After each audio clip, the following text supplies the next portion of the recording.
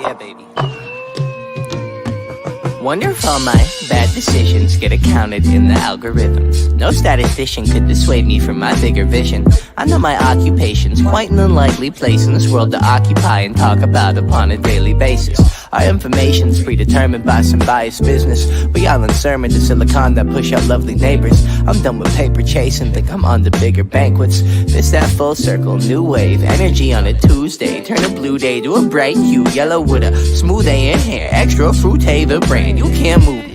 The music is man, it's a con job, but this grand. I'm blessed with a great hand amongst many that stank. And yeah, it took some hard work, but blind luck play a huge role. And if they say that it don't, then they feeding you fool's gold. And if I know one thing, the truth's home.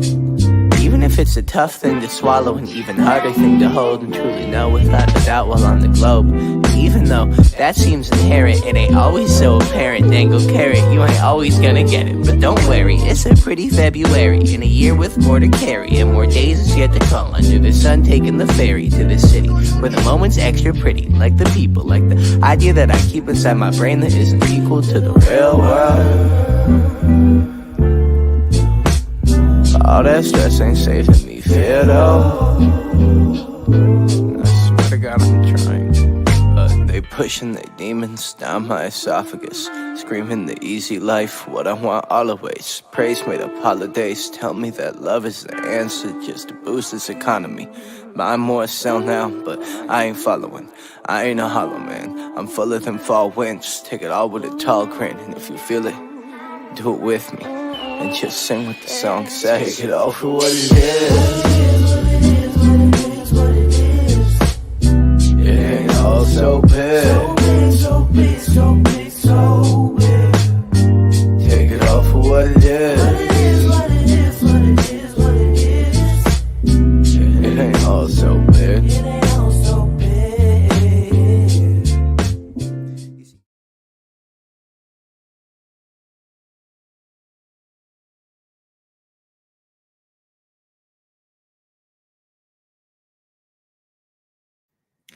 Hello, hello, hello. Hey, y'all.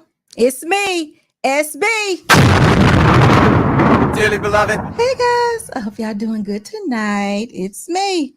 Listen, y'all could be anywhere y'all wanted to be tonight, but y'all came to enjoy this Friday night with me, SB. And y'all, we're going to just have a good time tonight. It is Freestyle Friday. And y'all know what I normally do on Freestyle Friday. I actually recap my week. I didn't have such a busy week this week, so that was good. But we're going to go back to Monday. And then from there, I'm going to answer some questions because with all these super duper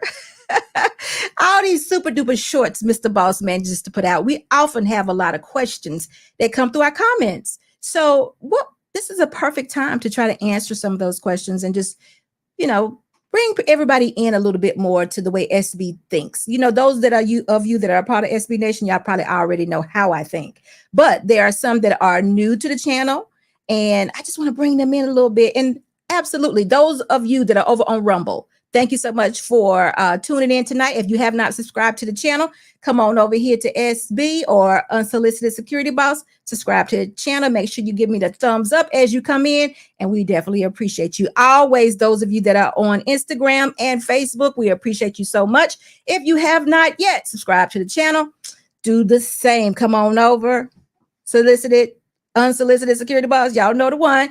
Give us a thumbs up when you come into live. We appreciate it so much. And guys, listen, you all that are on YouTube, we appreciate you so much. Make sure you are sharing these videos. If y'all enjoy what I say, agree with what I say, or even if you don't, let me know. That makes for good conversations and excellent topics. So I would love to hear exactly what you all say, any pushback you all may have, or whatever. Let's just start the conversation and just keep it going, because somebody needs to hear what we're talking about. Absolutely, they do. But anyway, tonight, again, like I said, it's Freestyle Friday. But before we get started, I want to say hello to a few people. We're going to do this thing just like we always do.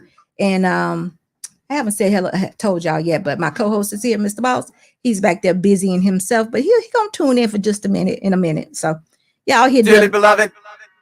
See that perfect timing? Y'all saw that, right? So anyway, what I want to do now is want to say hello to a few people. And we're going to get started tonight. Let's see. Blink Barbie. Hello, hello, hello. Rod Neal. Mr. Neal. Hello, sir. How are you? Smitty's Corner. Hello. It's good to see you, Mr. Keith King. Hello, sir. How are you? It's good to see you. Clement. What's going on? It's good to see you, Clement. It is a happy Friday. I hope you are feeling the same. And dearly beloved, tuned in. It's good to see you guys. So listen, as you're coming into the live, I will definitely give you a finger, shout you out, but y'all know I appreciate so much that you're here. Again, when you come into live, make sure that you're giving us a thumbs up. Big Pressure. Hello, sir. Take heed. How you doing? It's good to see you. Y'all also, as the show goes on, we will be dropping the link. And if you all have questions for me, now this doesn't have to be topic related. It's just if you have some questions for me or just want to have a conversation about something, we're going to drop the link and y'all welcome to come up. But otherwise, you can continue to put your questions or what have you into the comment section. But again, we're going to have Freestyle Friday. I'm taking you back to Monday. And I'm just going to let y'all know what's going on in my head a little bit here and there. You know, y'all okay with that? I hope so. It's Freestyle Friday. What better things to do? But anyway, we're going to go back to Friday, y'all. Not to Friday, excuse me, go back to Friday. We're on Friday. We're going to go back to Monday. Monday, we were talking about the actual pursuit of happiness. Whew, y'all know that was a tough one for me. And I hope you all had a chance or opportunity to actually think about it. Happiness, y'all. Come on. I even heard somebody today said we owe our children happiness also. This thing is really getting tough, y'all, this happiness thing. And I want to tell y'all where I actually think happiness actually comes from, or where we believe it comes from. I know where we find joy. Joy is in the Lord, y'all. Joy is in God. Your personal relationship with your creator, Jesus Christ, God, your personal creator is where you find your joy. That's where you find peace. That's where some of us would say we're happy. Once you found that and you can rest in it, these things that go on, all the material things we have now, I'm not gonna lie to y'all, we like nice things, but they no longer bring us happiness, right? Because we realize that when we go, we gotta leave them here. You know, they don't change who we are. You know, if you're a good person, you're a good person. If you're going to hell, you're going to hell. It really doesn't matter. That doesn't bring you joy once you found peace. So happiness for me, I've already told y'all. I do find happiness in my relationship with my husband because it's a peaceful relationship. I don't have a lack of trust for him. He and I just kind of became one together, and it's a good thing. And I wish that everyone who's in a marriage relationship can find that type of peace or joy within that relationship. But I have to have this on my own, y'all. I have to be whole by myself. So if you all are looking for happiness, y'all, come on. You got to find wholeness within yourself. Get you some counseling. Read your word. Figure out, self-reflect and figure out what it is you're missing. Find out what you're chasing. Find out why you're chasing it. Ask yourself, you know, what's going on with me? Why do I need to have this $25,000 Birkin bag? Or why do I need to do this? Or why do I need to chase this? Now, if it's just a desire, okay, maybe that's okay. But am I unhappy because I'm not getting it? Am I unhappy because my husband didn't rub my feet? Am I unhappy with him because he's not catering to me every day? Am I unhappy because of this? Am I? So if I'm unhappy because of that, you remember I told y'all happiness is rooted in selfishness. And of course, y'all already know that no relationship, marriage relationship included, can work very well when someone is selfish. It tends to come right in between the two of you all because it's all about me, me, me.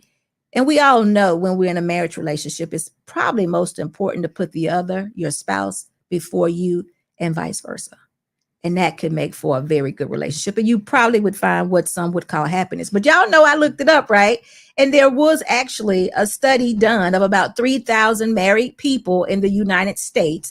And it said that most couples, about 74% of those married people, were actually happy in their relationship. It goes on to say, now, although I don't think happiness is a good measuring stick for a marriage, but either way, y'all.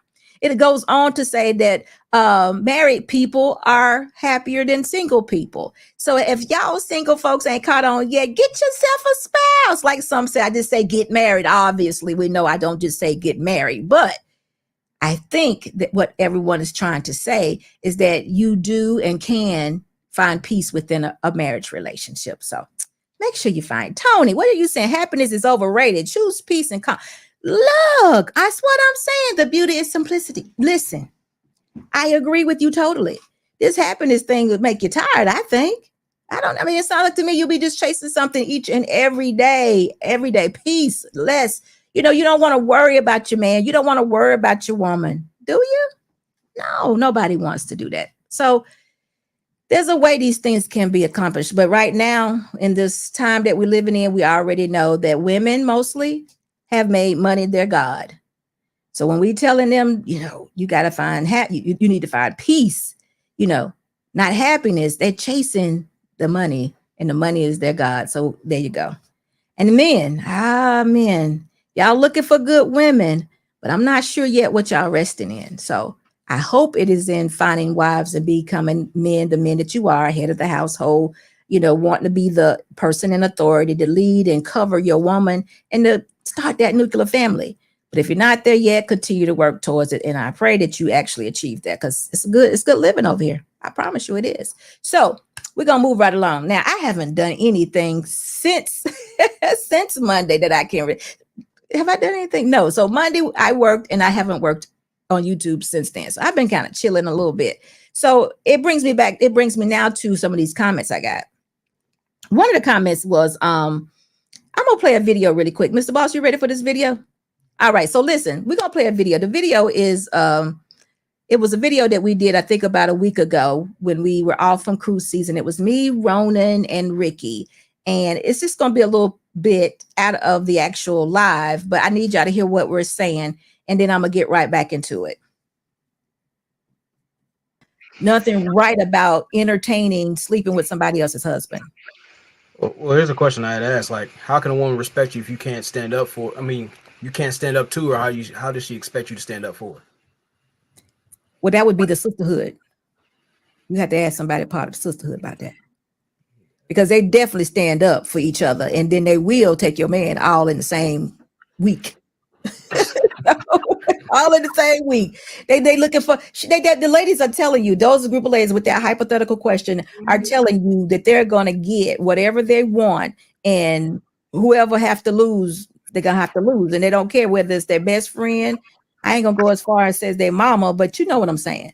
If mama got a younger boyfriend and he's attractive, he might have to be the one. All right, guys. That video of this clip is coming from a video that we saw where a young man was kind of interviewing a group of women.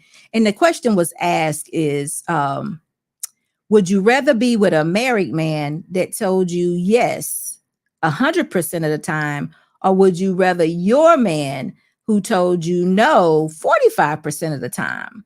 And all the women besides one woman said that they would want the married man. Wow. Because none of them wanted to be told no.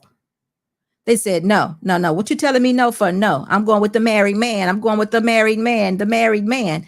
So my response was what I said, you know, and Ronan was like, well, how can you respect one another if you can't even respect another woman around your man? Now, like I said, the sisterhood, you got to ask them, because I've heard a lot of stories about the sisterhood, but they still sisterhooding. And just like Black Man said the other day with some ladies on his job, the conversation was, your brother's wife or girlfriend, I think it was wife, is cheating on him. Would you tell your brother that his woman is cheating on him, or would you just keep that sisterhood? Would you keep that knowledge in? And the ladies all responded, I ain't telling my brother nothing. So it doesn't even matter. Your brother's wife, your blood brother's wife is cheating on him, and your coworker knows about it. And, you know, not your coworker, your sister knows about it, and she won't even come and tell you. So that's how strong this sisterhood can be. So where I'm going with this is this. I got a comment, y'all, and I'm gonna tell you what the comment was.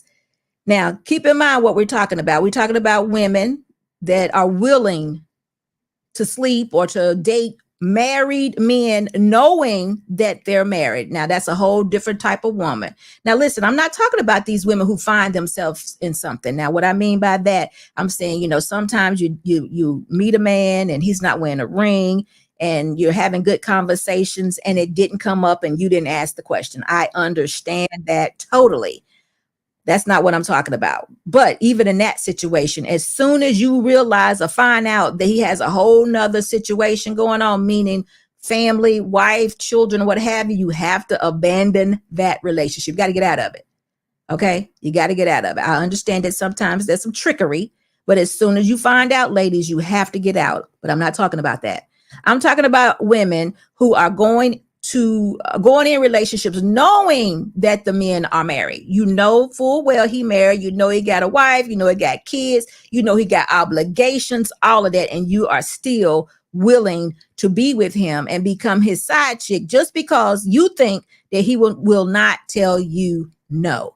Okay, here's the comment.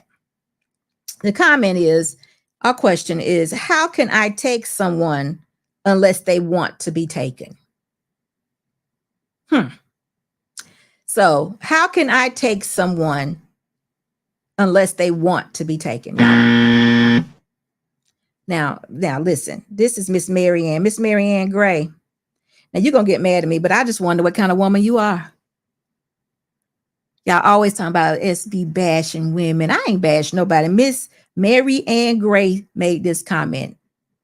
And for a woman of any age, I think, to make this kind of comment, it's kind of telling. You're just asking the question, and if I bet I push back on you, you're gonna say, I was just asking, I wasn't talking about me. But then I'll be looking at you kind of suspect, because anybody that inquires about this kind of stuff is probably somebody that will indulge in these type things. So guess what, Miss Gray? You are saying that you are willing to mess with somebody's husband. And if that husband was so good into that relationship, then he wouldn't go with you anyway. And I've heard that jiviness for so many years that I don't know what to do with it. That's just a jivey way of talking. It's so reckless. You're willing to mess with somebody else's husband first and foremost. Just stop right there. We're not even going to talk about what he did. I'm stopping right there because I'm holding you, young lady, responsible for your thoughts and your actions. Your thoughts and your action. We can move on to the man all day long. But my response to her was, when individuals are tempting and enticing, it may cause someone to leave their marriage. Meaning, if you out there Jezebeling, you showing all you got, you doing your thing, trying to get this married man's attention, knowing that he's married, you tossing salads. Y'all know what I mean. Gabrielle say she be tossing salads. Y'all doing all these things, guac and tossing salads, all these things that the wife is probably not doing, probably won't do. You know what? I'm going to be real with you. The husbands probably wouldn't do these things to their wives because they think better of their wives than that. Most time men put their wives on little pedestals and they be like, nah, not my girl. Because they know and understand that they don't want to entertain the thought that their wife could ever be introduced to that type of behavior. But they'll do the one out there in the street, the ones asking this kind of question. And so what happens, Marianne, is sometimes these men, they go a little too far. And they may get turned down or they may not. I don't really know. But whatever the consequences are, they may lose their happy home. Their wives might say, you got to go. And if that happens, then you can have them. So that's how you can take them, is when the wife decides to give them away. Because knowingly, the husband probably would not deal with you on any level. Knowingly, he wouldn't come with you. But if the wife say, look, if the wife, as this say, throws him away, then you can have him. You can have him all to yourself. So this is how can I take someone unless they want to be taken? Let's stop playing these games. I don't know why adult people play games like this. This is childish to me. Be grown up. Be grown up. This is just jivey. It's so jivey. Lord Jesus, I hope women can be women that are married, but we already know this young lady right here is not married, because you don't speak that way about a husband, or you don't speak this way as a wife. See, what y'all don't understand and what people are not doing is giving any respect to actually having a marital bond. I myself respect being married. I respect men being married. I respect women being married. This is why I say to you guys, I am not going on a girls' trip with single women, because I respect my marriage. It has nothing to do with infidelity. Nothing. I'm not going because I respect my marriage. That's me. This ain't got nothing to do with cheating. I have an utmost respect for my wife, because you got people out there. How can I take someone unless they want to be taken? You see, this is a lack of respect. This is a woman that's willing to do anything. That's what y'all got to look out for. So how about that? So a man that's out there entertaining a woman to be a side chick, here's one, and she's like, how can I, you know what? We play such games with this thing. We pretend like, just because you're married, it don't mean you became ugly, trifling, less attractive. None of that applies. If you got a good looking man, he's still good looking. If he smells good, he still smells good. All those things still apply. He's still attractive, and still, from what I'm hearing now, he's most wanted. He was more wanted. Now he's most wanted because he's in a committed relationship. And the same goes for a woman. But we don't respect that. We don't respect that this person is not on the market. He is not someone that I should be flirting with. All these other men are out here that you could be involved with, but you're going to go mess with somebody that has one. And then you know what they think? You know what they think is cute? They like to look at you and be like, I can take your husband, or I can get him. He want me, and all that. That's such jivey, immature behavior. I'm telling y'all now, listen, there's been too many people that have been deleted, abused, hurt behind that type of behavior. Respect people that are married. Make that one of your, and while y'all out here dating, make that one of your first questions that is asked. Are you in a marriage? Whatever. Don't let them just tell you anything, y'all. They could say we separated. No, you know what? Go ahead and deal with that. Maybe you should get back with your wife. That is an option, y'all. Don't allow yourself to get entangled with women and you're still married. Women, don't allow yourself to get entangled with a man and he's still married or you're still married. Stay away from that. Respect marriage. Okay? Just respect it. And ladies, let's stop playing these games. It is not okay for you to fool around with a man that is married. It's infidelity. It's adultery. It's you being a, y'all know what, a side chick. All the things that are not good for a woman. Okay?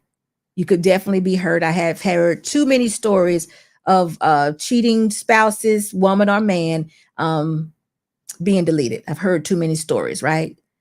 Because you just never know. This is not a boyfriend and girlfriend situation. So take it serious. And when you hear people say stuff like this, if he was yours, or if you was doing what you're supposed to, did no woman make a man cheat? A man cheated because he wanted to. Now, did he want to lose his marriage? Probably not. But he wanted to cheat if he cheated. So let's not blame the woman, or let's not blame the man for what the other one is doing. Let's take full responsibility for what we do in a marriage relationship. Let's stop playing these games, y'all. Let's just stop. I hear so often, especially in these spaces, I went and cheated because of something you were not doing. Wrong. That's a lie. You cheated because you wanted to.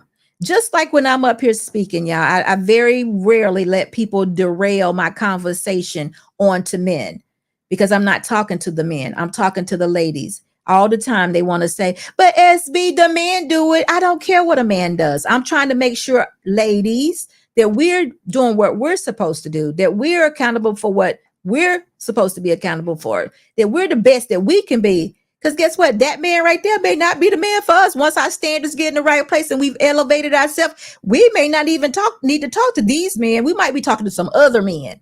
So that's what I want us to concentrate on as ladies. So that's why I don't like to be, or wouldn't. I try not to be derailed by that conversation. Well, what the men are doing, I don't care. I want to make sure the ladies are doing what we're supposed to do. And the only way we can do that is concentrate on ourselves, self-reflect, and be accountable for what we do, so we can make some corrections. Let's just say it like that. There are some other people, men have to account for what they do, and it's all done amongst men. So y'all can understand what I'm saying. So hello to a few people. Kevin C, did I say hey to you? Christopher Lee, what's going on? Mr. Gilbert, hello. Easy Money, what's up? Cheating is a choice. Either you got it. You got it. You know it's a choice. Listen, y'all, we're going to drop the link in just a little bit, but I did have another question that I wanted to talk to you about. And this one definitely was provided by Marcus. Marcus, I saw you up in the comment section. Thank you, Marcus, for this next question. They've been Mr. Gilbert says they were being selfish. That's why they cheated instead of selfless. You know what, Mr. Gilbert? I don't know. I never know the reasoning from we never know. You know, we obviously understand that sex is different for a man and a woman. But as a receiver, you want to definitely make sure, or I want to make, as a woman, want to make sure that I'm not receiving anything that don't belong to me, right? We just don't want to. You want to make sure that if you're married, in a married relationship, you're with your husband. You know, people do all things. And if women are willing to be side chicks, I get it, you know, to get what they want, you know, they may get a whole lot of extra stuff too. And like I said, this lady here, you know, how can I take something that didn't want to be taken? That is so jivey, it's so immature. I'm gonna need for you to grow up. I'm gonna need for you to get your life together and find a husband. Settle down and find a husband if you're still in a position that someone can love you through all that immaturity. Okay? That's what I'm gonna need you to do. Now, don't get mad at me, Marianne. You asked the question. I just gave you my answer. Don't get mad. But even if you do it, it doesn't change. You know a single woman when you hear one. That's what a single woman. I can take your man. Listen, it's not a joke. It's not a joke. You be playing around with my man, you might get something you didn't ask for. You hear me? I'm just saying. Y'all know I get to acting special about my man, right? So listen, I gotta tell y'all something that happened. I didn't even look. I gotta share with my family. This SB Nation. I gotta share something with y'all. So listen, on Monday when me and Mr. Boss was up here, we, you know, talked to you guys all night almost. Well, not all night. Well, we came up at about 7:30 was the show. We was up here to about midnight talking to you guys. I gotta tell y'all something. When we left the studio and went to the other part of the house, it was totally flooded. I gotta let y'all know, it's totally flooded, y'all. And it's all good. It was like we handled it like pros, like we do. Nobody got overly excited, but the house was flooded. Yeah, the whole kitchen area, the morning room area, like let's just say one half of the house was underwater, and it didn't have. We didn't realize it at all because we was locked in with y'all in this good conversation. And we went as I was going downstairs, I started hearing water just like flowing, but y'all know it was storming like crazy on that day. So it was like, what am I doing? Am I here? I was like, oh wow. Then when I got downstairs, I just saw water everywhere, just coming out of the ceiling. And then right away it was like, it's a hole in the roof. And then it was like, wait a minute, hold on. We're on the bottom floor. There can't be a hole in the roof. What are we talking about? Then all of a sudden, we was like, oh no, it's the bathroom. It's the restroom upstairs. Run back upstairs, check the restroom, and water everywhere, y'all. The house flooded. I'm sorry. On one half of the house is totally flooded. And so, listen, SB and Mr. Boss might have to move in a couple of days, totally out of the house. We're trying to figure out what they're going to do. But not all the house is destroyed, but a large portion of it is and was under some water, right? And Mr. Boss looking at me and I'm looking at him, and we was like, oh my goodness, it's 12:30 now. And then 1:00 came, we threw towels down and we was like, we're going to bed. And basically that's what we did. He turned the water off and Mr. Boss left the bathtub on. No, he didn't.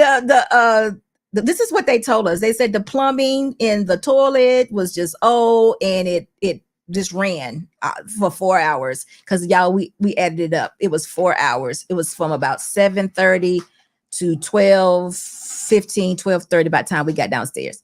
So what's that? About 5 hours, right? About 5 hours to toilet. I'm sorry. It totally the toilet totally ran the whole time, and the water just all.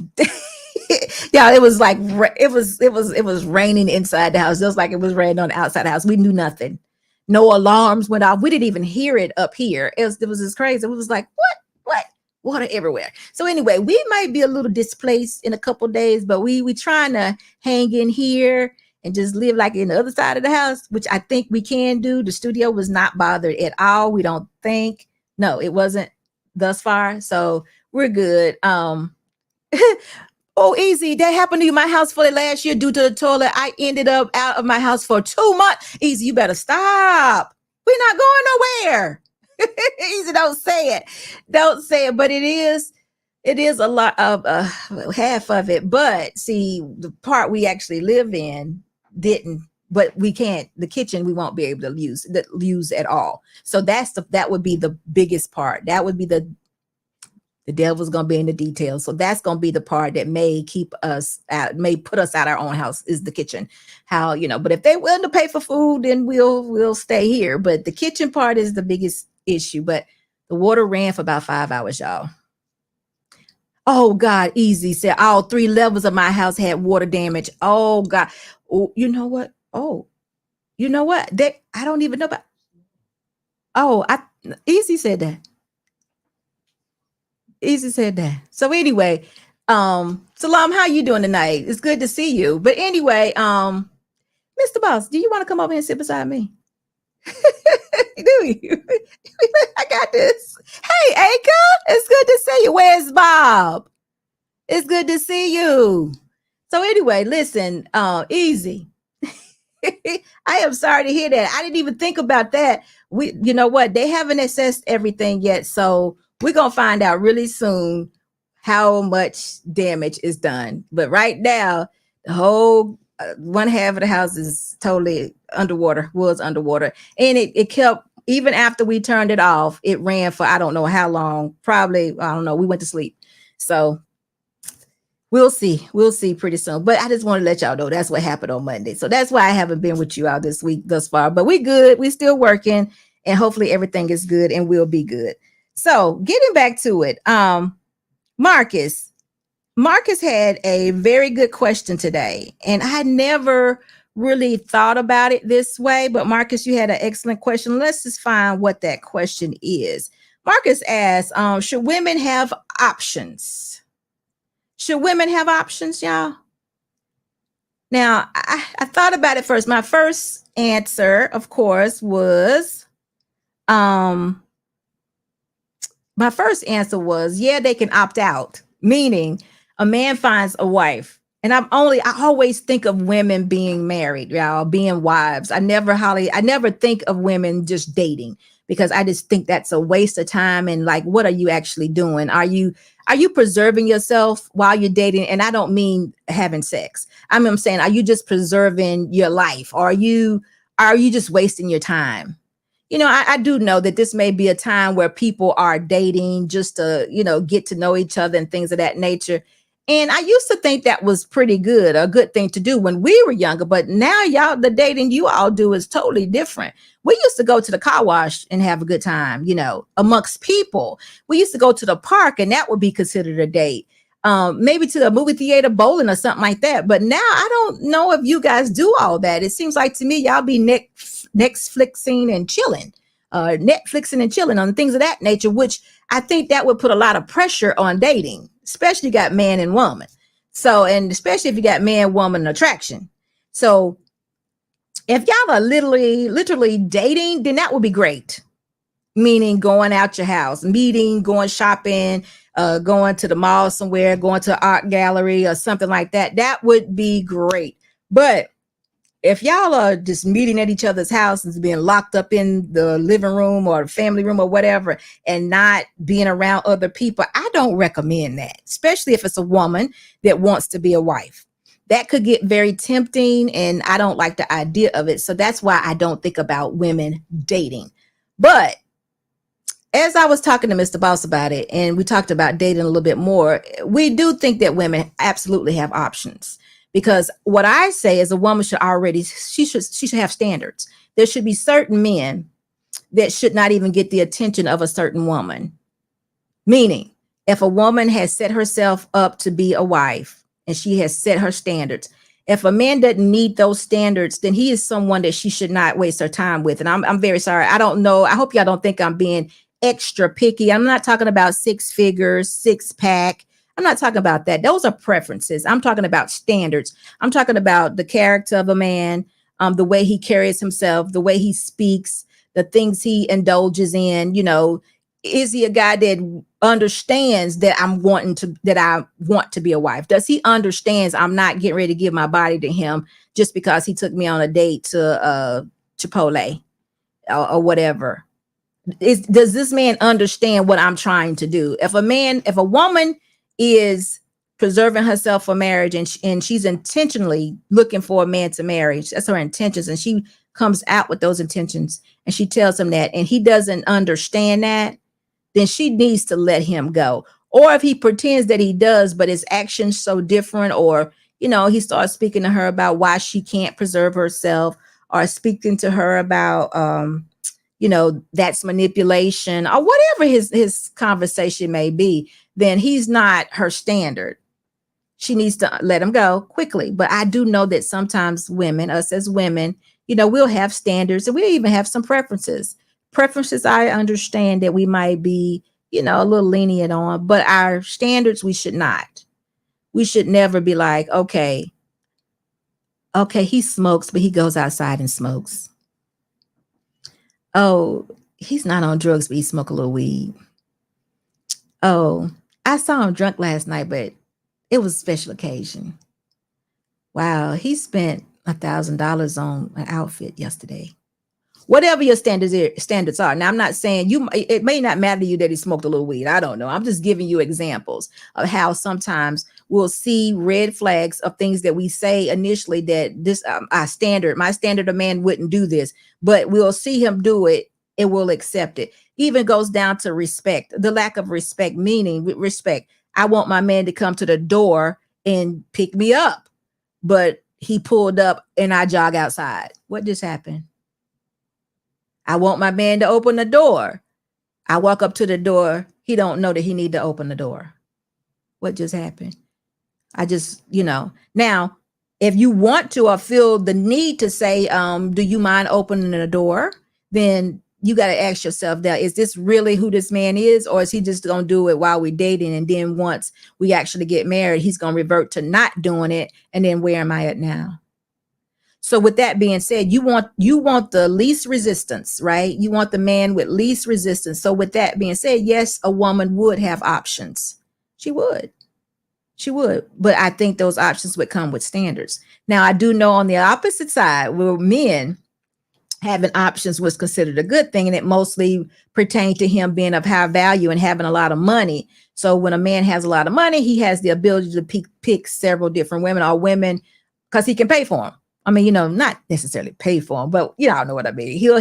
It's attractive for a man to be a six-figure guy, and a six-figure guy can have options of picking several women or different women when one doesn't act right. Okay, you don't act right, I'll move on to the next.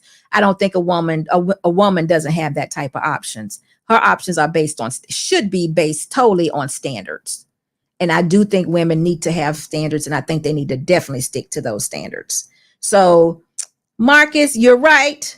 And then some, but again, in dating, but sometimes women might just want to hang out.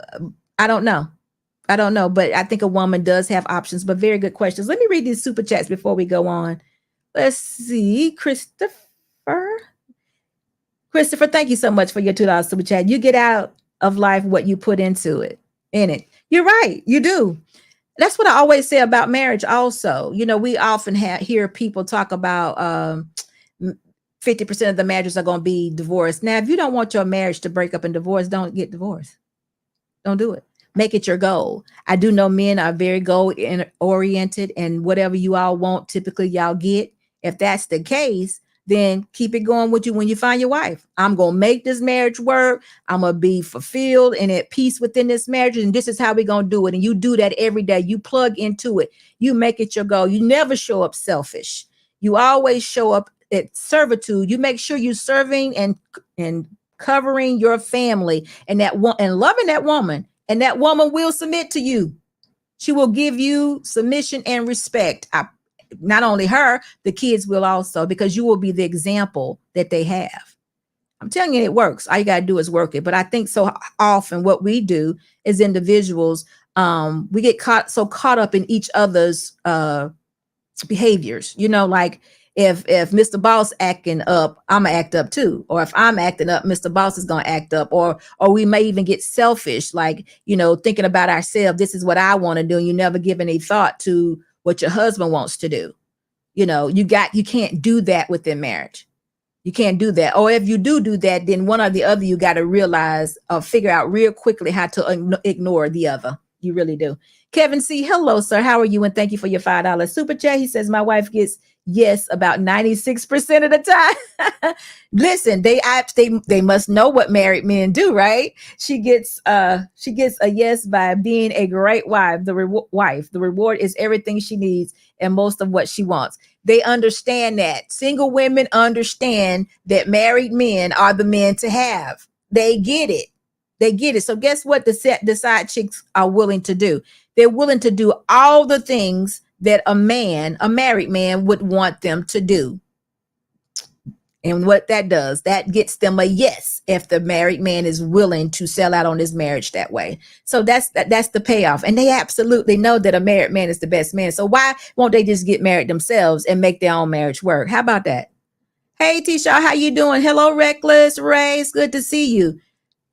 So why won't they just do that? They're making our argument, a plus. Married people are more successful and happy. So just go and find yourself a husband, young lady, instead of talking about messing around with somebody else's. That's what I say. So anyway, so Marcus, I want to hear what you have to say too, but I want to hear what all y'all have to say about, do women have options? Mr. Gilbert says they already do. SB, someone's wife help meet or be single and enjoy their hot girl summer forever. Listen, I don't know if this hot girl summer thing is still hot. I'm beginning to think it's fizzling out. I'm really beginning to think it's fizzling out. I don't think it was as hot as it was maybe 5 years ago. I think now women are becoming a little more, how can I say this? Gosh, women are coming a little bit more. They're understanding now that they're not covered, and the times that we're in now is becoming a little more dangerous for women. Y'all hear it and see it. We got women every day that on TikTok. Y'all see these videos where these women are fighting. There are men and people, I should say people, because you don't know who women are coming up missing. So this hot girl summer thing is now, people are looking at it differently, because I don't think women are willing to go off by themselves as much as they used to about 5 years ago. We watched several videos. I played a video for you all last week where a young lady walks outside in her bra and shorts and just shoots at someone. That's what we're getting now. We're seeing women all the time in fights. They're getting more angry. They're not feeling frolicky and happy anymore. They're not enjoying life like they were. It's getting difficult because the times that we're living in are getting difficult. Men are now saying, look, I'm not fooling with you. At first they were trying to plead with them. Men were like, look, why don't you just stop being a man? Be more feminine, do this, do that. And now I think the men are like, look, do what you want to do. I'm gonna go over here and get me a woman. I'm gonna go over there and get me a woman. I'm just gonna look at you like you're foolish. I don't even want to deal with you anymore. So the time, things are changing now. Times are changing. And as we saw with, what was the fella name? The football player. What was his name? The one that just got out of, was it Rudolph? Yeah, I think it was Rudolph. Yes, Travis. His woman was very aggressive, hitting him in the back of the head. Guess what? She had a whole husband. So women now are not trying. It's different. The summers are no longer hot. It is now they're fighting for their life. They're fighting for their lives.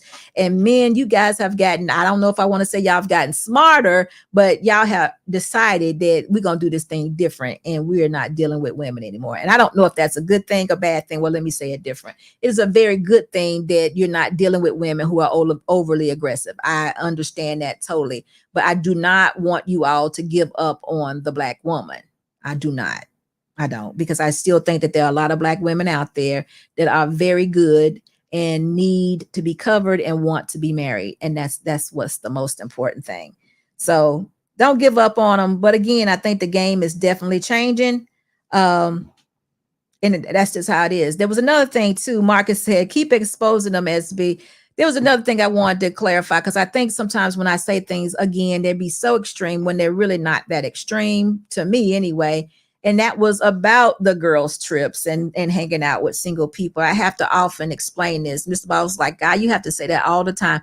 It's not that what it happens is I've said it, and I still get the same pushback. So it's almost like that this group of people didn't hear me say it. I don't wish or tell women, married women, to hang out with single women, they're single girlfriends because of the mindsets that are different. It has nothing to do with infidelity, their husband's cheating, the woman cheating, or anything like that. It's totally based on the fact that the woman that is single has a different mindset than the woman that is married. And if they don't see a difference, I can tell you right now what the difference should be. A woman that is married, she's that woman that has said yes to being a wife. She has also said, now my purpose as a wife is to be, for my husband. I am my husband's helpmate. Okay. I'm no longer a single woman. I am now looking out for my husband first and foremost. He is looking out for me first and foremost. We are now becoming one. We are going to get together and we're going to have some babies. We're going to try to do this thing. Now, we may not all be successful, but that is what we're going to try to do. In the meantime, we're going to become in one. But my interest now is my family. It's my family. The woman who is single, all she got to think about is her, whatever she wants to do. That's it. What she wants to eat in the morning, she gets to get up and fix it. If she don't want to get up in the morning, she doesn't have to get up in the morning. It's all about her. Two different things. Now, if you have a wife, men, that is still thinking about being single, or when she get up in the morning, she don't think about what y'all gonna eat, or she don't get up in the morning and make sure the house is open and there's something being cooked or something's good. Now, if the wife is not the one that's getting up in the morning, making sure everybody's good, we got an issue. Now, you all could maybe come to some agreements within your relationship. I get it. And if that's the case, that's great. But typically a woman gets up in the morning, she makes sure her children are being fed and her husband being fed, maybe not in that order, probably the husband's being fed and then the children are being fed. That's what the difference is. A single woman's interest is totally different. And that is an influence on a married woman. So often what you hear, M. Mills, hello, how are you? I haven't seen you in a while and I hope you're doing well. Often what you hear is this. Sometimes you would have a single woman tell a married woman, like say they went shopping and the married woman would be like, hey, look, we've been out here for hours. I am getting ready to go. I got to check on my family. She'd be like, girl, he's fine. Your husband good. Don't worry about him. He good. Come on, let's go down here to the sale down here at Barney's. Come on. He good. They good. Don't worry about him. Call him and just see. Don't even worry. You call, he doesn't answer. Girl, he good. Come on, let's go. That's what a single girlfriend will do. And y'all know it. Not gonna tell me all day. No, SB, that ain't gonna happen. Yes, you will. And on the surface, there's nothing wrong with that. She's just being your girlfriend. She didn't have any ill intentions, none whatsoever. And I know she didn't. But nothing supersedes your marriage. When you said, hey, look, we've been out here all day. I need to go check on my family. She should have been saying, girl, go check on your family. That's a good man, or whatever the situation may be. Go check on your family.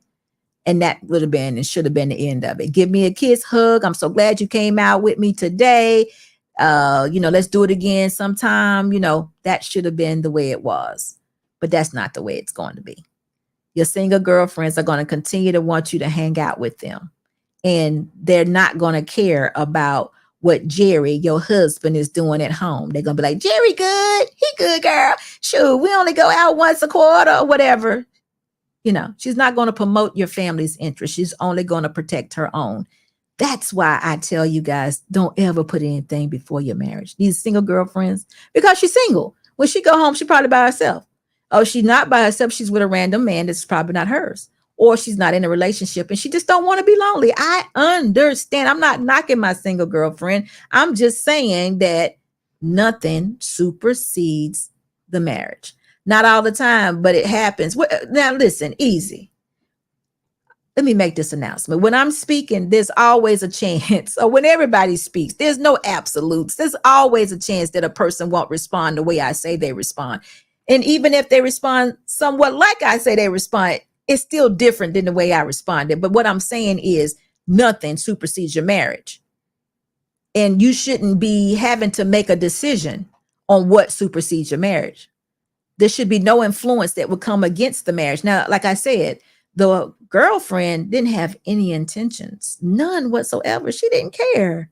It was just about you and her, or the girlfriend and her friend, spending more time together. She didn't plan to say anything against her marriage, but that's how it happens.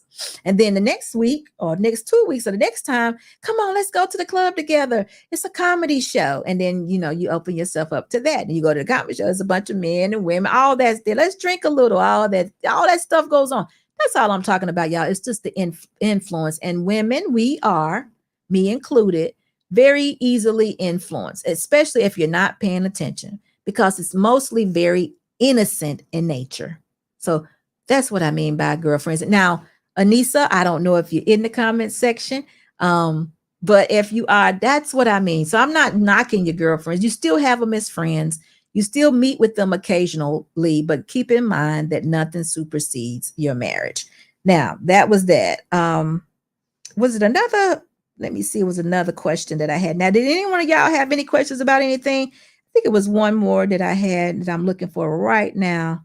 But if y'all had any questions for me, make sure you go ahead and put it in the comment section, or Mr. Boss is going to drop the link. Easy Money says, I got you, SB. Your statement just made me think of the last time that happened. I agree with you. Your marriage definitely comes first. Absolutely. Thank you, Easy. Mr. Gilbert says a lot of times that single friend is the one that tries to get the good man. Oh, now see, Mr. Gilbert, I wasn't trying to go there, because I'm talking about good girlfriends. Now, Anissa mentioned to us on Monday that she had really good girlfriends. And I believe what she's saying. What you're talking about are those ones that are not even fit to be girlfriends. You have, by encouraging you to be disrespectful to your husband soon as y'all divorce, see, she's in the DM telling everything. See what I'm saying? I'm not talking about that person. That is not the one I'm trying to talk about. I'm talking about the ones like Anissa said she had, that were good girlfriends, that they talked about, good stuff, not anything dirty and none of that. I'm just saying how easily the influence could take you away from your marriage and make you make a decision that you would have not normally made if you wouldn't with those girlfriends. That's all. That's what I'm talking about, Easy. But I understand what you're saying too. I definitely do. Let me see if there was somebody. Did y'all have any questions for me while I look for my next question? But listen, though, I want to tell y'all something. XDMC, he mentioned that he was, how can I say it? He had a lot of guy friends, and that was how he, that was his life, and it worked out for him. I don't know how it is on the other side. I didn't ask him if his wife had several girlfriends, but he said him being around a lot of, him being around his guy friends was really, really worked for him. So I don't know. I just know it doesn't work for me with ladies. This is always something I advise, because I'm always hearing stories. There are always women that don't hold back telling me stories about how someone that they thought was very close to them as a girlfriend did them horribly wrong in some way once they got in a relationship. I hear them all the time, y'all. He say, Mr. Gilbert say Anissa was capping. I don't know. She seemed to be sincere, but that is a great, every time I say that, ladies tend to want to say that it's me and they enjoy their girlfriends. I think often, though, Mr. Gilbert, women tend to think that when you get married, you give up a lot. And I think that that's actually maybe the way that it looks. I don't know. I have to ask you all. Does it look like I've given up a lot? I mean, y'all don't know me personally, but does it look like that I've given up something in life? Because I think that's a huge fear of women. First thing they think of is that they lose themselves. And I definitely try to tell ladies, if you marry a good man and he loves you, and you respect and submit to him, you're not giving up anything. What happens is, and you don't have to lose yourself either. That's one of the first things that happens. They always say, I'm losing something. I lose myself. I'm no longer the person that I was. Actually, what's happened is you become a different person. You are a different person. You're no longer a single person. You're now a married woman. And you may be a married woman getting ready to have kids. That's a totally different person than that single woman you was on the outside of that marriage relationship. So I'm not going to say you losing a person, you just becoming anew. You need to become a new person. Now, from that point, you definitely need to have a heart-to-heart conversation with your husband and find out, hey, look, I want you to do this before, But what is the plan for me? Now, I told y'all this, so many times I've told y'all this. We actually had this conversation, and the what did he say? Only thing he could say, and someone else too, a counselor, what it was, I think it was a counselor, a pastor, said I was supposed to be his wife. Now, the first time I heard that, I was like, that's all I'm supposed to do? What? That ain't nothing, because I thought I had all that together. So be just being a wife. Because like I said, I had all the exteriors, cooking, cleaning. We was going to have a clean house, managing money, paying bills, things of that nature. That was going to come second nature for me because I had an example of a wife. But this is what happened, y'all. He said it again. No, you're supposed to be a wife. And then that made me start to search to figure out, hey, well, what am I missing about this wife thing? And I think that's what every woman that wants to be a wife needs to do. She needs to find out what a wife really is. And it goes back to the purpose of a woman. Why the creator made the woman is to be the helpmate. And then she needs to challenge that helpmate and see what that actually looks like. Because that's me helping my husband in all the things that he needs me to help him with. And that's him really counting on me to be there for that purpose, because that's what a wife actually does. See, what we do as wives or women that are married, we come in here thinking that, okay, I'm a wife now. And we really think it means that we just married and we're going to do what we want to do. I'm going to come in here as a single woman. I was single. Now I'm married. And I'm coming in here, same brain, same head. Mindset hasn't changed. And I'm still going to do what I was doing when I was single. But, now I'm married. Because we actually think that we just were boyfriend and girlfriend. Now we married. We didn't evolve into the marriage. We just got married. But now we have to understand that it is definitely you evolve into this marriage because you're becoming one. You're growing together. So you're learning things together. But the first thing you got to do is figure out what your role is as a wife. So you first got to figure out what that wife looks like. What does it really look like? I'm not talking about cooking and cleaning. Y'all know that ain't the role of a wife anymore. I mean, that was a job or something that we did. It may be something that some of us do very well, but that is not what a wife is. We are helpmates, whatever it is that our husband needs for us to do. Y'all got to get that. Y'all got to get that for real. Because I think still when we say it, that's why we always talking about losing ourselves and I'm depressed now. I'm not happy and all of that because we just still don't know our role. Now, listen, when I found myself, I realized that I am a wife and I actually like being in this purpose of a wife because I got it now. It works for me. It's crystal clear to me. I could tell you everything about it and how it's done and how to be successful in it and actually how to be satisfied and peaceful in it. And guess what? It has nothing to do with Mr. Boss. That's the good thing about it. And the reason why I say that is because heaven forbid, if something were to happen to Mr. Boss, I could do this with another husband. If God willing. Now, I could do this because I know now the role. Y'all heard that? I said, if something, wait a minute. I said, if heaven forbid, if something were to happen to Mr. Boss. Listen, have y'all ever, let me get down with my thought. I said, if heaven forbid, if something happened to Mr. Boss, I could do this for another husband. He gave me the boom, Now, y'all know if something happened to me, Mr. Boss would go out and get him another wife, would you? What you get ready to play? So you're going to be a pimp. You're going to become a pimp. What that mean? You're going to be exercising your options. Mr. Boss say if something happened to me, he going to be out here pimping. Oh, my God. Let me tell you. Guess what? Go ahead and do it. Listen, I ain't going nowhere. I'm going to still be in this house. So if y'all can make it do what it do with me in here, then go ahead. Mr. Gibbons, that's right, Mr. Boss. Shut it down. If you can bring another woman in here and she's comfortable, then you go ahead and get you another wife. If something happens to me. But other than that, no. But anyway, my point I'm trying to make is, ladies, there's a way this thing could be done. I just think that society and so many pressures and things and stories that we hear from our previous generations and ladies that came before us, it has definitely ruined our thought process, guys. It's been negative. It's been very negative. There's nothing really positive about marriage, and it has influenced women the most. And to actually make it work, it does require a lot of work. You have to be sacrificial. You have to sacrifice to your marriage and your husband on a daily basis. But it's like it's both of us are doing this thing. No one's in this alone. We do these things together. Big Pressure, how are you? We do it together. We make sure we give into each other. So it works. But that's what's required. I do know that there's some horrible stories out there, y'all. Now understand these ladies. I understand that not all men are good. I do know that there's been some traumatic situations. I do know there are some bad men, but I also know that there are some women that are not very good. There are some women that have put men through very dramatic and traumatic situations, and they're just not good.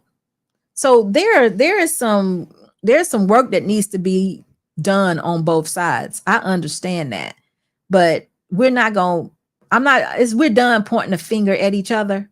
Let's just get it right. Let's just try to get the thing right and put the nuclear family back together, because right now we're doing nothing but still trying to figure out. I hear, just the other day, who was that? Dr. Umar was on Daily Wrap Up Crew, and he's telling everybody that the men are responsible and men need to take responsibility for what is going on in this present time. And I do agree with that somewhat, but I also agree that the women are just as responsible, if not more responsible, because it is up for us to preserve ourselves. Now, listen, what I mean by that is I can make one mistake. I can maybe even make two. But after that, no. I'm not going to do that. I can make one mistake and one mistake only. From that one mistake, I need to be responsible for what happens in my life, especially as an adult woman. Now, as a young woman, a kid or whatever, teenager, whatever, I get the one mistake. I get that, my mind wasn't fully developed. I did this, I did that. I get that for man and woman, but you don't get to make 2 and 3 mistakes. No. Once you do that, it is your responsibility. Now, and what we have here, especially as far as single motherhood, we have a lot of young ladies who've had 1, 2, 3, 4 kids, and they still want to blame the fathers of the children. And we're still getting pregnant and bringing them into this world, knowing that we don't have the ability to pay for them.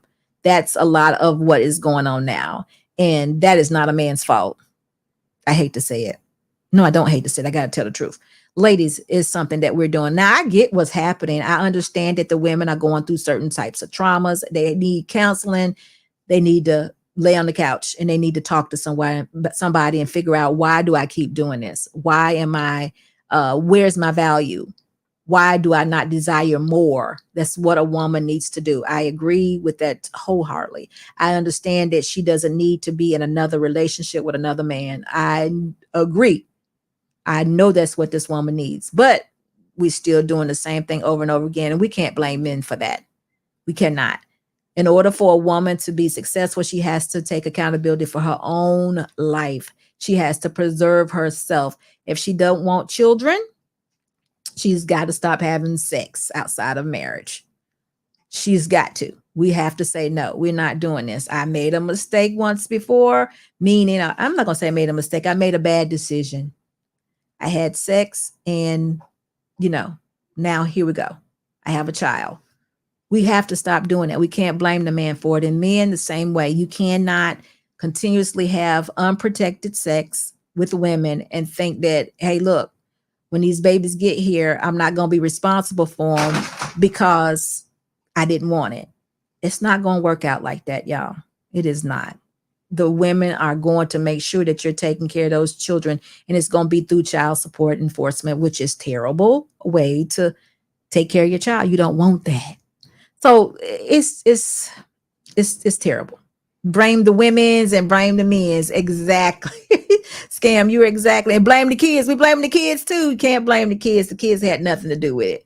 They just happened to be a byproduct of the situation that we created. You can't do that. But anyway, if y'all had any questions, let me know, because I'm trying to find the other question that came in that was kind of a good question.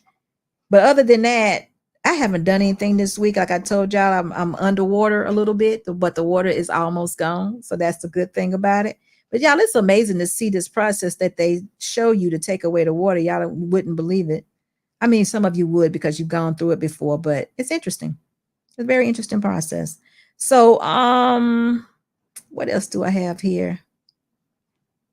Did I have another question? Mr. Boss, was there? There was another question here that you wanted me to answer. Oh, it was something else someone didn't understand. But any question y'all may have, y'all can definitely ask at this point. We're going to drop the link and we're going to go from there. We're going to drop the link and see if y'all have any additional questions. And we're going to go from there because we're not going to be here too long. Because I have lots of things to do considering my situation. Considering my situation that I found myself in. Definitely. So here we go. Here goes the link. Oh, I have another one here. Okay, this has been an ongoing one. I'm glad I thought about this one. Oftentimes, and I'm going to figure this out too. I haven't seen it yet, but I'm going to figure this out. I'm going to do the research on this about being married and why we should be married. Because people ask this question all the time. I don't know why I did not think of this question. They want to know, SB, we don't mind being married. We don't mind being in these committed relationships, but why do we have to do it through the government? Why should we make it legal? In other words, why do we have to have these papers? Why do we have to have a certificate and things of that nature? My answer to them always and still will be the marriage is legal due to the paper that you go down to the courthouse and you get. You whatever county you live in, state and county, you go down to that county magistrate office and you get that license, you pay whatever the fee is, and that makes that marriage legal. Once a marriage is legal, y'all know that it entitles you to different benefits, medical benefits, tax benefits, things of that nature, because now it's legal and can be recognized. Y'all also know in order to get that license, that you have to have certain qualifications. You got to be of age. You can't be a bigamist, meaning already married. And there's certain other things you can do or that are required before you actually get that license. So there's requirements. They make sure you pass those requirements. And they also, it entitles you to certain benefits once you make that marriage legal. Now, understand this. You don't have to make your marriage legal if you don't want to. That's totally up to you. But for me, my marriage has a foundation. That foundation comes from the Bible. It comes from God. It comes from my Creator. Now, also in that Bible, it states that we are supposed to obey the laws of the land. Now, this is where it gets tricky right here. The laws of the land, which would be marriage being legal, the legal document of being married. You know, if you say you married, it's done legally through that document. Some people want to say that that's not a document that is in the Bible. No, it's not. But he's already told you to obey the laws of the land. If that's a law in the land where you live in, and guess what? It's not required in every state. But if it is required where you live, then that would be what you do. That would be why I did it. Okay. So, you know, I tell everyone, listen, I think it's time for you to start questioning yourself to why you don't want to make it legal. Ask yourself. Now, the answer to that, they come back and they tell me, hey, SB, I don't want to make it legal because I don't want the woman, my wife, to be entitled to my, let's just call them riches. And this is where I kind of fall off the cliff at. Because I can never get a good idea, a good number on what is these riches. What was this woman doing in the meantime? Is she not entitled to something? How long do you plan on being married to her? Why are we talking about getting divorced and you're not even married? That type of conversation comes next. And if any of you in the comment section know about this and y'all know what I'm talking about, y'all got to let me know. Because I really, really want to know about the riches. How long do you stay married? Why do you talk about divorce before you even get married? But I did tell them, and I'm still telling everyone else too, if your wife and your mate is willing to be married to you, meaning just you and her in a committed relationship, and she doesn't need to make it legal, then I have nothing to do with that, y'all. It's okay. Do what you do. Just do whatever you do, but note that your marriage is not legal. Now, you may stay in one of those states that is not required. If that's the case, then hey, do what you got to do.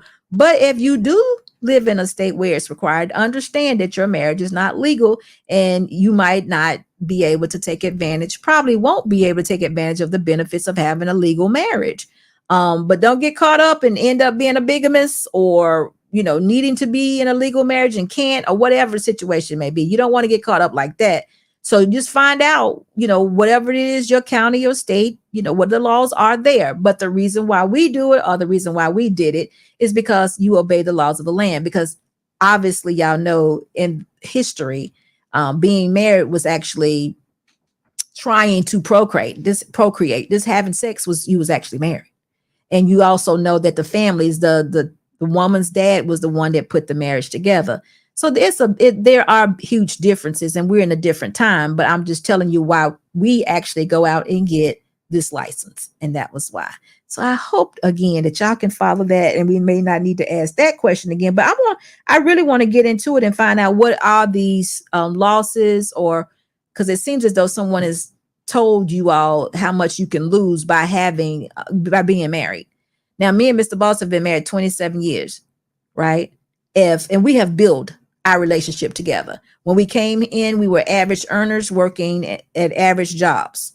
We had an apartment. He had his own. I had my own. We had cars, same thing. So we had what we had coming in, and we built our relationship and our marriage throughout. So I always say, Mr. Boss will take care of me for life. I will take care of Mr. Boss for life. This has nothing to do with all being monetary. This is everything. We're going to take care of each other for life. It's already been a life, right? Y'all know that 25 years is a life. It's already done. Now we're over there. We're going into the second life now, and we'll take care of each other. If for some reason something happened to us, like heaven forbid, a divorce, wouldn't do that. But say we did, he would still take care of me for the rest of my life. What are y'all thinking? That now it's over? You go your way, I go my way. That only happens if we have nothing. And what I mean by nothing, meaning if we only had a paycheck. If Mr. Boss only had a paycheck for the last 2 weeks and I only had one for the last 2 weeks, what is there to split? You take your paycheck, I take mine. If you got 27 years worth of furniture, I'm sure it's no problem in halving that, and everybody is great, loving each other, and done. But I need to know, what exactly are we talking about when we say that the woman or the man is taking all my riches in marriage and leaving? I really would love to know and try to get a handle on what someone is talking about when they say that, because that's where we are. We always talk about, we're always talking about that. That's one of the reasons why men are afraid to be married. I happen to think it's just something that put fear into a man and a woman. We putting fear into you from the beginning that, oh, this thing is going to break up. And when it breaks up, you're not going to have any money. Well, where's your money going to go? Who helped you make this money? Where's this money coming from? If you had money prior to going in your marriage, you want to get a prenup. I don't mind a prenup in 2023. I would advise my son to get one. In 2023, get a prenup, because guess what? He has a dad. He has a dad that owns properties. He has a dad that owns a business. So why wouldn't he want to get a prenup if he was going into a marriage in 2023? Y'all understand what I'm saying? He may be entitled to inheritance himself. And he wouldn't want to give that away because that's something that he was entitled to prior to, he may, but that would mean that me and Mr. Boss both are gone. So you see what I'm saying? Now, once you have accumulated something, meaning your parents or someone, there's some sort of inheritance going on. If you don't have a lot of money, then you would want to get a prenup. So in 2023, I agree that you should want to get a prenup. I do. But if there's nothing there, generations back on both sides, and y'all just working and ready to build together, go in there and love that woman. Woman, love that man and be submissive and respect him and build together, and y'all create something for your own children and make it work. Just make it work. That's just what you have to do. I don't understand the constant communication about the divorce and how much she gets or how much I get. That's something else that I don't get. I don't understand that. Let's see another question that I had. Oh God. If marriage wasn't a business, oh my, here we go. If marriage wasn't a business, why are the legal contracts are binding? Okay, so that's the first half of why we get this legal license. I've said this many times, and I hope y'all can understand, because I do know that now, in today's time, 2023, it is definitely taught that marriage is a business. Marriage is a business. I often say, and I'm going to always say it, my marriage is built on a covenant. My covenant is with God. My marriage is based on the blueprint of marriage that is in the Bible. It's in Ephesians. If you want to find it, you can definitely go find it, but it's there. Ephesians 5 is where it is. I have a covenant with my husband. If me and my husband was in a business agreement, y'all, come on. Business is closed down. They probably got what, a 5 to 7 year failure rate on them. That is not what I have. So I can tell you more about it. But first, I want to say hello to Mr. Kevin C. and welcome him to the show tonight. How are you, sir? Hello, Miss Security Boss. I didn't know I was going to be the first one up. You are? What's wrong with that? You No, listen. I'm good. I was mentally prepared to be number 2 or 3 or 4, but that's cool. I'm good. I am ready. Listen, you know, I absolutely enjoy talking to married folk because we all, most of the time, are very positive, very peaceful and satisfied with our marriages. And I just think more people need to see it. So yeah. We're good over here. My wife and I call it winning. We always say we're winning over here. I like that. I like that. So listen. Yeah. We just had a nice vacation. I spent a lot of money though, but you know what? It's cool. Listen, she deserves it. She deserves it. She's good. She's good over here. I saw that. Listen, you say yes 95% of the time. Yeah. So my wife is smart. So you know what I do? I give her conditions, right? I go, okay, baby, you know, these are the conditions. 1, 2, 3, and 4. And then she'll meet the conditions. And she gets me to yes, right? Because and you know, you women are smart like that. We think we're outsmarting you, but we're really not. No, so but most of the time, right from the rip, I'll just say yes. But if it's something a little bit more difficult, then I give her conditions, and then she meets those conditions, and I can't say no. Right. She's smart. I agree. That's how it should be. So listen, what question do you have or what you're going to add to this conversation tonight? This is freestyle, whatever you like. Okay, so you were talking about the riches and everybody's concerned about this. Look, here's the problem. I went through this. I had this conversation with another gentleman, and we talked for about an hour. We went round and round on a circle on this because I'm like you. I'm like, look, I was talking about the benefits of marriage, you know, what it entails. He's like, look, Kevin, that's kind of done and over with because people are looking at it.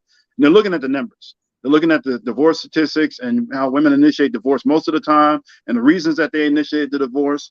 You know, and, you know, I get it. Sometimes there's legitimate reasons like, you know, domestic violence, you know, a guy, he's unfaithful all the time, financially irresponsible. You know, I don't know how, I know you're super religious. And the reason, you know, people are looking at that and trying to frame it that way is that I know you inject religion into a lot of things, and that's good. And that's a good foundation. The problem is that you have quite a few number of folks that don't have that. So they're looking at it not just from a religious aspect of it, they're removing that and they're looking at it from a business aspect, which in a lot of ways, marriage is actually a business to some extent, right? Right? To some extent. I mean, there's a business aspect to being married. Absolutely. Yes. So that's where you get the contract and the concern and, okay, if things go bad, what do I stand to lose?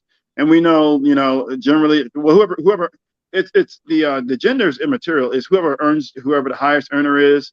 Mm-hmm. And then what you call it, whoever has the most assets and all this other stuff in their name, even though it's once you get married, at that point, everything becomes community and joint property. Mm-hmm. Now, anything prior to that, mm-hmm. I suspect, and I suppose it's yours before the marriage, but if you didn't see, here's the way I look at it.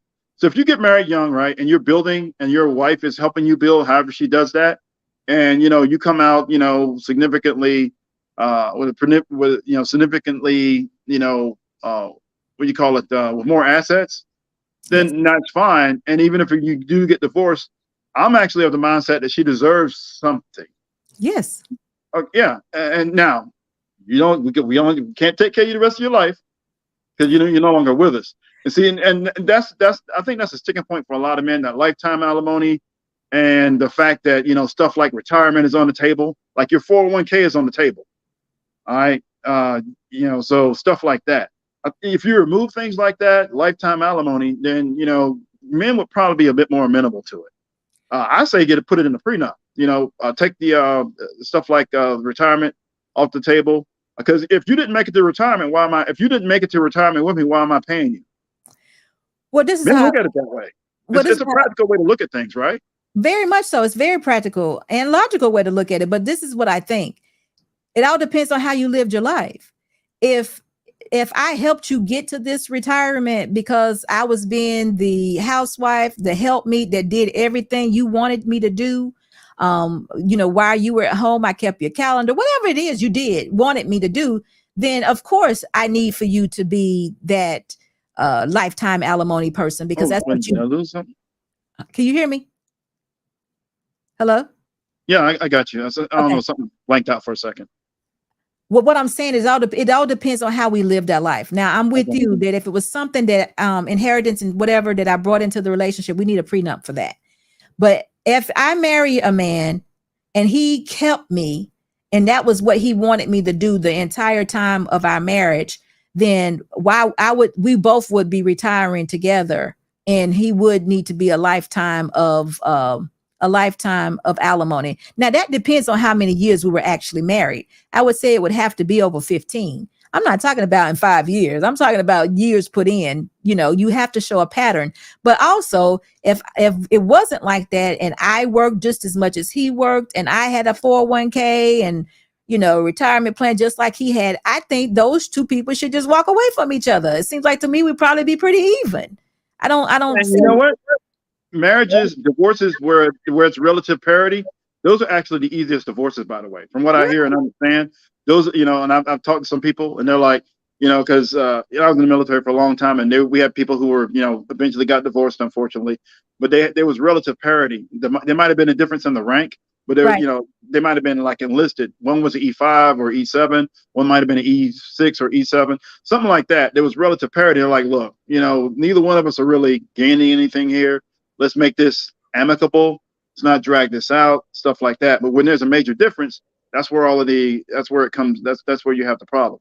But the other thing too is, according to some states, your things like lifetime and 401ks and retirement plans are on the table only after 10 months. Not 10 months, 10 years. Like, it's already on the table. See what I'm saying? That would be something that you would have to. I don't think 10 years should qualify you for everything. I think it has to be over 10. But I get what you're saying. It's the laws of wherever you live. And that is something that needs to be negotiated if that's the case. Because again, that will be coming from both individuals. And then if there are children involved, you have to look at that also. Okay. Now, I get the whole marriage thing. And you're right. There's more legal, rights and privileges associated with marriage. Everything's kind of automatic. I've heard of the way the guy was explaining it to me. Like I said, we went around and around about this for about an hour or so, and then I said, look, okay, here's another way you could do it, and I don't necessarily recommend it because it's very close to marriage. That whole cohabitation thing, producing kids, and all this other stuff. And you have people who are creating documents that in lieu of marriage, last will and testament, powers of attorney, all of those stuff. So if you're not married to somebody and you're cohabitating and you have kids, now you got to do a whole bunch of other stuff. And I was like, okay, that's fine. But are people really doing that? And that was my argument with them. Okay, are women doing that? Are men doing that? Are they getting together and having that conversation? If they say they're not going to get married, but they're going to produce kids and cohabitate and live together, or even co-parent, are they doing finalizing all these essential and additional documents to make sure that in case of a tragic event, everything's covered? And I suspect that most people aren't. Most people aren't doing that.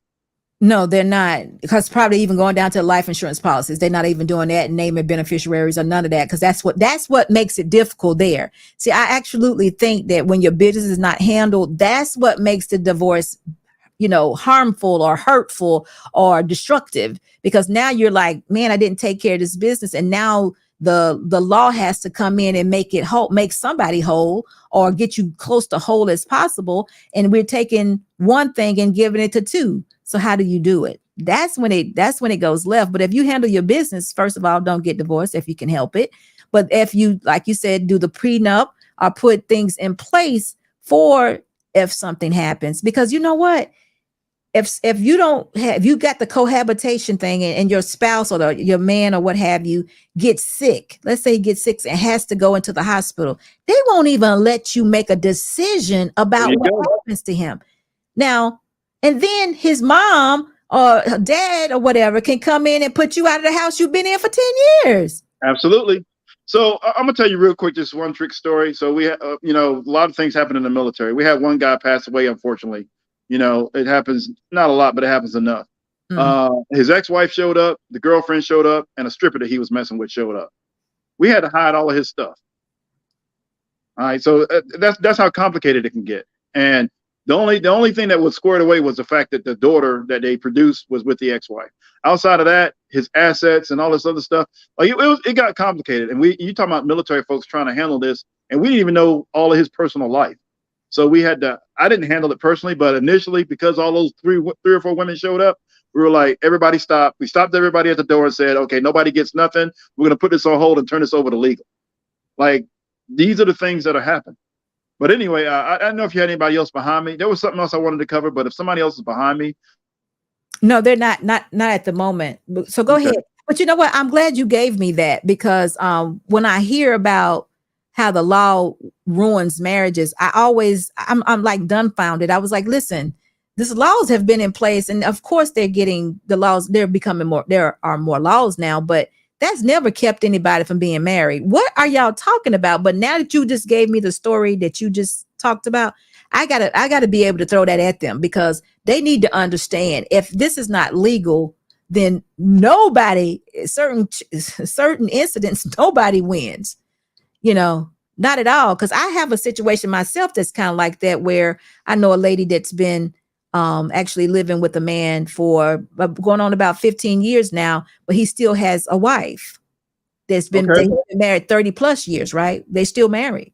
Okay, and so the wife is entitled to everything. She's automatic. Exactly. And we have said this and discussed this many, many times. Like, listen, I hope you know that this home that you all recently bought together, that your money was a part of, if something were to happen to this man, you got to go, or either something has to happen, because they can now the wife owns the home. Either she can pay for it or sell it, and you get nothing.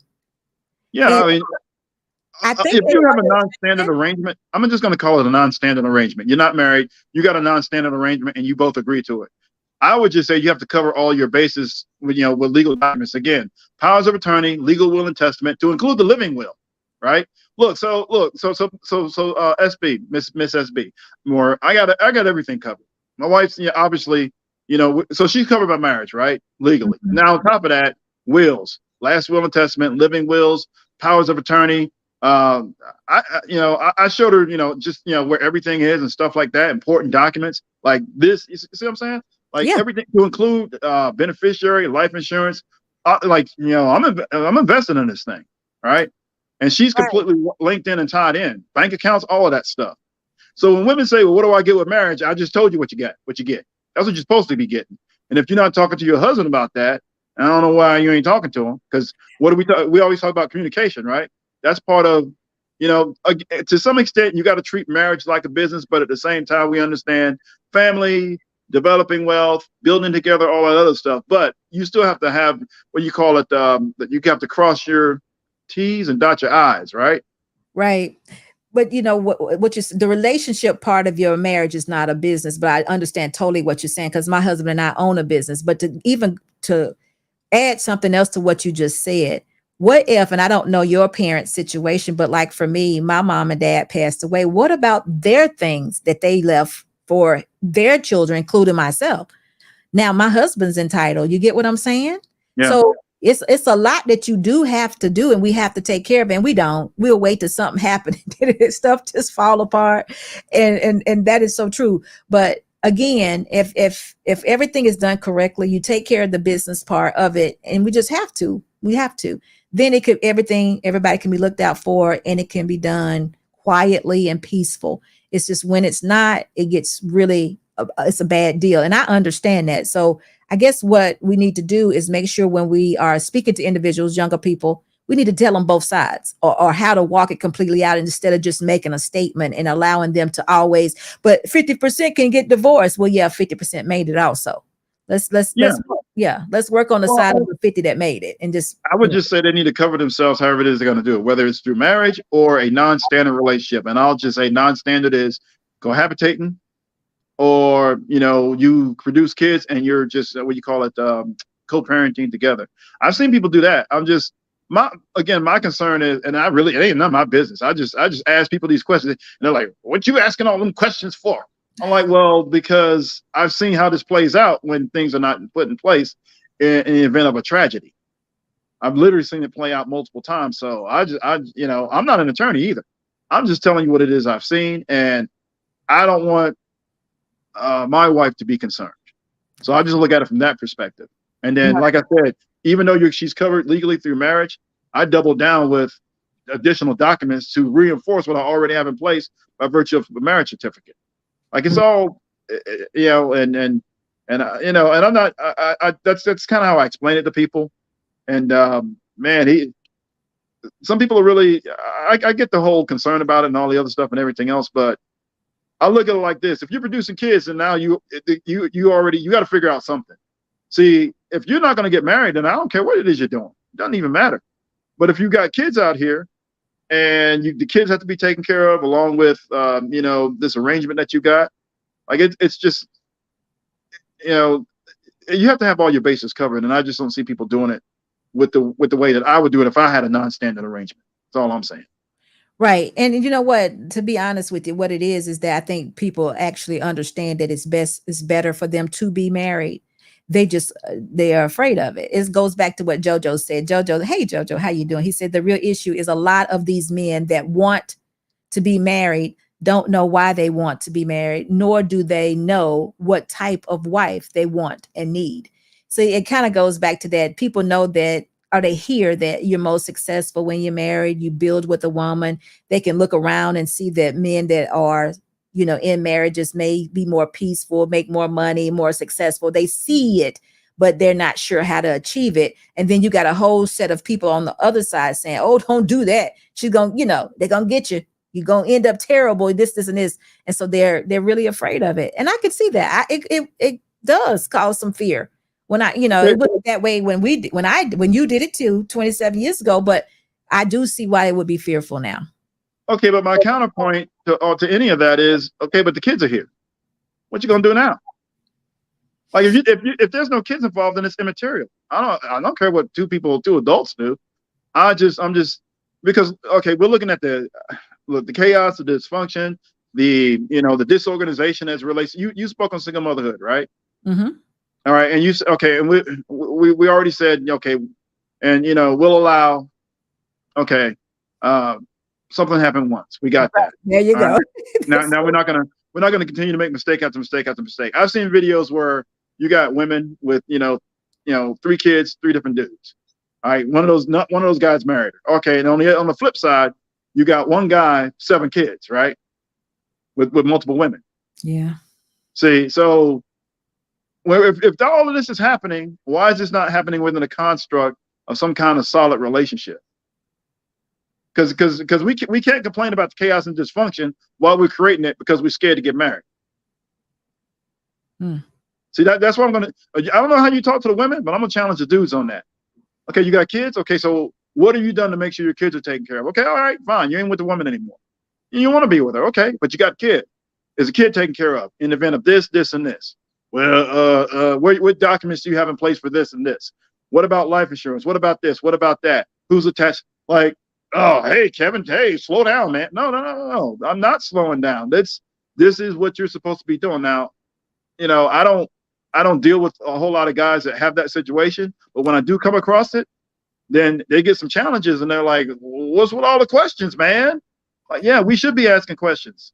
You should be getting a lot of questions.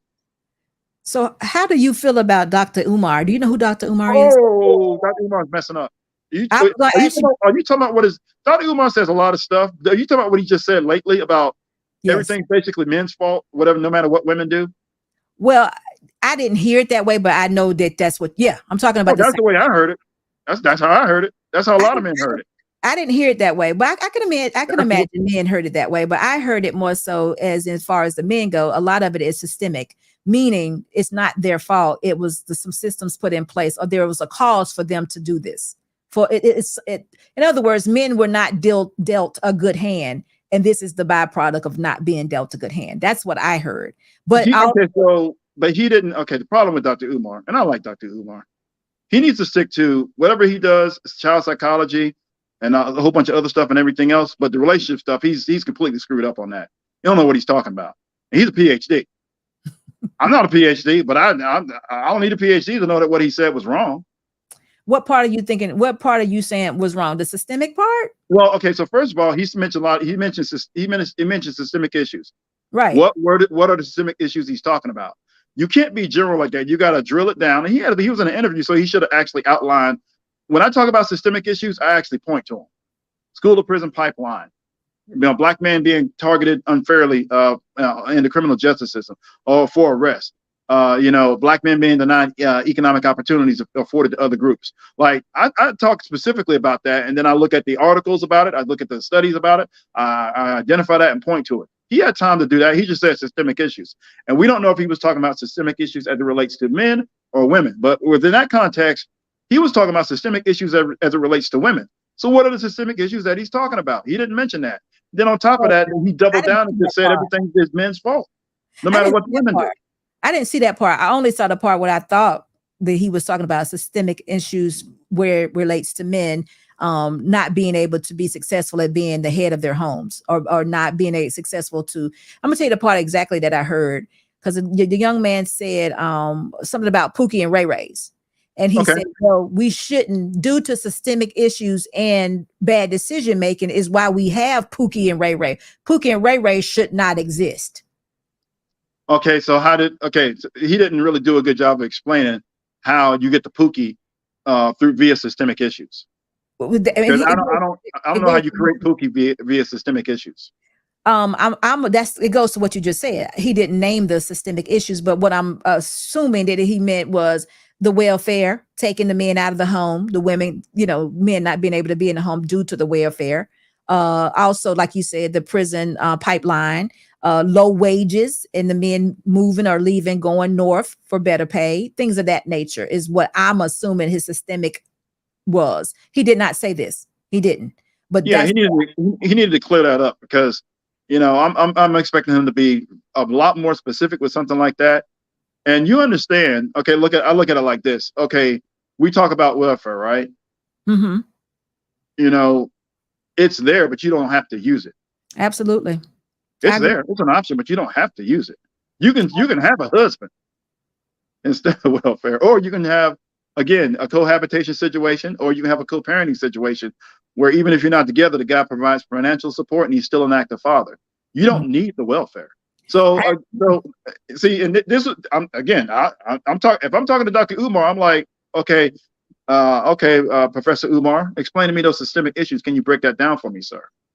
And I'm not getting on those guys at what was it? Was it the Daily Wrap Up crew? Yeah, I'm not going to get on those guys about that.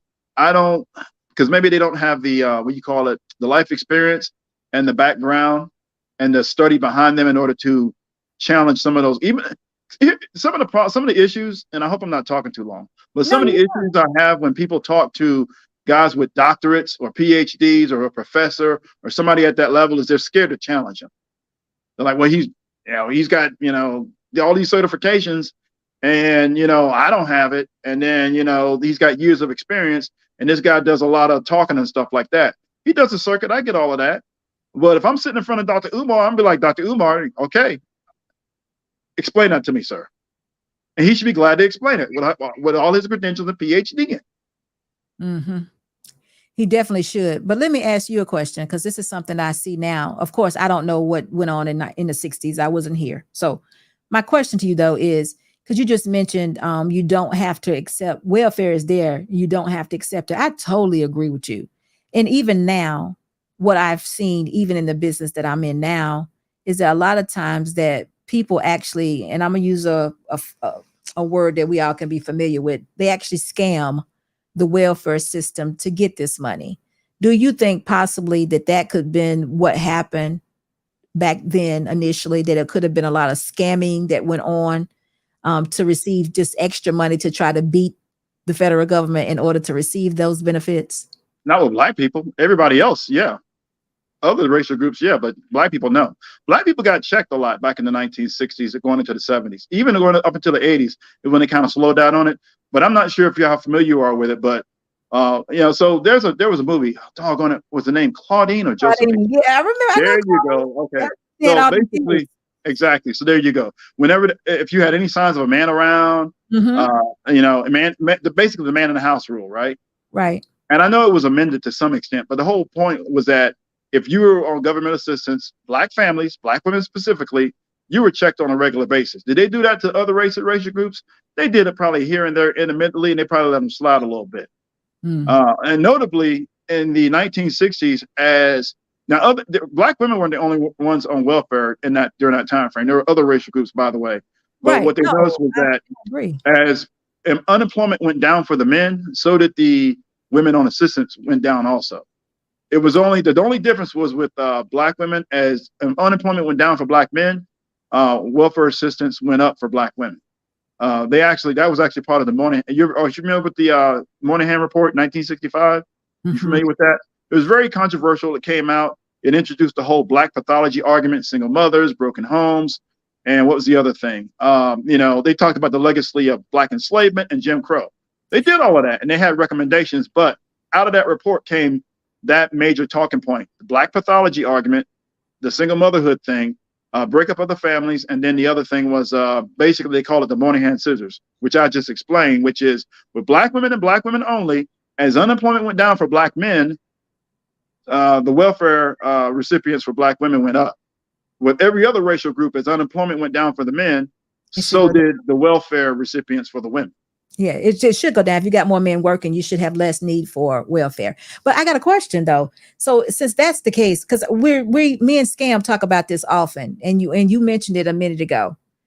And I said, if this is not something if it's not scamming or trying to defraud the federal government, and we don't have to accept it, then if the black women did not accept the handout or the welfare, what happened? If the men were there, if like Claudine, let's just use her for example, but we know that's not a good, that's kind of extreme, because I think she had how many, 7 kids, at least 6, yeah, right? like 6, 7 kids, yeah. Okay, that may be extreme. No, I don't know. Back then, people did have a lot more. No, people had a lot of kids back then. 1967, yeah, my parents had like 8. Yeah, so maybe it's not as extreme, but so say she had 7 kids, she had a husband that was working, right? Why did he allow her to accept those benefits instead of saying, no, I'm going to work hard, or you're going to work hard with me, and we're going to do this? Well, but I just said he couldn't, because if he's present, then you don't get the benefits. You have to get rid of the dude. No, I'm talking about before that. If the benefits, so you're saying that the benefits were more than what the black man could make. I'm not really sure about that part. That I don't know. I know that really going into up about the 1970s, prior to deindustrialization, a black man could take care of a household and a wife and multiple kids, and he would be the only one working. And they did it mostly through blue collar work. Right. So if a blue collar guy could do it, then definitely a white collar worker, a white collar black male worker could do it. And remember during that time frame, there was like maybe 7 to 10% of black men who were white collar, meaning that they were educated, college degree and stuff like that. They were a dentist or an attorney or something like that. Right. Most black men at that time were blue collar, and we're still actually, most of us are blue collar today, today. Right. I'm just wondering how they actually got the fathers out of the homes, or why did the fathers, how did they leave, or why did they leave? I understand what the welfare system did. I understand what the feminist movement did. And I know Scam is going to tell us too, because I'm just wondering, how did the fathers get out of the home? Why did we allow that to happen? And I think that that's what Umar, he did not say this, but I think that he was alluding to that part. Whatever happened during that time was what got the fathers out of the house, and they couldn't be in the house if they got those benefits. But if they're sneaking, still working, bringing money in and leaving when they knew there was going to be an inspection, that means they were double dipping. You could still be dad, make all this money, but we could also get these benefits. Long as we don't get caught, we're good. That could have been happening, but I doubt it was happening very often, and very few. Even if you got away with it, there are probably very few people who got away with it. Again, Larry Adler actually speaks to this. He talks about, and they would actually, not only did these workers run around and did multiple checks on a regular basis with black women. Mm-hmm. A lot of times, not a lot of times, but sometimes, you know what they would also take with them? They would take little kids for some reason, because kids could actually help them identify that something that didn't belong to, something that was out of place that belonged to a man.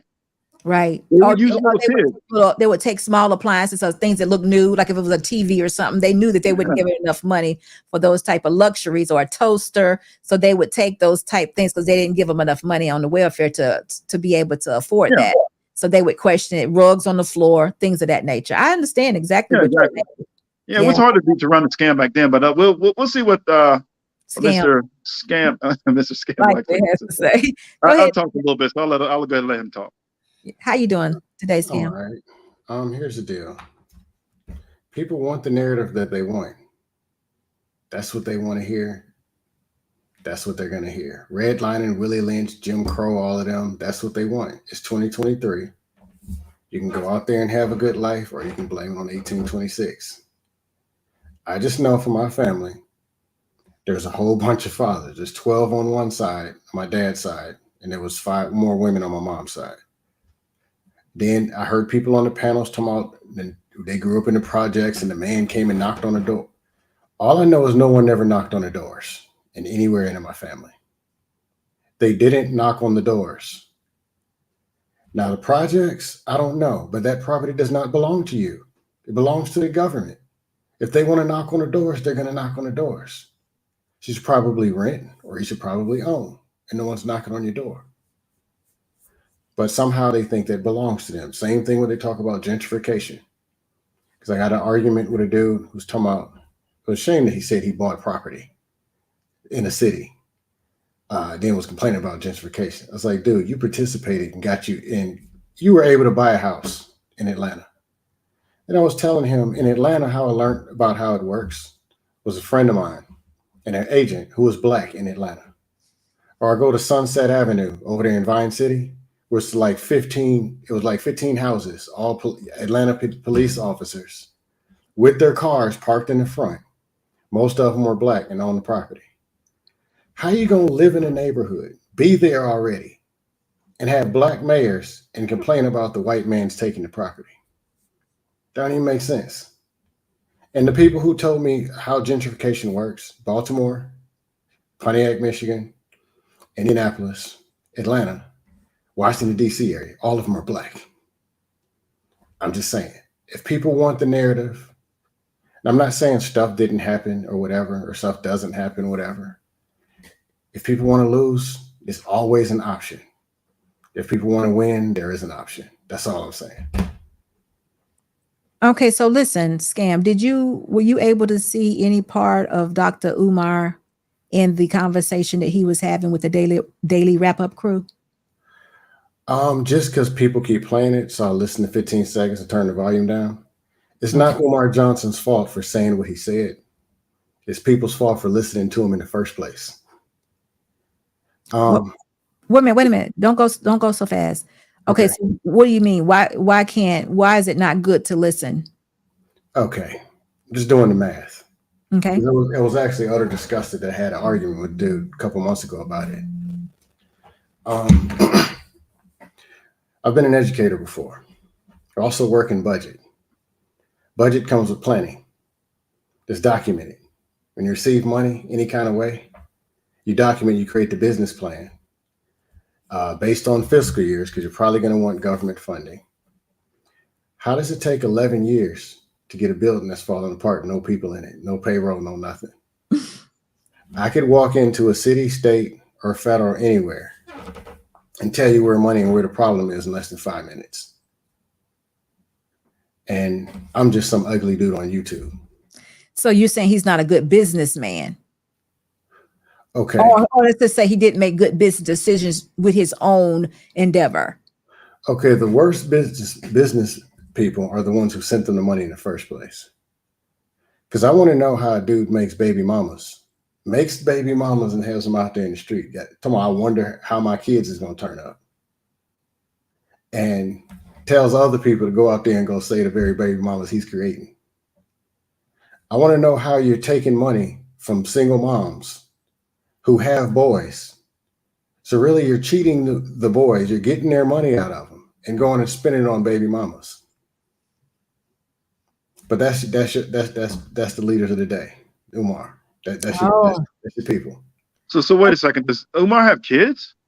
In the street, yeah. Huh. Oh, he does. And he always talks about overweight people talking about discipline. That's always a joke to me. Is that confirmed? Because Oh, he he's talks fat. about Yes, that is confirmed. He's fat. okay, he talks about marriage and he talks about what men need to be doing or whatever. So And he's okay, not doing it. this is the other criticism of Dr. Umar is that, and he may be listening, he may see this, so that's fine. That's cool. Is that he needs to be officially married. Yeah. He needs to be officially publicly married and taking care of a family with his kids, and people need to see it. Right, but Kevin Samuels didn't. Well, but he was at least married already, and he actually had one kid he was supposedly taken care of. But wasn't his daughter already an adult? No, I'm just saying, let's be real. People listen to what they want to listen to. I get all of that. Influence is convenient. Let's be real. Kevin Samuels was not married. Okay, yeah. I look at it. Okay, so no. I'll look at it like this. You got a guy, married, divorced, I think twice, right? Mm-hmm. So can he impart lessons that he learned based off his failures, if you want to call it that? This is YouTube. Anybody can grab a microphone and say anything. I mean, look, that's a lot more, and you know, and you could question KS on that too. Well, what I'm saying is that you can't be running around preaching a whole bunch of stuff and have nothing behind it. I'm not going to be sitting up here. I mean, I don't know. Let me add this. I talk about what it is I talk about from a point of experience, right? And me actually doing it. So let me add this. I don't think, and y'all help me out, I don't think KS talked about marriage too much. No, he really didn't. He talked about trying to get to it. He talked about what women could do to improve, even men too. Yeah. Did he talk about scam? Did KS talk about marriage? Yes. Okay, so what was his theory on marriage? Because I didn't listen to KS. He came on too late for me. But what did he talk about marriage? What did he say? Like particular talking point?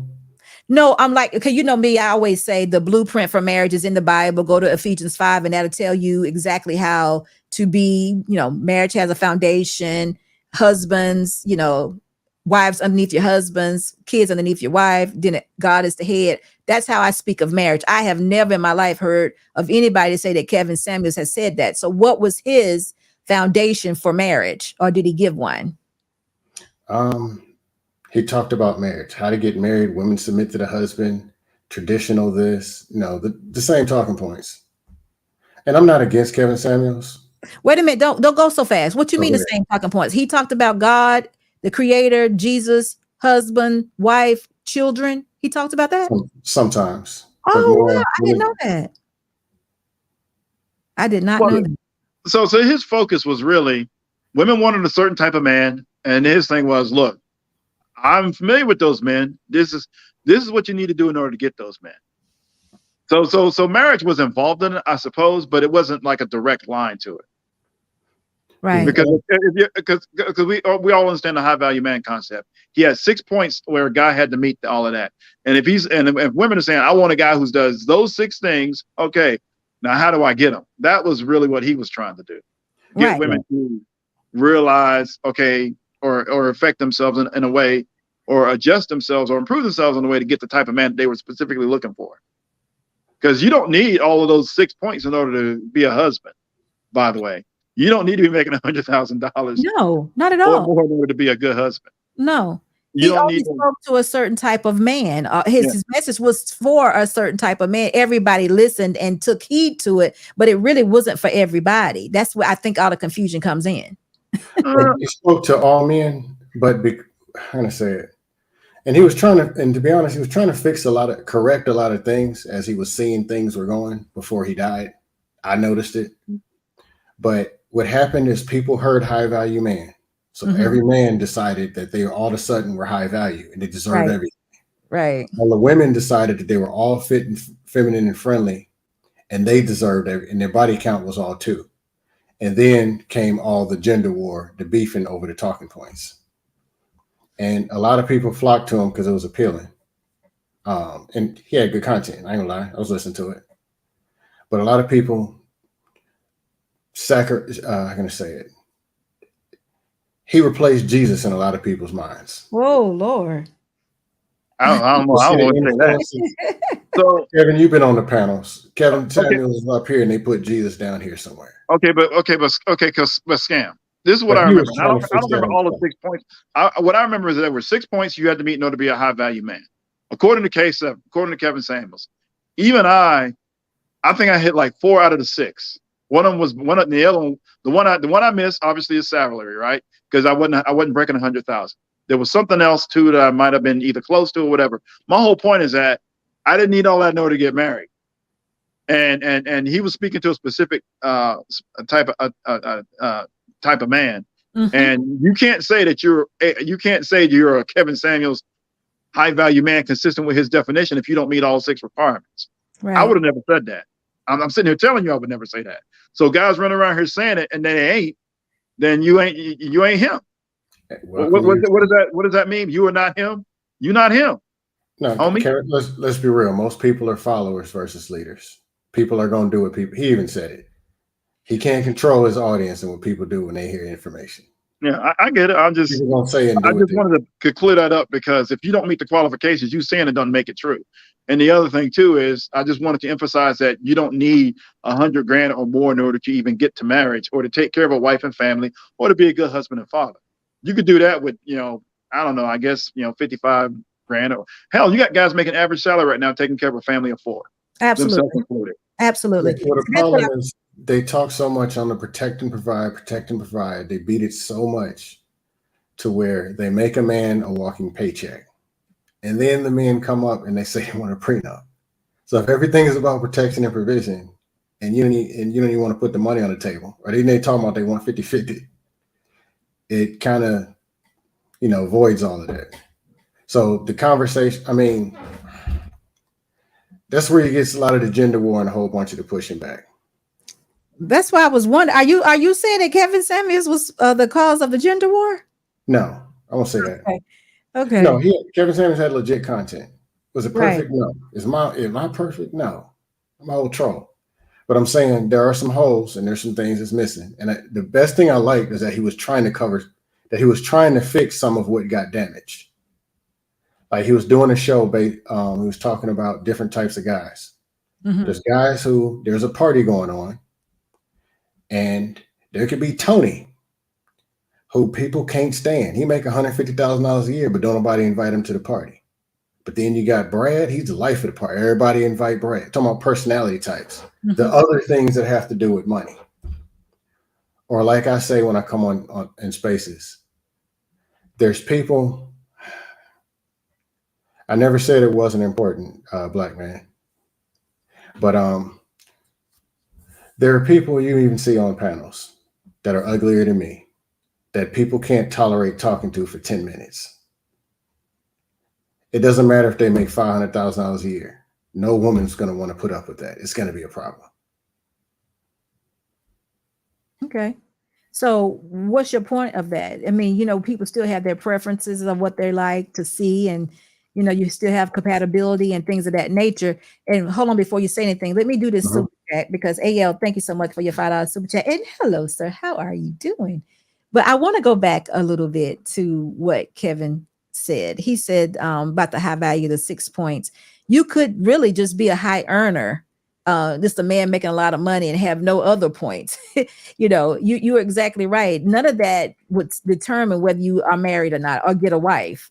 So like I was saying, I think he was just talking to a certain group of individuals, or outlining to you these men that represent about 1%, especially of the Black culture. And those men, if ladies, if this is what you say you want, this is how it looks when you involve yourself with this type of man. Are you sure you're ready for it? No, you're not, because you're 2 kids, you're overweight, you this, and this. I never heard him actually go into if you, lady, you're ready. That man, I can hook you up with one tonight. Once you get married, this is what you need to do. I never heard that before. So I don't know if that's something he did or not. I mean, if you say he did, then that's good. I hate that more men are not out there teaching marriage. So, that's sad if that's what he taught. I didn't think he went that far. I thought it was mostly basically trying to have women understand, to kind of deal in reality basis reality, more so reality, because right now women used to come over and say they got 3 kids, they need a man to make $250,000, and they've never ever met a man that made $250,000, knowing full well that a man with $40,000 or 50 that liked them would be just fine. Okay, well, Question Kevin is, why Samuels' do question would be, go ahead, Kevin. Go ahead. Kevin Samuels' question would be: you got 3 kids. How many baby? How many men? Okay, 2. Okay, so why don't you marry one of those guys? Right.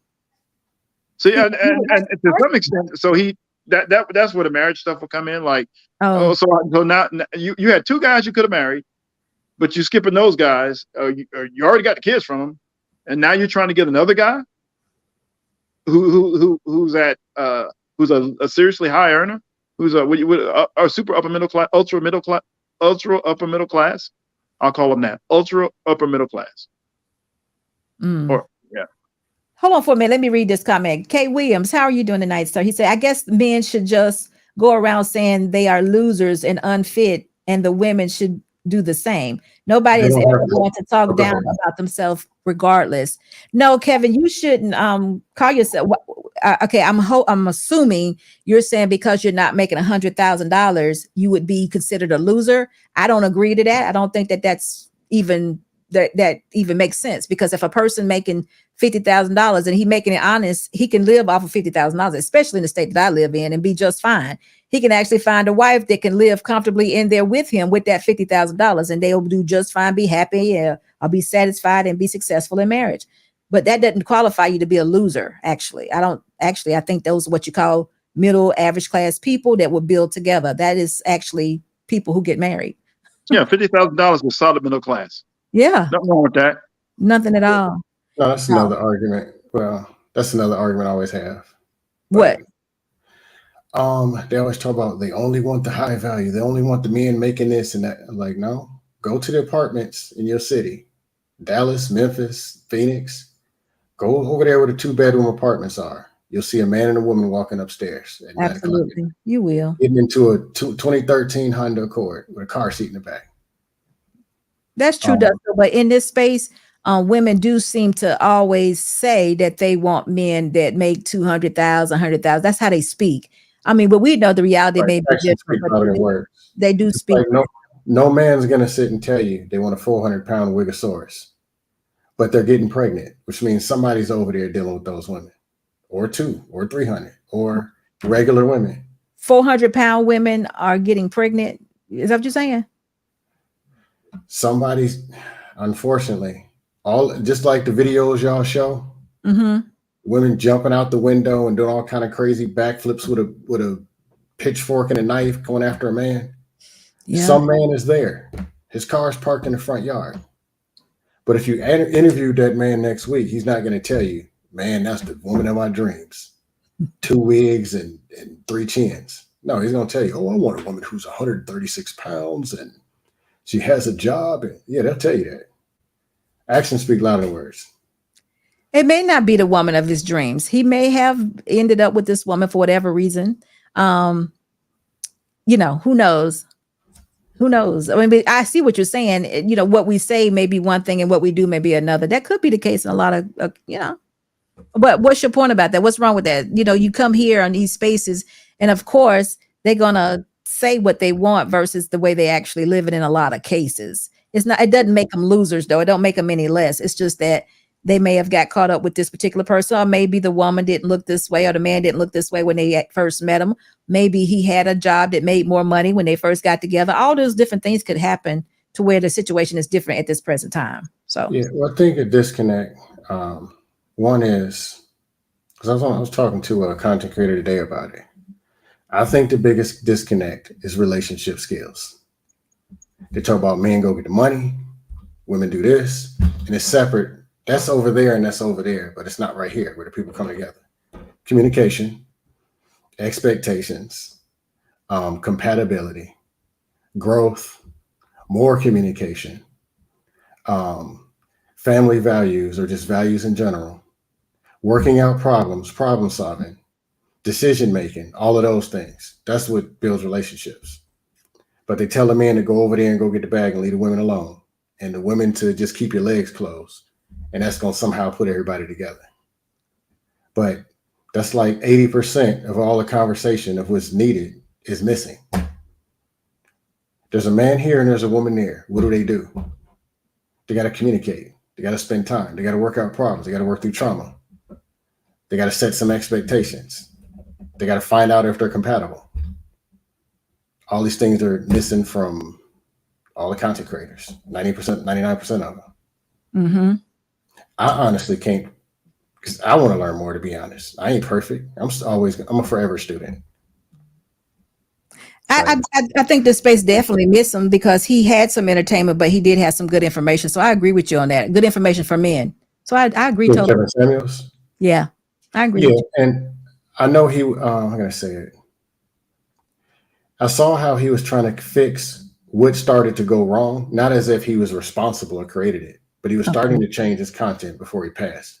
Right. It would have been interesting to see how he would have corrected some of the stuff he saw going wrong, where people went overboard with high value man and the talking points, and it would have been. It would have been, yeah, you're right. It would have been good to see what I know he was trying to fix it. Right. Let me speak to Mr. Roy. How are you, sir? Oh, hey, I was trying to find a movie, just got to eating dinner. I'm like, you know that feeling as soon as you get done eating a good meal? Yeah, that type that you want. Did you eat too much? Do you want to go to sleep? No, I didn't eat too much. I ate just right. Okay, well, yeah, I understand what you're saying. But how you doing tonight?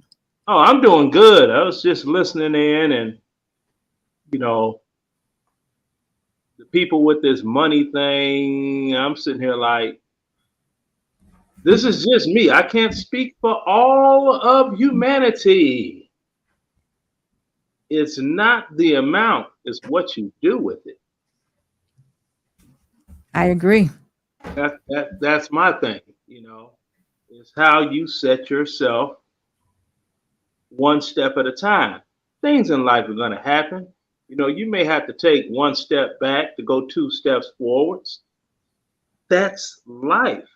But, when people are spendaholics and all of that, and, the materialism within Black America is insane crazy.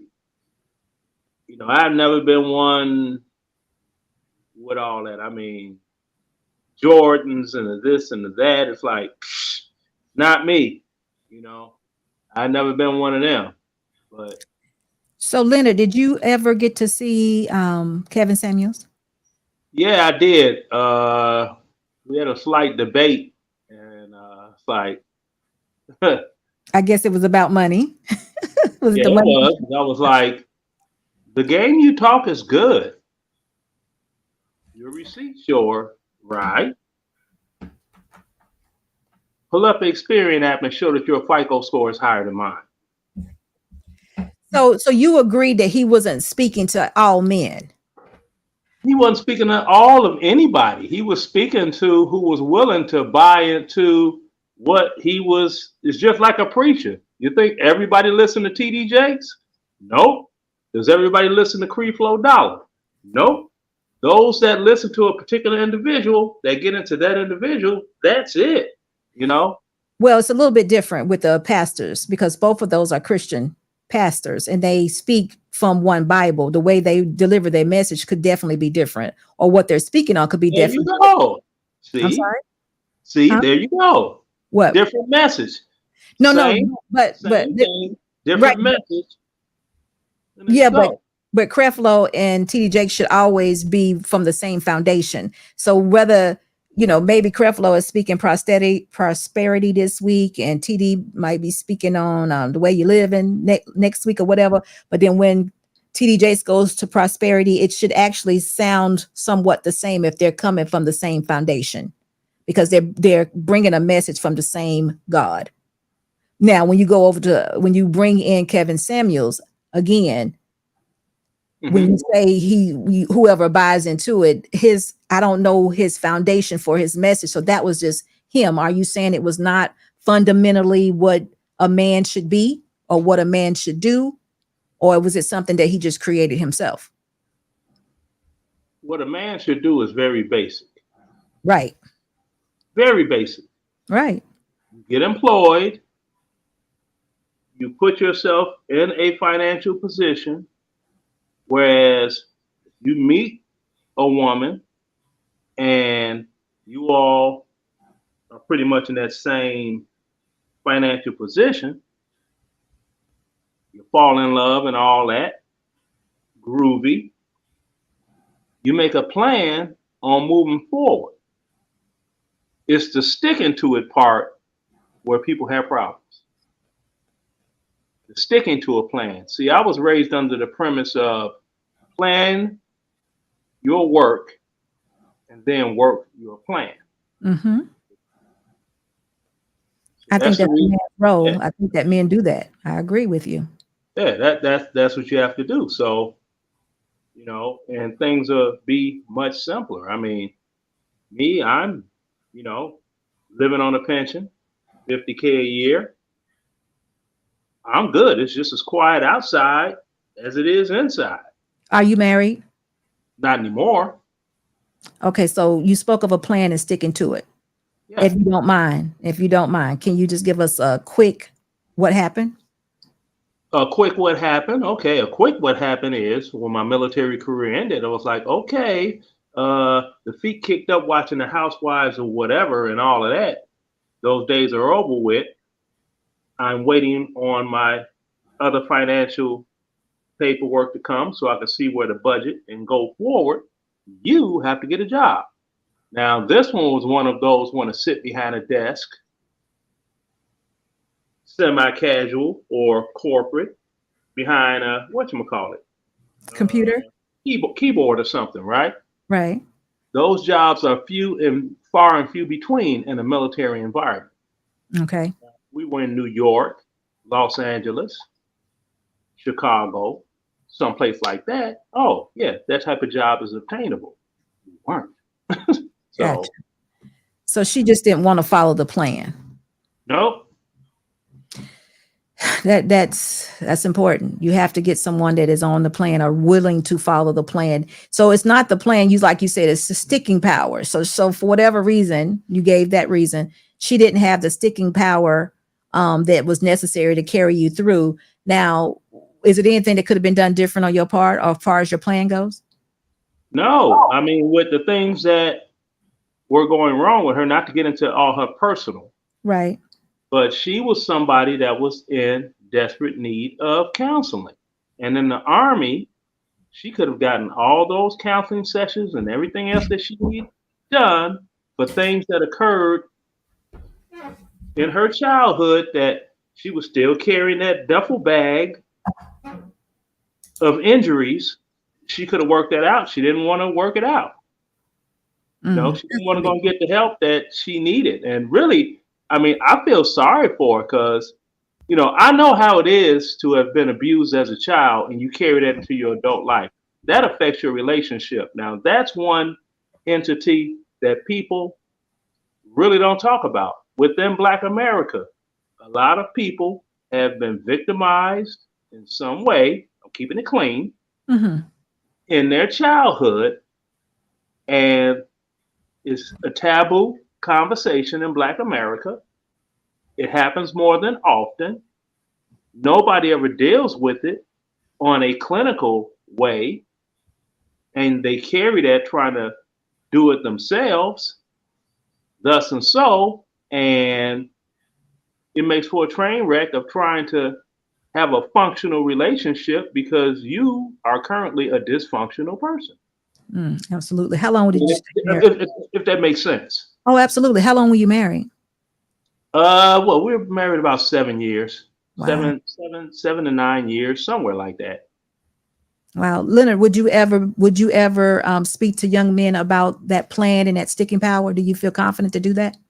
Yeah, I do. I talk to the young guys. I'm like, look, man, like anytime I will go back to Chicago to visit, which I don't go back anymore. I'm not trying to be a news story, so I don't even go back anymore. I used to tell those young men and be like, hey, look, what you doing out here? Come on over here. Pimping, come over here. Because I don't call them anything else because there's so many words that's gang related. Pimping is not. Yeah. Come on over here, pimping. Let me holler at you. Here, when I used to smoke cigarettes, here, one of these Newports, man. Let me holler at you. And I'm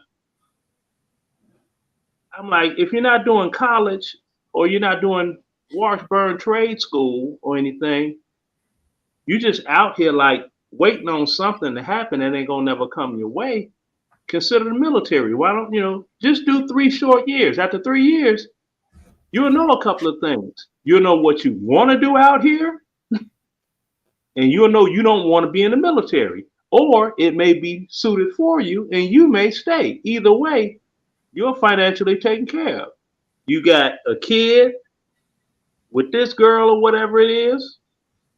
Okay, she got her mouth poked out talking about child support, paying you out as a dirt bag. As soon as you go in, it's this thing. It's called BAH differential because you have a dependent. So now you get X amount of money extra in your check.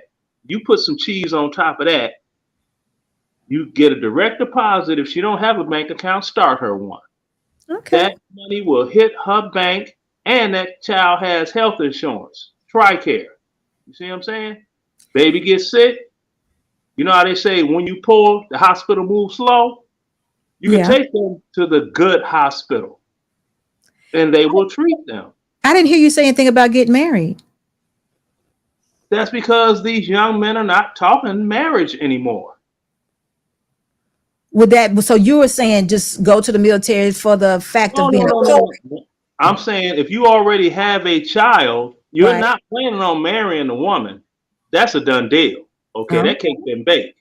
Okay. So the least you could do is put yourself in a financial position to cover that child financially and medically until you come up with something else within the same economic, playing field. I got you. And then that's the youngins of the day, the new generation. Well, not the new generation, the current generation. You would be amazed at how many doggone young men, they don't even want to have children. No. I heard a young man talking to me. He compared raising a child to buying a Lamborghini. It's like, I can't afford a Lamborghini. I want one. But if you take the life of a child from birth to 18, you just bought a Lambo. I want a Lambo. Right. And this is what this young man told me. And I never thought about it like that. And I was like, well, how much is a Lamborghini? No, $280,000. That's right. That's not even those statements are not even accurate and true. No, they got that from the talking point. It is no more than just the expression of a younger person making a conclusion based upon numbers, but they're not implemented correctly. It does not actually cost that. It's a lie. It's a myth. Like there's no. Okay, so how much does the Lamborghini cost, then, young man? No. Not how much the Lamborghini costs. How much a child costs. He's talking about the comparison. Well, look. Well, Google what is the basic cost to raise a child, and it will tell you right there on Google. Because I Googled it, and it did say $226,000 for how many years? I'm familiar from birth until 18. The issue with that is one, that can't be proven, and one we all know can that not be proven. I'm going to tell you why. Okay, so I'm gonna Google up. I don't mind. Let me ask you this: is it possible a child is raised up to 18 on 120,000? Do we know the bottom line is at least $200,000? Do we know there are children that are raised on the lower end of being poor? Because I don't say poverty in the U.S.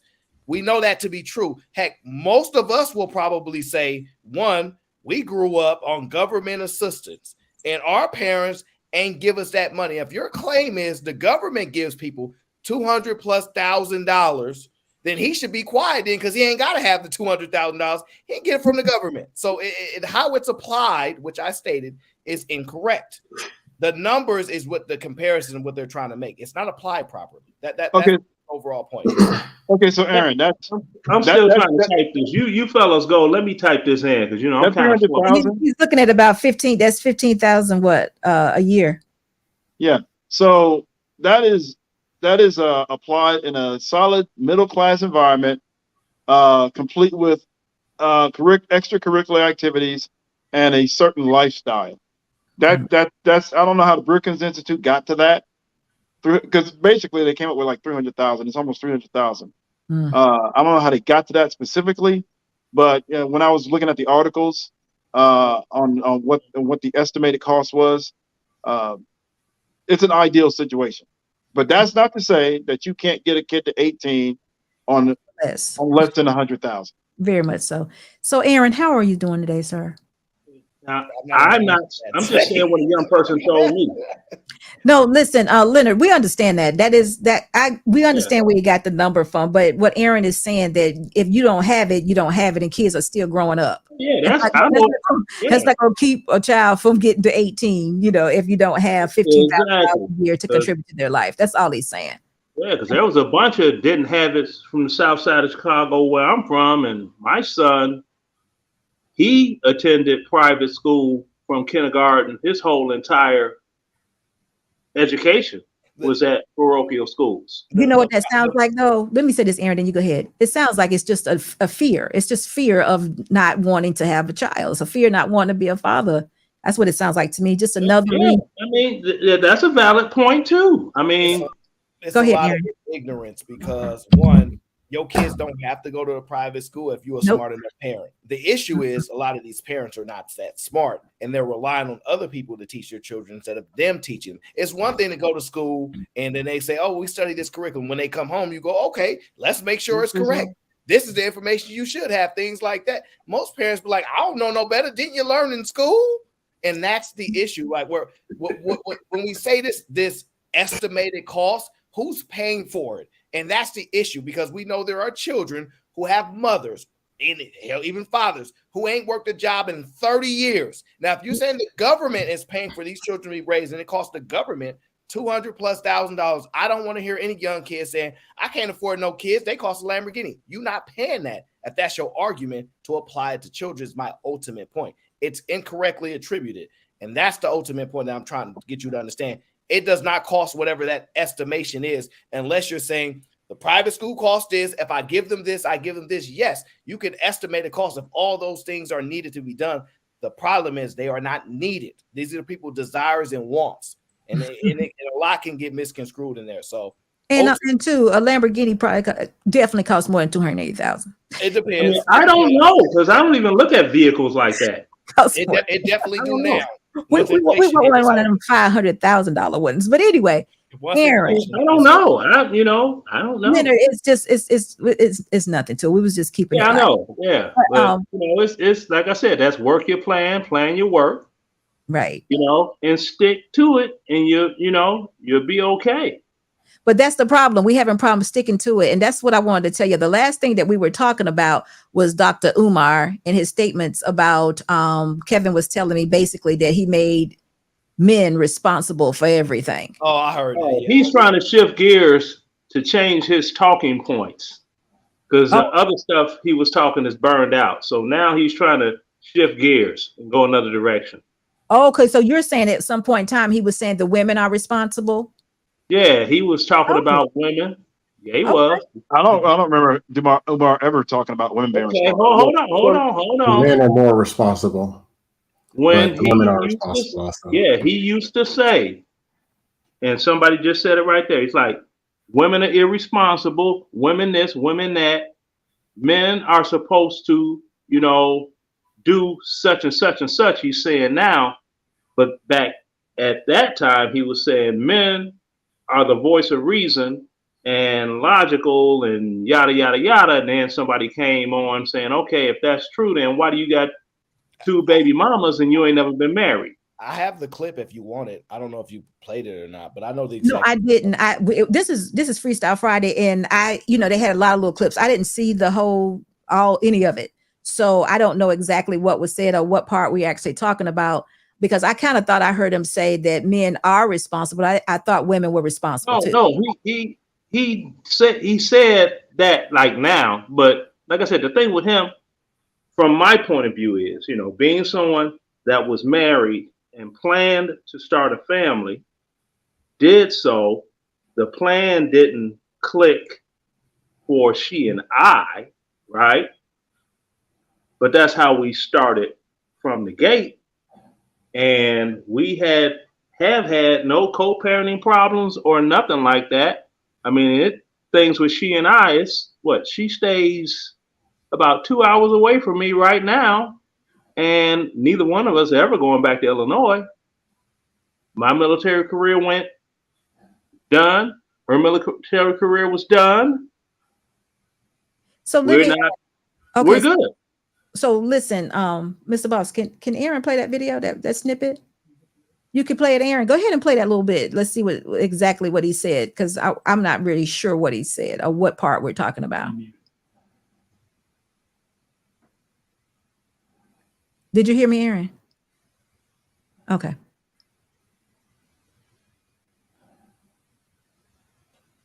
All right, so let's see.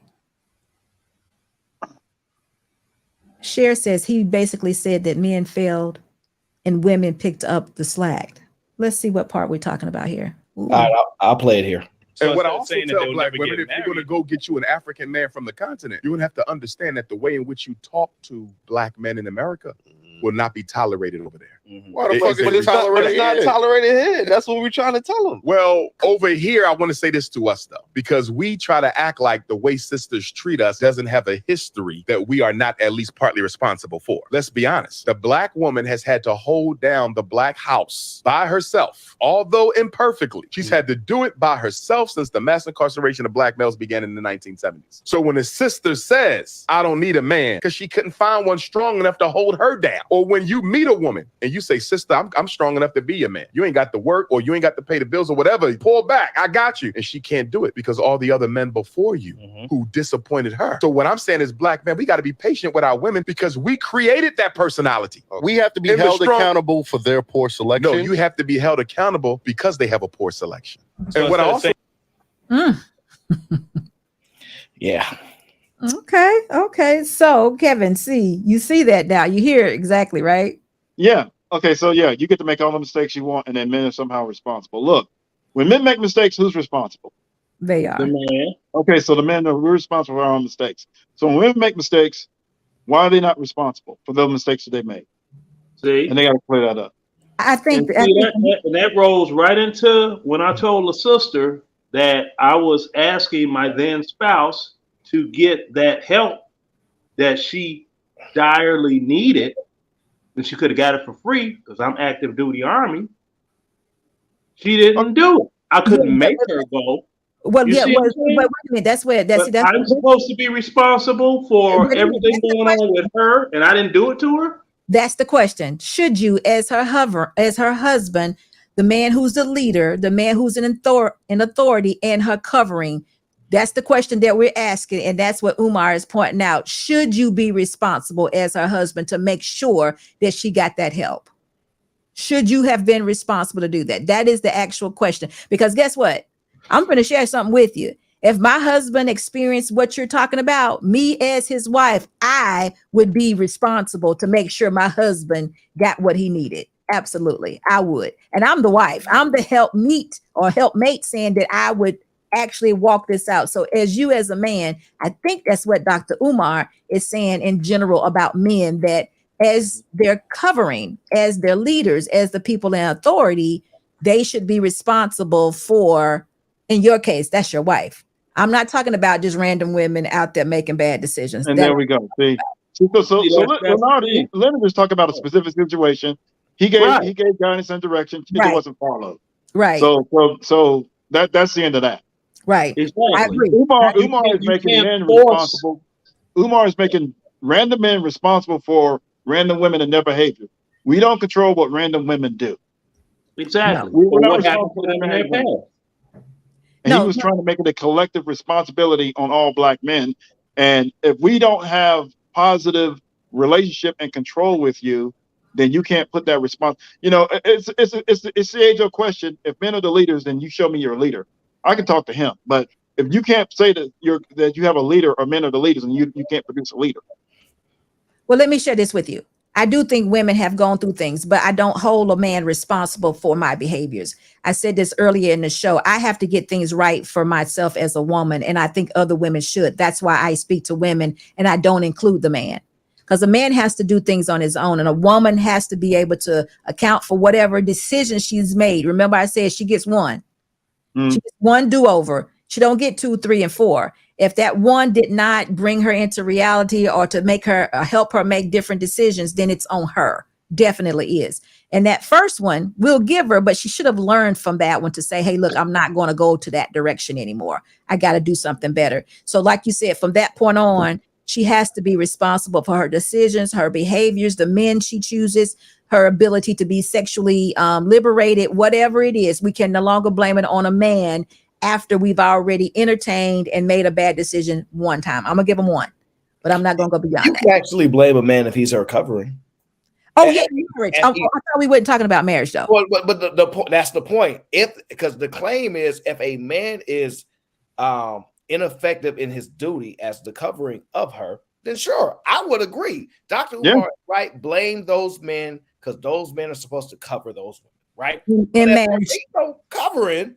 What are we talking? So we know we're not talking about random men walking around because women are not supposed to submit to those random men walking around. So I don't think it's going to work like that.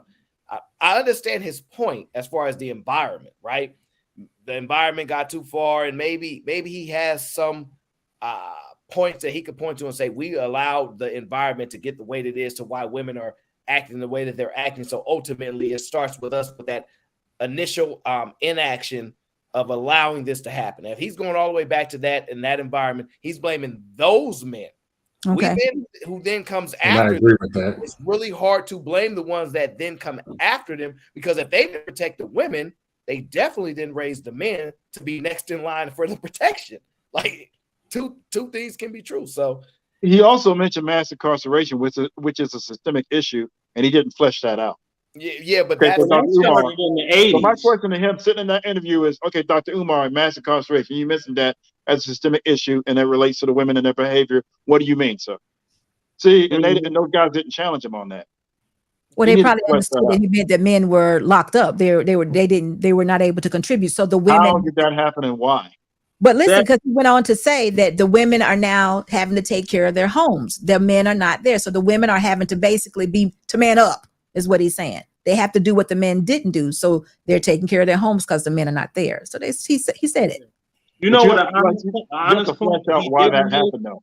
An honest point that he didn't make, that he could have made, that's doggone verifiable fact. When the Vietnam War happened, a lot of men came back physically. Mm-hmm. They didn't come back mentally. I agree. Some came back addicted to drugs, self-medicating. That was the 70s. Now that mass incarceration thing, that came during the crack era. So there was no crack being smoked in the 70s. So what he needs, see, it would be nice if he would have someone to challenge him on what he says and can give him factual information, not look for the gotcha moment. Just, hey, bro, look, have you ever considered? And if he gets, well, see, hold on, bro, bring it down 1,000. Okay, you're getting a little bit loud. Bring it down 1,000. Have you considered? See? And that's what it is, you know. With him, he, you know, I mean, he's doing what he's doing to get what he's getting. It's been working for years, so you know that's his bread and butter. So of course, I mean, there's some other people that was their bread and butter, but then they eventually got kicked off YouTube and other social media platforms. So I ain't gonna say nobody's name, but are you saying that you don't agree with him? So you do think the women should take responsibility for their actual behaviors as of now, and not hold the men responsible? As of always. Always. So you don't think the things he mentioned contributes to some of the behaviors, like what I just said to you. You being a husband, having a woman that needed some additional care. Mm-hmm. I think as a covering, that should have been something that you walked out for her. You chose not to. So then now it was there. I'm like, everything is here. All you have to do is, if you don't want to call them, come with me to the family advocacy building. Okay. And you sit down and talk to them. I'll wait in the waiting room. Okay, so I thought you said you can't make her do it. You didn't want to. Okay, I misunderstood. Yeah, I can't grab her and push her in the room with a therapist. No, you can't do that. Damn it, go listen to this person and get well. Right. No. So, Mrs. SB, I don't want to confuse what Leonard is talking about versus what Dr. Umar is talking about. Those are two separate things. No, right. No, definitely. But what Leonard is talking about kind of goes to what Aaron was talking about, because Dr. Umar did say submissive, and you actually do submit to your husband. You don't submit to random people. And what he said also was the covering, and Mr. Leonard covered his wife, and he would make decisions for what went on in his household. And if she refused to be covered by him and get help, then she made a decision and they got a divorce based on her decision not to get help. And that's how he solved the problem. That was the solution to the problem. Right. So separation and eventual divorce. Exactly, which that made it her responsibility, as long as he did his part. But what Umar was saying is that the men didn't do what Leonard did; they just left.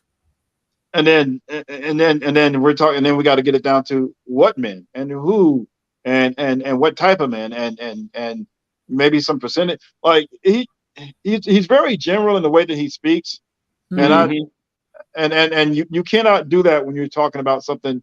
Because all you have to do is go to the comments, and the women are like, "Yeah, Dr. Umar, tell him what." Well, you know how it is, because women tell Aaron to be responsible for a dozen random women that he has no connection to whatsoever. So listen, I'm gonna share something with y'all for my ladies. We don't want, for so many years, we have been adored, cared for, admired, put up on pedestals. Y'all know everything pink and smell good went to women. It's not likely that we're going to give that up to now being held responsible for everything that we do. That doesn't come easy. That's not easy work. Y'all know that. That's how women used to be looked at. That's how husbands and men in general looked at women, as delicate flowers. And most of us carried ourselves in that type of demeanor. We didn't have no issues. Now women are not doing that, but they still expecting that behavior. So the men are saying, no, I'm paying attention now. You ain't acting like no delicate flower. I'm getting ready to give you what you get. You know what? I'm gonna give it to you. And women are not like, hey, look, I don't want this. I don't want to be responsible for it. Yeah, I did it, but so what? I did it because you did it, instead of just saying I did it because I want to. That's a big turnaround right there. Problem. So if women want the delicate flower treatment, what do they have to do in order to get that? They gotta get some therapy and become delicate flowers, but it has nothing to do with the man. But what I tell women is, as soon as you get the therapy and become that delicate flower and raise your standards and elevate yourself, then those men that are out there that are willing to treat you like one will recognize that that's who you are. But as long as you keep on playing in the mud, you're going to still get muddy, because see, that's what they're still doing. They're still thinking that every man should treat them like delicate flowers. So do you see the lapse in logic as Dr. Umar was explaining it, and why men are upset with him? Oh, absolutely. No, I see it now, but I still understand that some of the things that he's saying have contributed to why women act the way that they do. I'm not saying that they should be responsible for how the women are acting, because you can still be a delicate flower and be on your own and run a household. You can still manage and get men that are in your family. That's everybody got a daddy. So most people have brothers. There's still people you can pay to do certain things. You don't have to take on a masculine demeanor because you got to empty the trash.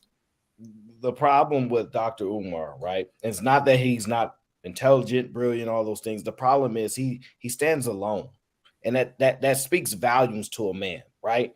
How come there are no other reputable men willing to stand next to him and vouch on his behalf? That's troublesome. So you don't think that there are, maybe not in these spaces, but you don't think there are a lot of men that think like he do? Really? No, how old is he? No. I'm not saying the information that he says is incorrect. Right. The claim is he is speaking as if he's a leader. That's that's just the way it's viewed, right? His actions don't have any indication that what he says he's actually doing, but that's not a requirement, right? Because fact is fact, whether you're doing it or not. But there are no men around him, every reputable man. There are people that vouch for them and support them that are reputable. some leader on the exact opposite. Hey, I stand next to Umar. I'm rocking with him. I'm willing to invest with him. There are many men with a whole lot of money that invest in all kind of stuff. If the stuff he's saying is so important and he is true to what he's saying, there would be other leaders around him that would be standing with him. He is a man that is alone on an island, and people have to see. Sometimes it's not what you can see, it's what you don't see. And for me, if there ain't no reputable men around him, that's a problem. Something going on. Yeah. Something's going on there. And if you just look at a lot of the men that are saying some of these things that women tend to like, if you agree with these, I love the way Dr. Umar speaks. I love the way Derek Jackson speaks. Those two particular men have no reputable men around them. Every time they single and alone in an area talking about what they talking about. No reputable men around them, no man of caliber around, nowhere. Because there is so much money that could fund all of the things that they want to be done. So I just don't. Something is troublesome. We're going to what Dr. Umar said. Simple. And Umar has a serious problem whenever somebody brings up his credentials. Show your credentials. His credentials. You know, no. I'm not saying you. I've seen this happen before. It's like you made a statement that you wrote a book and it's standard reading at Princeton. We contacted Princeton. That book is not on their standard reading list at Princeton.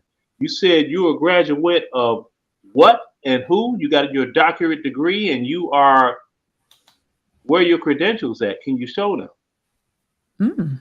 He can't show any. I think that's moot. I think that's irrelevant in this day and time. No, that's not irrelevant. I can't go around. If I were just saying myself, speaking on me, if I were issuing out cards to people stating that I was a doggone ACE certified crack auto mechanic, I should be able to fix virtually any vehicle that you bring to me and not break it more. But I can't show you my credentials saying that I am the person that went to whatever the school they go to, thus and so. Just like a truck driver, you're driving a truck with air brakes and whatnot, you get pulled over, you must have a CDL license. You must have those credentials to present to a company if you're going to work for a company. If you're going to be an owner-operator, you must have these credentials to be that thing. And if you have a run-in, get pulled over, and you can't present those credentials, now you're in trouble. So are you saying if a person is not married, they can't speak on marriage? I'm not. Credentials aren't important. He doesn't even have those credentials. No, I'm not talking about him. I'm just saying in general, a person that is not married, should they be speaking on marriage? Oh, yes. No, because marriage is a whole different ball of wax, you know.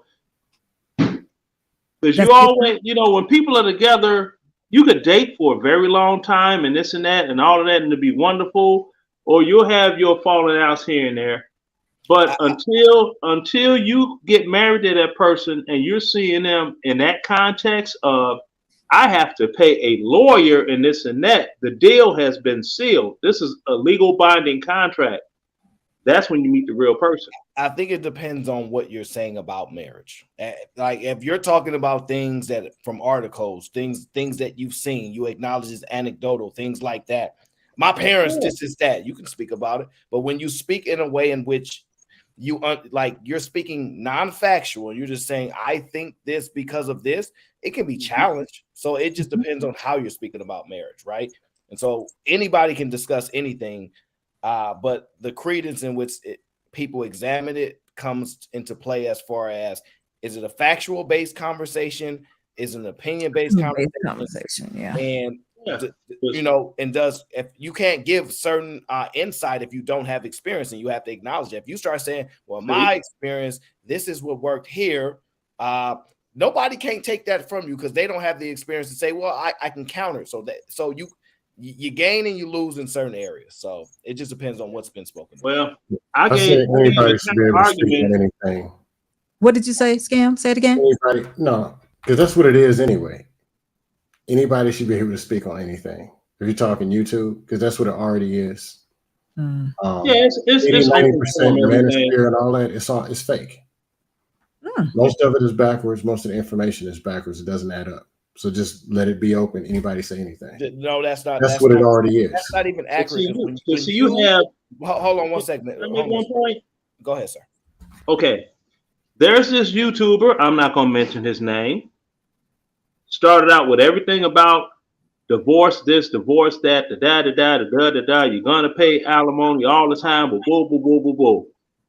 I'm on said person's channel. I said, no, it's not like that in the state of Georgia. Oh, you gonna tell me I've been a divorce attorney? I was like, hold that thought. Keep watching the screen. I pulled out my divorce decree. Here you go. Here you go. Here you go. Here you go. Right here. Here you go.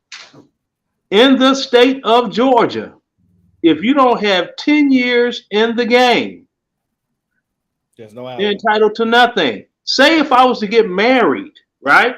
Whoa. You entitled to nothing? Is that your statement? If you don't have 10 years in the game in the state of Georgia, you get nothing. In divorce. During divorce, you get the right to go back to wherever you came from and change your name back to what it was prior. Really? You get nothing. You get nothing. You don't get any alimony. You'll get child support. So what you're saying is, and I'm just asking the question, right? So let me acknowledge my ignorance here. What you're saying is, if a woman was married to a man on, let's just say, January 1st, 2001, right? He started his business January 1st, 2002, and over 6 years, he made $10 million. That's a different case. In that case, that falls under the ruling of, hold on. That falls under the ruling of you provided this woman a lifestyle that she otherwise could not afford to provide herself. If you are a regular working Joe, see, that's what people get confused. They always talk about the highest earning individuals, which are few. When you get regular blue collar workers, regular blue collar people, the rules are very different. Well, you didn't say that, Leonard. You didn't say who you were talking to. You just made a statement. But still, what he's saying is not true, because when you say the rules are different, right? How the rules are not different? Like they apply. How are they not different? Okay, so give me an example of how the rules are different. Okay, say that I started a business, okay, and I made a couple of $1 million, and I'm got her living in this 5,000 square foot home that I'm providing, this, that, and the third. Okay, we get divorced. I have to sell that property. She's entitled to half of the earnings off the sale of that property, or I have to just furnish her that property. It's all about if you put someone in a position in life that they otherwise could not afford themselves. Okay, now tell us about the rule change. What's the other rule? Okay, this is the rule. It's not a rule change. This is how the rules are different. Okay. I make doggone $50,000, $60,000, $70,000 a year. You a stay-at-home wife. I'm left, you're left, right, left. You don't want to act right. We ain't been married 10 years. You bye. In the state of Georgia, and even this is something else that they do, and I've seen it done. For the time, if you're active duty military and you spent X amount of time in Iraq and Afghanistan, they consider that as moments of separation. So those years don't even count as of the calendar date time of the marriage in a court of law. Okay, so I got a question. You said you were a military person making $50,000, but she was a stay-at-home woman. Yes. Did you not provide her a life of a military individual that made $50,000? But yes, I did. Right, but is it the fact that it wasn't 10 years due to the it war? was a fact that it wasn't 10 years. Okay. So what if it was 10 years in one day? What if it was 10 years in one day? Would that qualify for that type of life? 10 years in one day. This is what you get. And I'm speaking militarily, right? I'm not speaking the civilian world. Oh, okay. Although it's the same in the civilian world, but I'm saying the money's from military. Okay. The average person that joins the military, if they stay in for 20 years and they retire 20 to 24 years, their retirement is 50% of their earnings. At that time, their base pay is like $6,000 a month. So they get 50% of that, which is $3,000. That's their retirement. That gets split in half, and they tax it 23%. What you gonna do with that little bit of money? You see what I'm saying? Then on top of that, if you're a person that's an Afghanistan, Iraq war veteran like myself, and you get a certain rating of disability, that's disability. That's non-taxable income. That can't be touched for child support, alimony, or anything. So if someone after taxes with their retirement, they got, say, $1,100 coming in after taxes. If they get the full rip of 100% from the VA, that's another $4,000. So now that's a $5,000 total. So right now, where are you at? You are at $60,000 a year, basically what you were comfortable making in the first place. And what does she get? She gets 50% of the retirement, which is $1,500 minus 23% taxes. Mm-hmm. And for how long? Forever. That's called perpetuity. I told you. Oh, so anyway, Aaron, going back to you. That's if you retire. Now, if you're somebody like me, you got sick and you had the doggone leave the military prior to retirement, and the Veterans Administration hit you off 100% disability, entitled to nothing. Okay. Nothing. You don't get nothing. So Aaron, going back to what Dr. Umar was saying, and Leonard, and also Scam, let me ask you, what do you think about, I heard what you said, you didn't really want to listen to what he was saying, his way of living or his choices that he's made, but you don't agree that it's the man's fault, do you? As a whole, who's responsible for why things are the way they are? Men first, women second. Mm-hmm. But most of it is the men of the past. In 1950, whatever, men had 100% dictatorship. And this is what they created. That's so irrelevant. Men first, women second. I hate that game. Pick one side. Blame only the men or blame the women. Aaron, here's the other thing. Aaron, I don't do this. I only troll when I hear the people, the 5 men on the top, 5 at the bottom. The men's, the women. At the end of the day, what does that do? Men and women yelling at each other all day about baby mamas, child supports, and all this other dumb stuff. That's not the conversation we're having. You're saying for you, right? Because I'm presuming you're not trolling right now, because there's not necessarily trolling going on the panel. So I'm going to presume you're not currently. In general, I'm saying. Right? So you're saying man first and then women second, and what I'm saying is only one person has to take responsibility. It solves everything. Okay, cool, men. Have no problem with that. Okay, so what are they taking responsibility for? They said they were the leaders. No, what it falls apart, you take responsibility. So they're taking, you want men to take responsibility for ladies' behavior. If that lady belonged to you and she was your woman, then yes, you take responsibility. You said you were a leader. If you didn't lead, then you take responsibility for not leading. But honestly, just being honest, that's their problem. I don't care. They can be. Yeah, you like me. I'm like this. No, they can be on the parking lot and beat each other all day and work out numbers, and I'm not going to be over there where they're doing that. If so, I'll be somewhere trolling and get out of there. So, Scam, do you want to be married? Yeah, sure. Okay, so you're saying that you don't care, but this issue that we don't care about is strongly influences what's going on today. Because there's no reason why a man like yourself shouldn't be already married. Cool. So why do you think you're not? Same answers before. Met some great women. Here? Oh, what? No, the same answer. I met some great women. If I knew what I knew now, I would have married one of those three. So it's your fault. The good thing is, if I've done it and met good women before, I can do it again. Okay. If not, I'm gonna have the best life without being married. Okay, Either so way. you're saying it's your fault that you're not married. Now you're not saying that it's not because you can't find a good woman. I found good women. I should have married them. Okay. So you're the delusional one. Right. Delusional? How's it delusion? Because you just said I can find another one. Right. If not, then I'll be fine alone. That's Right. the same thing women say. Okay. So it's delusion. So I have to agree with something so I got to find a talking point and buy into that. You don't have to agree. Your statement was, if I did it before, I can do it again. And if you can do it again, it's no need for you to state, if not, then I'll be alone.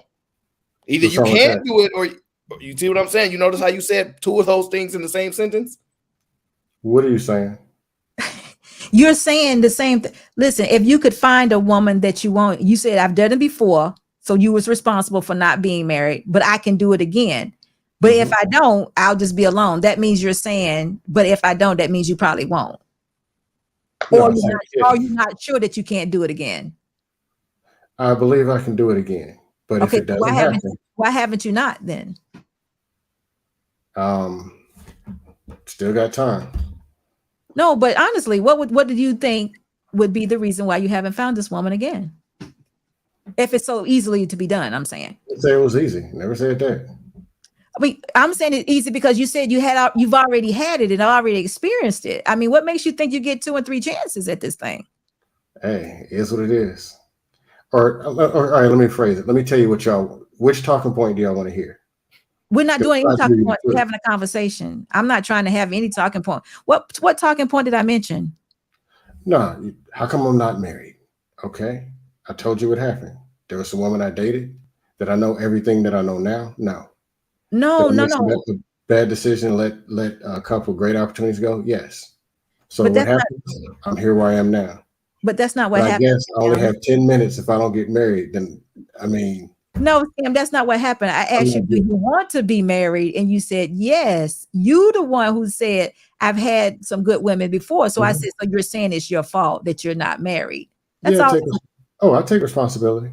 But that's what was said. And then you said, well, I can do it again. But if I don't, I'll just be alone. Yeah. What's wrong with that? I mean, I'm just saying that was the way it went. It wasn't the way you were stating it. We didn't say that. So what Aaron is saying, if it's so easy, then Did I say it was easy? Well, you've done it before. Okay, well, let me ask you the ones. Okay, so then whose fault is it that it's not easy?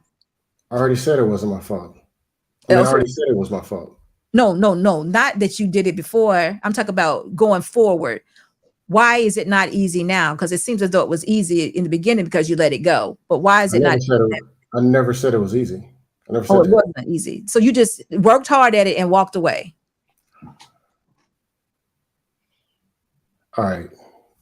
I don't know where it's going. Is that what you said? You said you had it. It was all my fault. Right. Matter of fact, everything that happened to all women is my fault too. Everything. I'll take responsibility.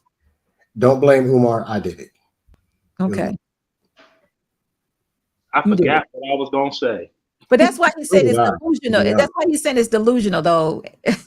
That's what he's saying. I completely forgot. So did I. Zoom, it went well. I don't know what just happened. So you saying you got a lot of time left. You say you got a lot of time left, Scam, is what you're saying, in order to get this woman. So pretty much if I tell you anything other than I'm getting married tomorrow, then I'm just as bad as Umar. That's pretty much what I'm getting. No, stop comparing yourself to Umar. All right, I'm getting married next week. How about that? So, okay, that sounds good. I accept his explanation. He said he met a good woman he didn't marry, or he should have. Right. And he's looking to do it again, or looking to find somebody else. KFC, that wasn't good enough. That wasn't a choice of words, but it wasn't. And with the caveat, it may not happen. So this is what I'm finding out, and I'm seeing this SB, and I really wish it would happen less. But there are men who probably should be married who are not. I agree. I submit that some of our best and better black men are not getting married, and they should be. When you have a group of men, so we got 54% of, so we already know, 54% not married, have no kids. That's actually not a good statistic. Now, we can look at it as a positive thing in the sense that these guys don't have kids all over the place, but a good number of those, I would say at least 40% of that 54% should be married and producing children and raising families and all the other stuff. So now we got to ask, why is that not happening? All right. And there was some stuff you spoke to earlier. You talked about single motherhood. The one incident and then not, repeating that, and that not being a repetitive thing. Well, that's happening quite a bit. Right now, what is it? It's over 70% right now at this point, with kids and then women not being married. And then we know the next statistic that comes out of that is about 60% of those women have multiple kids by different men. So you have this. What we have is an imbalance. You got the women with the kids, and then the men who are not married with no kids. Those men should be married to the women with the kids, but because those women probably already have kids, that's an inhibitor to those women actually getting a husband. Like we can't hustle back. The real question is, are those actions in which you speak of in the society that currently exists, do you think that's plausible in outcome? Because I don't. What do you mean? Can you rephrase that? I absolutely will. Based upon how society currently runs, the freedom that exists, the freedom that women have, the freedom that men have, all the systems in place to assist people for things that they may not be adequate enough for. Do you see that men and women getting together instead of what's currently happened? Do you see this stopping, slowing down? Because I don't. It's going to slow down. It's going to take a while to slow down. And what's happening is that, again, people who should be getting married are not getting married, but the kids are still being produced. So there's, for whatever reason, the stigma associated with that has been lost. It's actually returning because it's becoming a problem, and people are seeing that it's an actual problem. We can't talk about empowerment, Black progress, and forward progress and building communities if kids are being produced and marriages are not happening and there's no co-parenting going on. The stigma that exists is this, right? Discrimination. So for example, right? Had you not been married, had you had a kid out of wedlock, we ain't giving you a job. We see you reckless in these streets. We don't associate with your kind. We ain't giving you no job. We can't really do that. We can't really discriminate. So we cannot reinforce said ways in which people would when it was a disappointment of the family, the community, you making people look bad. You was actually disowned, not just by your dad for being on one of these videos, disowned by everybody. They didn't want to touch it. That doesn't exist anymore. You can have 5 kids by 5 different dads, have a PhD, be the head of HR and all these things. So once again, based upon what you understand about how society is currently run, how it is, do you really see the men that should be married and the women having babies, multiple babies, stopping? The question's rigged anyway. Okay, tell me why it's rigged. If it's based on a system and all the stuff to get people married, you're talking about bringing back the traditions of 50, 60 years ago. They'll get married, but they'll eventually go right back to the same thing that it is right now, because that's what put us here. So you're making my point. You said I'm making your point? You're making my point literally based upon what you just said. Oh, okay. We're on the same page. Yeah, you're in agreement. I didn't expect you to agree with that, but that's a thing I've been talking. Is people keep trying to push tradition. Tradition is the very thing that pushed feminism and got people to end up out of control. So I don't care if people push traditionalism or not. What I'm saying is the stigma of society reinforcing it is gone.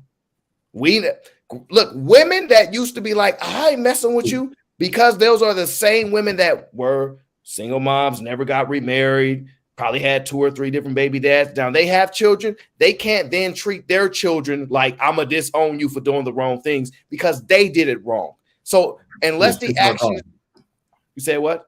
It's too far gone. Yeah. Unless the action is, stop it. Go ahead. Yeah, the women won't stop because they did it too. They're like, I can't tell my daughter nothing. I got 3 kids. So if she go and do it, I can't shame her. I can't stop her. And the cycle continues.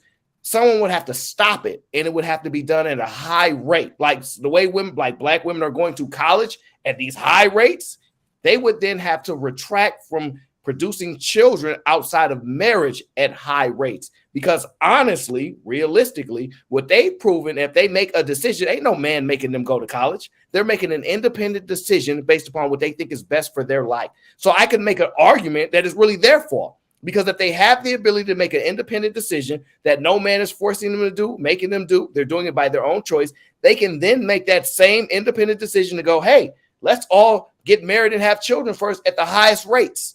And you don't have to blame men because they actually have control. But then I'd be one of those people to be like, oh, you don't want to put the responsibility on men. Men are the leaders. No, I'm just really good at identifying things.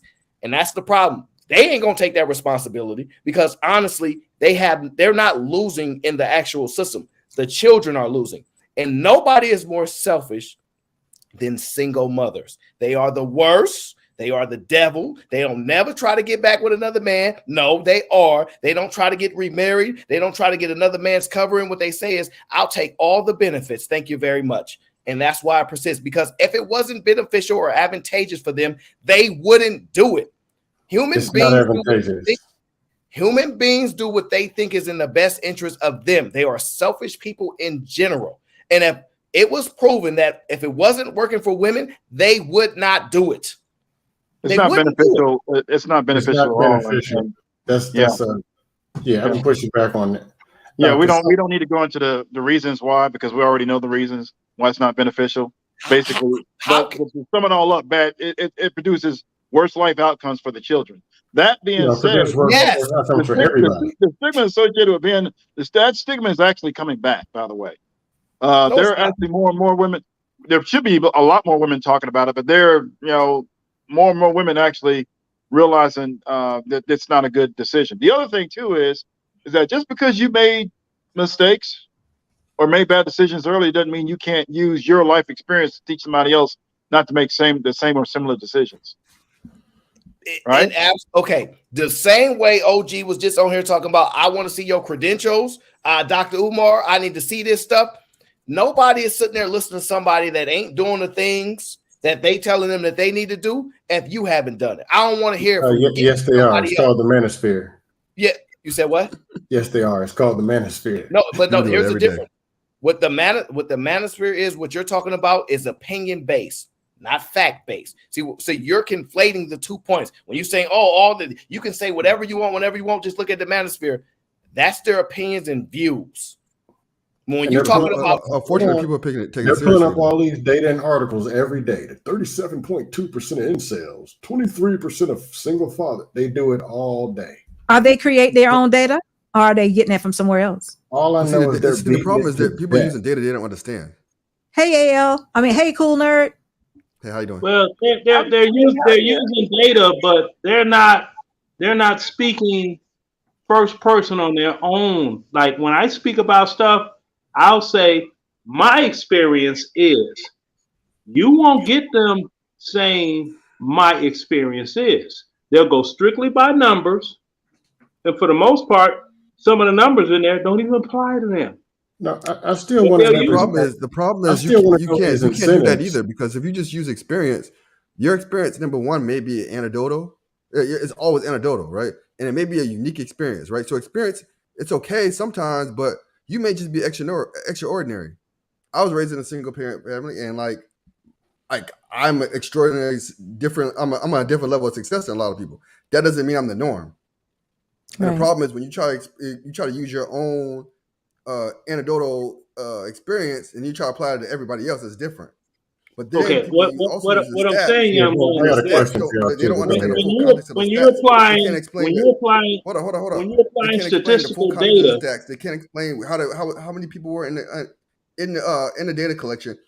How is that data collected? They can't explain any of that stuff, which actually makes that data more relevant or disincluded from what you from your point, right? So people always just they just hear stats.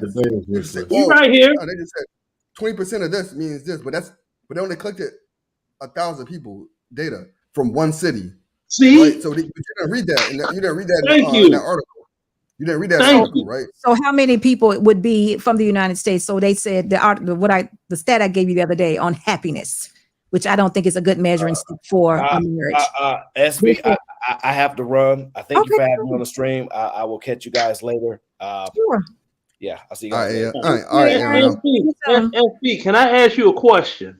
Before I get done with my thought or after? Is it before? You pick a time. Go before or after? Go ahead. I mean, I'm asking because does it have something to do with what I'm getting ready to say, or should I? Yes. Well, it's got to do with what the gentleman was talking about, statistics, right?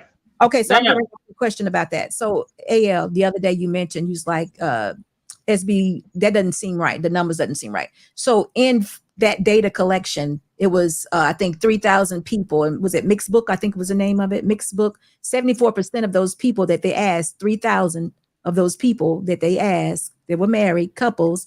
They said that out of that, 74% said they were happy in marriage. And then they even named the cities that were not cities, it was the state they were most happy. Did you go back and look at it to see? They collected that data from the Census Bureau.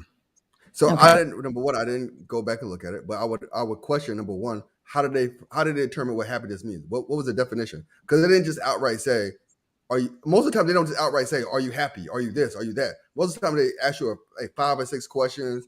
You answer those questions and they say, if you answer 3 of these this way, that means you're happy. If you answer 2 of them this way. So it's really subjective. You don't know what that questionnaire was when they gave them. No, I don't. It was they did say it was a questionnaire though, but I don't think happiness is a good measurement for marriage, but I was just going against what someone else, just making a point that it's ridiculous. But they said 74% of the people in these, United States said, okay, yeah, we're happy. I don't believe that either, but I'm just saying, I was just making a point. Go ahead, Leonard. Okay. Do you recall something that came out a few years ago? It was a CDC study that basically said 2 out of every 3 Black women have an STD. No, no. That was a study that came out, and it was from the CDC. But what 2 out of 3. 2 out of 3. That means that if I got 3 sisters, one of them is clean and the other 2 got the yeast.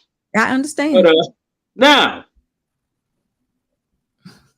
the 5,000 women that they went and used as their study for this, they were IV drug users and prostitutes, mainly. That was the pool of women that they used for the survey. Yeah, you got to look at that. That caused a fake portrait of Black American women. So let me ask you, how do you know that though? What was it, a questionnaire that they gave them also? Because I'm trying to figure out how would you know? Because it was researched and the truth came out, and then they even retracted it and said, well, due to our data, it's some statement they made using them slick words. Like, I don't have a large vocabulary, but they did a retraction on it after, the public outrage of it. That's why I was asking you, did you hear about that one? You can look that up too. That's another thing that happened. Now, people are going to believe what they want to believe. We got a stat. Hold on for a minute, and we got a stat guy in this panel right now because Kevin C loves stats. So go ahead and say what you're going to say, cool nerd. And also, when you look at the stats, you also got to look at the model that they're using that frame the questions that they're asking too. So the different models that they have. Right. For example, like let's say you talk about abuse, right? If you're using the Duluth model for abuse, you're gonna frame all your questions. And all your questions are gonna, for example, are gonna frame it towards men because the Duluth model says everything is a man's fault, right? So if you take, and that's just an example, right? If you don't understand that the model that's behind the philosophy behind every question, then that's also gonna skew the data as well. There's so many different layers that you have to break down in order to actually really understand what these stats mean, and we just throw these stats around. We just say, oh, 25% of somebody does this, 100% of people do this, right? And we never actually take the time to say, what does that actually mean? Who was that for? Yeah, well, it's all in the methodology. What model they use to form that philosophy? Well, I mean, if you look at any study that's produced, it's all part of the methodology and how it's collected, and it's explained. You know, where the what do you call it, the control group and the respondents come from, and all the other stuff and everything else, to include geographic area. And I would say, you know, so the other part to this too is that, you know, this is not just somebody throwing some stuff together. It has to be peer reviewed. And, you know, a study could have been done 2 or 3 years earlier, and it takes, you know, 2 to 4 years to even get the doggone thing approved by the time you get done really looking at it. And to Leonard's study that he talked about as it relates to those people being used as to say that 2/3, what is it, 2/3 or 2 or 3, 2 or 3 women, black women, I'm assuming you mean black women, right? Yeah, that's what I said. Black, they said specifically black women. No. It's a legit study, as long as you know that it included, you know, sex workers and IV drug users. There you go. But see, and Kevin, see, to that point, which means you got to read the whole thing. You can't paint that brush against all black women. I mean, it's just like this. When they talk about unlifing, because I don't know if you use the M word on your panel. I don't want to use words that you don't use, SB. I don't typically. So if they talk about the unlifing in urban Black American cities, they say Chicago is not number 1 because per capita, St. Louis, 1 per 100,000 people, Chicago is not number 1. But if you do the actual count, Chicago is one of the only, if not the only urban city in the United States that on an average basic year, the number is going to be 600. On the norm is 700 and some change. Okay, so that's either by density or raw data. Like that they're using per capita math. 1 per 100,000 by density or raw data. Either way, it's indicated in each and every study. Like what is that's the thing, but it's not the truth, because what I'm saying is if you count the actual funerals, then you'll see what's going on. Anytime you have to take all of the funerals from New York, the number 1 largest city in the United States, and all the funerals from Los Angeles, number 2, add both of those together to equal the funerals in the 3rd largest city in the United States. The 3rd largest city is the number 1 city that you are more than likely to end up being one viewed at a funeral. But using per capita math is what allows them to say Chicago is not as dangerous a city as it is. So you just want capita math is more, but per capita math is still a better metric. The reason why you would say that is because it's not. Count the actual body. Because if you have 600 murders in a population of 5 million, that's different than saying you have 600 murders in a population of 100,000 or 200,000. And that's what per capita math is. That's how per capita math. Either way, but check this out. To your point, you know the population of New York is way more than Chicago, is it not? Ooh, but that only no. New York has less. No. Is New York? But if you're gonna, you have to use per capita math because wait, hold on. You have to use per capita math because if you compare Chicago to St. Louis to Detroit, you can't do that. It's a smaller city. It's a smaller city. But that's what I'm saying. The data is to compare. Wait. The data is to normalize and be able to compare different cities, right? And if you have cities with varying populations, you have to be able to use something that normalizes them. And the way they normalize it, the population so they can be comparable is we use per capita in the math. That's the only way you can do it. Otherwise, the normalization is incorrect. When you got have to do it that way. When you got a larger population in New York, it's not comparable. It's not. Hold on. We couldn't. when you got a larger population in New York, you have a larger population in Los Angeles, but you have less funerals due to pew pew pew violence in the hood or whatever it's called these days. In comparison, it's not, you can't, no. Do the actual count. Well, but listen, if we're doing the actual count, and someone said in North Carolina, 600 people were deleted, nobody would live here. We out. We'd be gone. But did it happen in Charlotte? But that's my point. I'm saying we would be gone because it doesn't. The numbers don't add up. No, what I'm saying, did it happen in one city? I'm talking about one city. Right. I'm not counting Cook County, the county that surrounds. Right. You just Chicago. talking about then the numbers are going to double. And so if 600 happened just in Charlotte, you got to know nobody would live here. We'd be all. I know this. That's like one year, Flint, Michigan was considered number one, right? The population of Flint, Michigan is 100,000 people. They had 88 deletions in 1 year. I think it was 2011 or possibly 12, if I'm not mistaken. And it was deemed the most dangerous city in the United States with a population of 100,000 and no clean drinking water. It's got to be a percentage. It can't be. That is very valuable. Now I'm not getting married. It can't. Say that again, Scam. That data was so valuable. I'm not getting married. Okay, so look, the takeaway I'm getting from this is that you got to read the complete studies, all right, to understand the unit of measure, the methodology, who collected the information, what was collected, the data samples, and all the other stuff. If you're just looking at the abstract, you're wrong.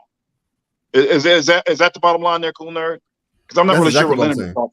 Okay. That's exactly what I'm saying. I think Leonard said, "Just give me raw numbers. Throw that other stuff out." Exactly. Give me raw numbers because you can't do that, Leonard, because you may I make a point statement on raw numbers? If you look at the War on Terror, 2001 to 2021, that 20-year time period. Okay, we know how many United States service members we lost in Iraq and Afghanistan combined. In Chicago alone, during that same 20-year time period, they have doubled and some change of deletions in a city that's 50 miles in a square each direction. Not a whole country like Iraq, not a whole country like Afghanistan, and hell, we can even throw Syria in there too, just to try to halfway balance it out. So I'm trying to see what your point is. If I have a 6-pack of beer, I have 6 beers. I'm not saying everybody on the block has this because each household per capita has. No. If I got a 6-pack in my mini fridge, I got 6 beers. Give me the raw, real numbers. I don't want variance. If I'm going to be with a woman, I want that woman. I don't want, on average, I want her. Okay, so what is your point, though? Are you saying that if you had the raw numbers and that's what we went by, people would not move to Chicago, or people would leave Chicago? What is the point of having the raw numbers? People don't move to Chicago. I mean, that's first off. People, I believe, that had the financial resources, they would leave. So you saying Chicago people are funny. I know people that have the financial resources to leave and they just won't. So to what Leonard is talking about, hey, I get all the stuff that you're looking for, but I would just look at multiple studies and cross-reference the studies and actually come up with your own conclusion. But, the studies are going to be done the way the study is going to be done, meaning that whoever produces, whether it's the Brookings Institute, the Pew Research Center, a University of Notre Dame, they're going to do the study the way they do the study. You're going to get either the density, you're going to get the raw numbers, or you're going to get the per capita. You're going to get all of that stuff. Look at multiple studies, because not one is just generally done, unless it's like the CDC that tracks specific data. But even with the CDC, you can cross-reference it. Maybe the CDC with the Department of Health, or even the Department of Vital Statistics, and even the Census Bureau. See, like you got to I would look at multiple sources and then cross-reference and compare and then come up with a conclusion versus just looking at one study. That's probably a better way to do it. I'm not really sure what Leonard is talking about. So well, that's I'm talking about just raw, Kevin, me and you on the same page. numbers. I'm talking about raw, regular numbers that you could look, and the numbers are there. They got a doggone. Now, this is not a profane word I'm about to use, okay? Just so I'll put you out there, but it's a site. It's called Hey Jackass. And you could type on there, they keep daily totals. You know what I'm saying? Daily totals. You can look on that and get the totals every day of how many deletions occurred, where, the age, the sex, and all of that. And that is, say again? What are we talking about? Are we talking about deletions or are we talking about getting people like getting married? Like what's the focus of this? Let me point out my focus. My focus was you have these studies that are done and the method that they're using. Give me the raw actual numbers. I don't want, well, X amount of people do this. I'm not X amount of people. I'm an American citizen. Give me the American citizen number. So I don't want a percentage. So Leonard. If I say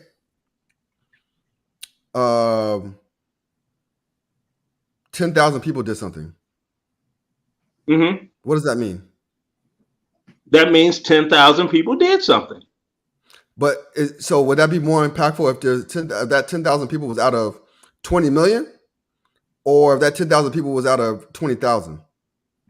No, it would be 10,000 people did something. In my world. What's the impact? What he's saying there. What's the impact? I know what he's saying. I'm saying the way I look at life. I look at, give me the actual numbers. Right, but he's just asking another question. What's the impact of the 10,000? I can't really answer that because I look at the numbers that are, and that's it. And I don't go by all that other stuff. That is looking at the numbers, though. That is looking at the numbers. He just gave you 10,000 people doing something, and all 10,000 out of 10 million versus 10,000 versus what you said out of 20 million versus 20 million versus 20,000. So the impact is going to be greater on the 20,000. Exactly. Because you have 10,000 people doing so the raw number doesn't mean anything unless you understand that context. Versus 20 million. So that's looking at it from a negative connotation too, because we could spin that around. If you got 20,000 people and 10,000 of them start businesses and they get filthy rich, and you got another 10,000 that didn't, opposed to, well, you got 20 million people and 10,000 got rich. Come on now, let's not play that game. Okay, so let's bring it back to where we were. The reason why we got on the stats is because we were talking about marriages, and Gusto brought up the manosphere, and they like to throw out stats. That was it. Right. But what we were actually talking about was what Dr. Umar said.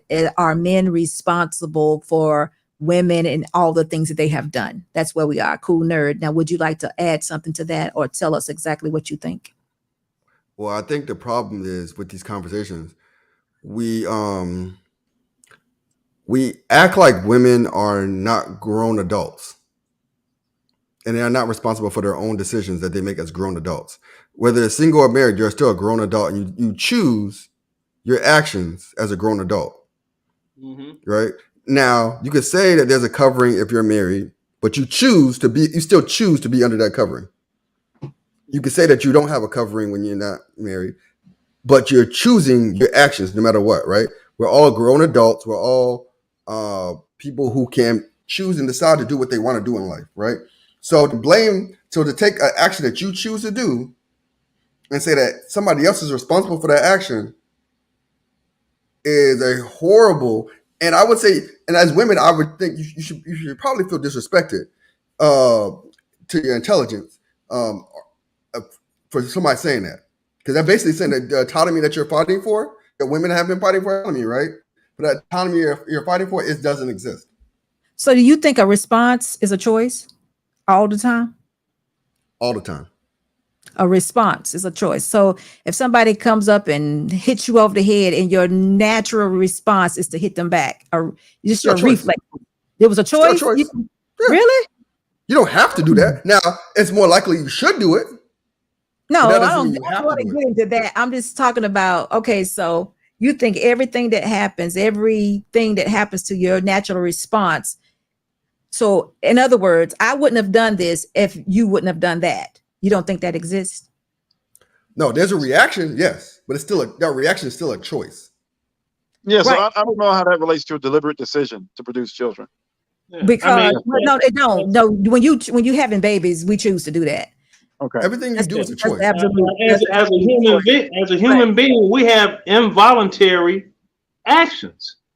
Our bodies respond. Involuntary action. That's involuntary. They do. Like say if you all are sitting, we were all outside with the tiki lamps or whatever, and a bug fly. We're having a conversation, and a mosquito flew to somebody's eye, and they blinked and moved like this here. That's an involuntary action. That's your body, your brain working faster than you could think and comprehend. Hey, I got to close my eye. This bug is trying to get in. Involuntary. So women have women choosing to be single moms or being masculine, right? Okay, I think that's what they're responding to. No, I say didn't say no, because that. this is a conversation. So women being masculine is a involuntary response. Is that what we're saying? I didn't say that. I said the human body. That's all I'm talking about. Children. So listen, it could children having them is a choice, young man. Okay, that's what I'm saying. Walking through the door.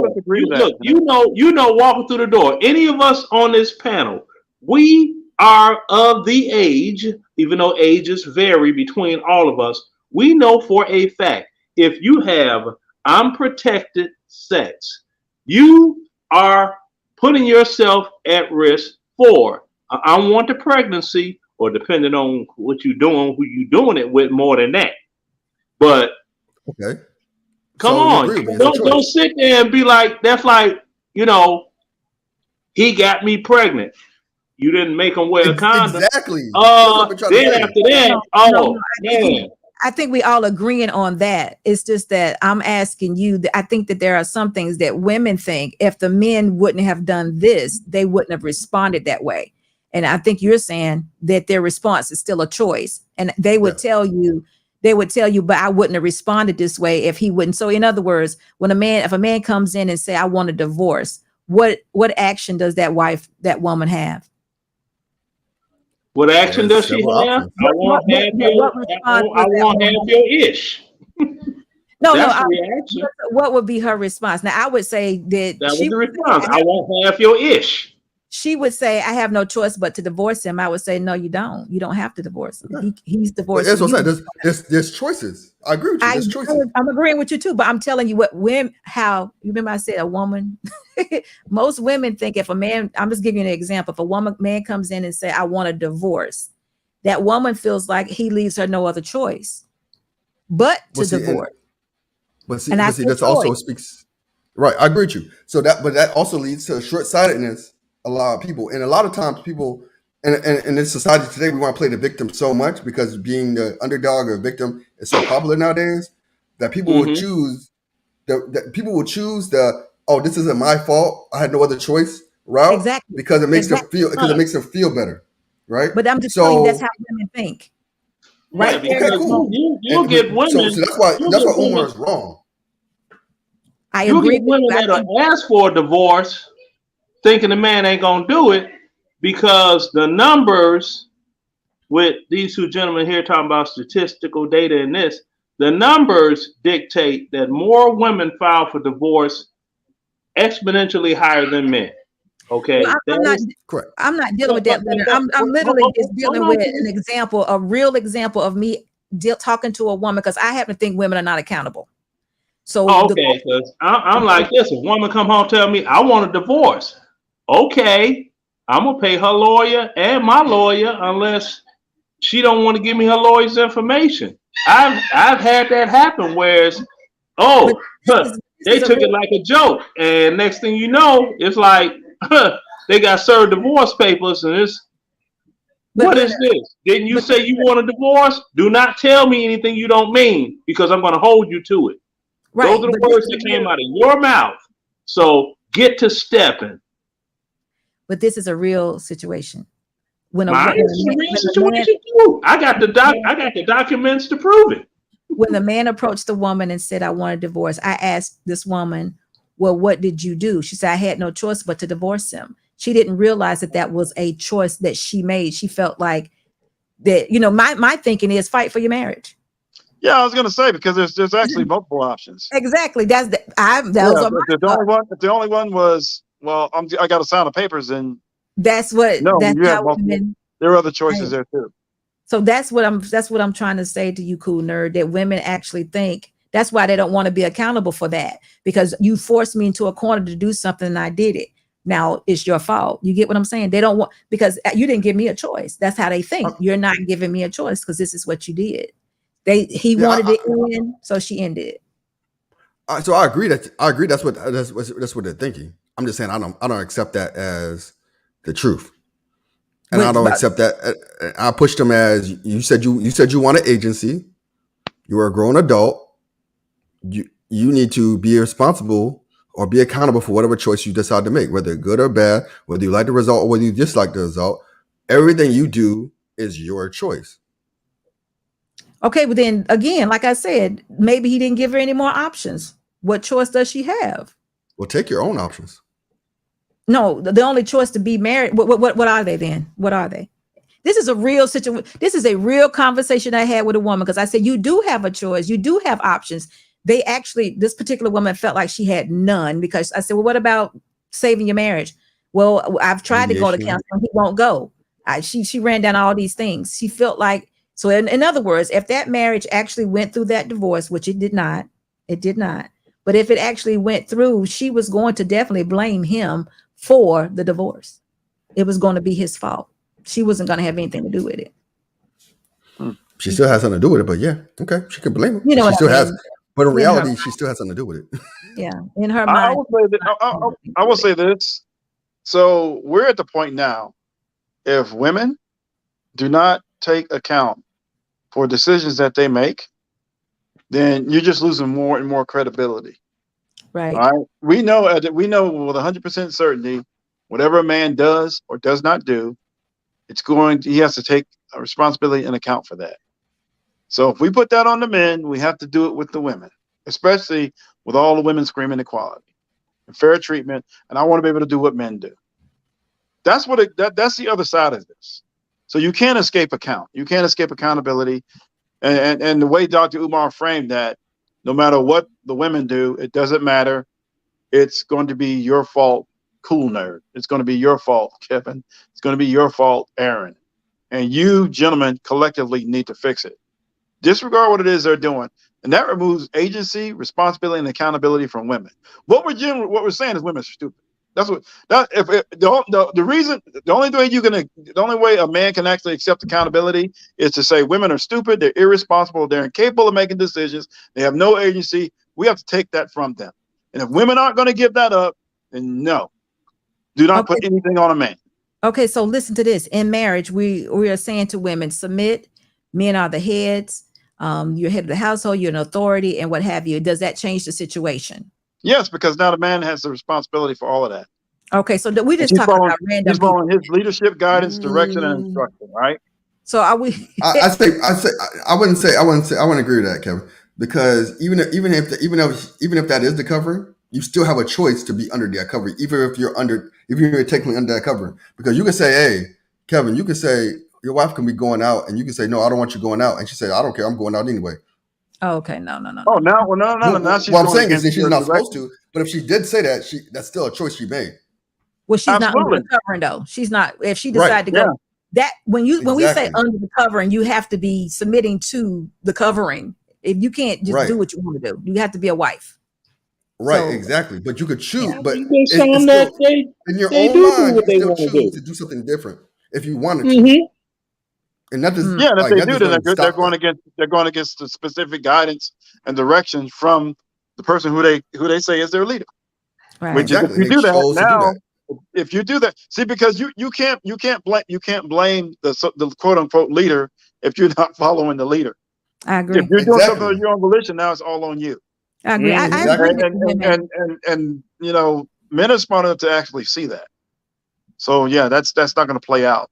No, Exactly. I think women are not being accountable for all the things that they do. I don't have a list of things right here in front of me, but it kind of goes back to like what Aaron said, being a single mom. I don't know if he's completely right about that. I'm hoping that single mothers still would want to be married, but I do understand, and like he said, if they're being incentivized left and right and have child support and also can be co-parents and all that works out for them, and they have all the incentives that they need, they may not want to be a part of a nuclear family. So that could be absolutely true. Well, this is what and then you got to throw into it when you get into the lower versions of with the government assistance thing. See, the way that works is the biological father of the child can't be there in the home. If it's found that he's been there, and you all can look this up, he's in there 70% of the time, which would be X amount of days visiting, then whatever income that he has is considered as household income. It's like one of the hot hustles down here in Georgia that a lot of them are doing. Section 8, got these kids, this and that. They see a doggone guy, he's got military license plates, or he got the doggone rang dang do, he got the disabled veteran plates, which they know, oh, that's guaranteed 100%. He getting a nice check. They want to get with those guys. You can move into their house. You ain't got to pay no rent, no nothing. You bringing in $4,000-$5,000 a month from the VA every month. You good. Now you living. Your money's going longer because you're not paying rent and thus and so, and your money cannot be counted towards household income because you're not the biological father of any of those children. But now she got big flat screen TVs on everybody's rooms, walls, everybody's room, including the kids. So that makes it. Go ahead, Kevin. Yeah, that makes it all null and void because now there's a man there. And why would a man want to be in that situation? Absolutely. You got some that are suckers and will do it. Okay, well, then he's accepted that, and he's made a decision. I'm not going to bemoan his decision. If he wants to take care of 3 kids that aren't his with a woman who never married him, then that's fine. Then he can do that. We'll judge him for it, but he can do it. It's his decision. It don't sound like he's taking care of him, Kevin. It seems like he's living off of her. Exactly. That's what's going on. You got an easy escape. You give her a couple of doggone dollars for some groceries or to pay a bill or to this or that, which that's what she's used to from Pookie. You ain't doing no extra. You don't have her driving a car and you're paying a car note and all of that. She gets the benefit of having a man in the home with her 24/7 for the appearance of I got a man and I got a good one because this is the money he making. So you could do it too. Yeah, all right. No, so is your point? So if your point is if he mistreats her, then it's her problem or his problem? No, ain't no mistreat. He. It's like this here. Just say if. Okay, my mortgage is $2,000 a month. That's just the mortgage. Okay, say that it's some chick and she had a Section 8 house, and her family was the size that we would live in the same size household that I have as in my house. I move in with her. I ain't got to pay no mortgage.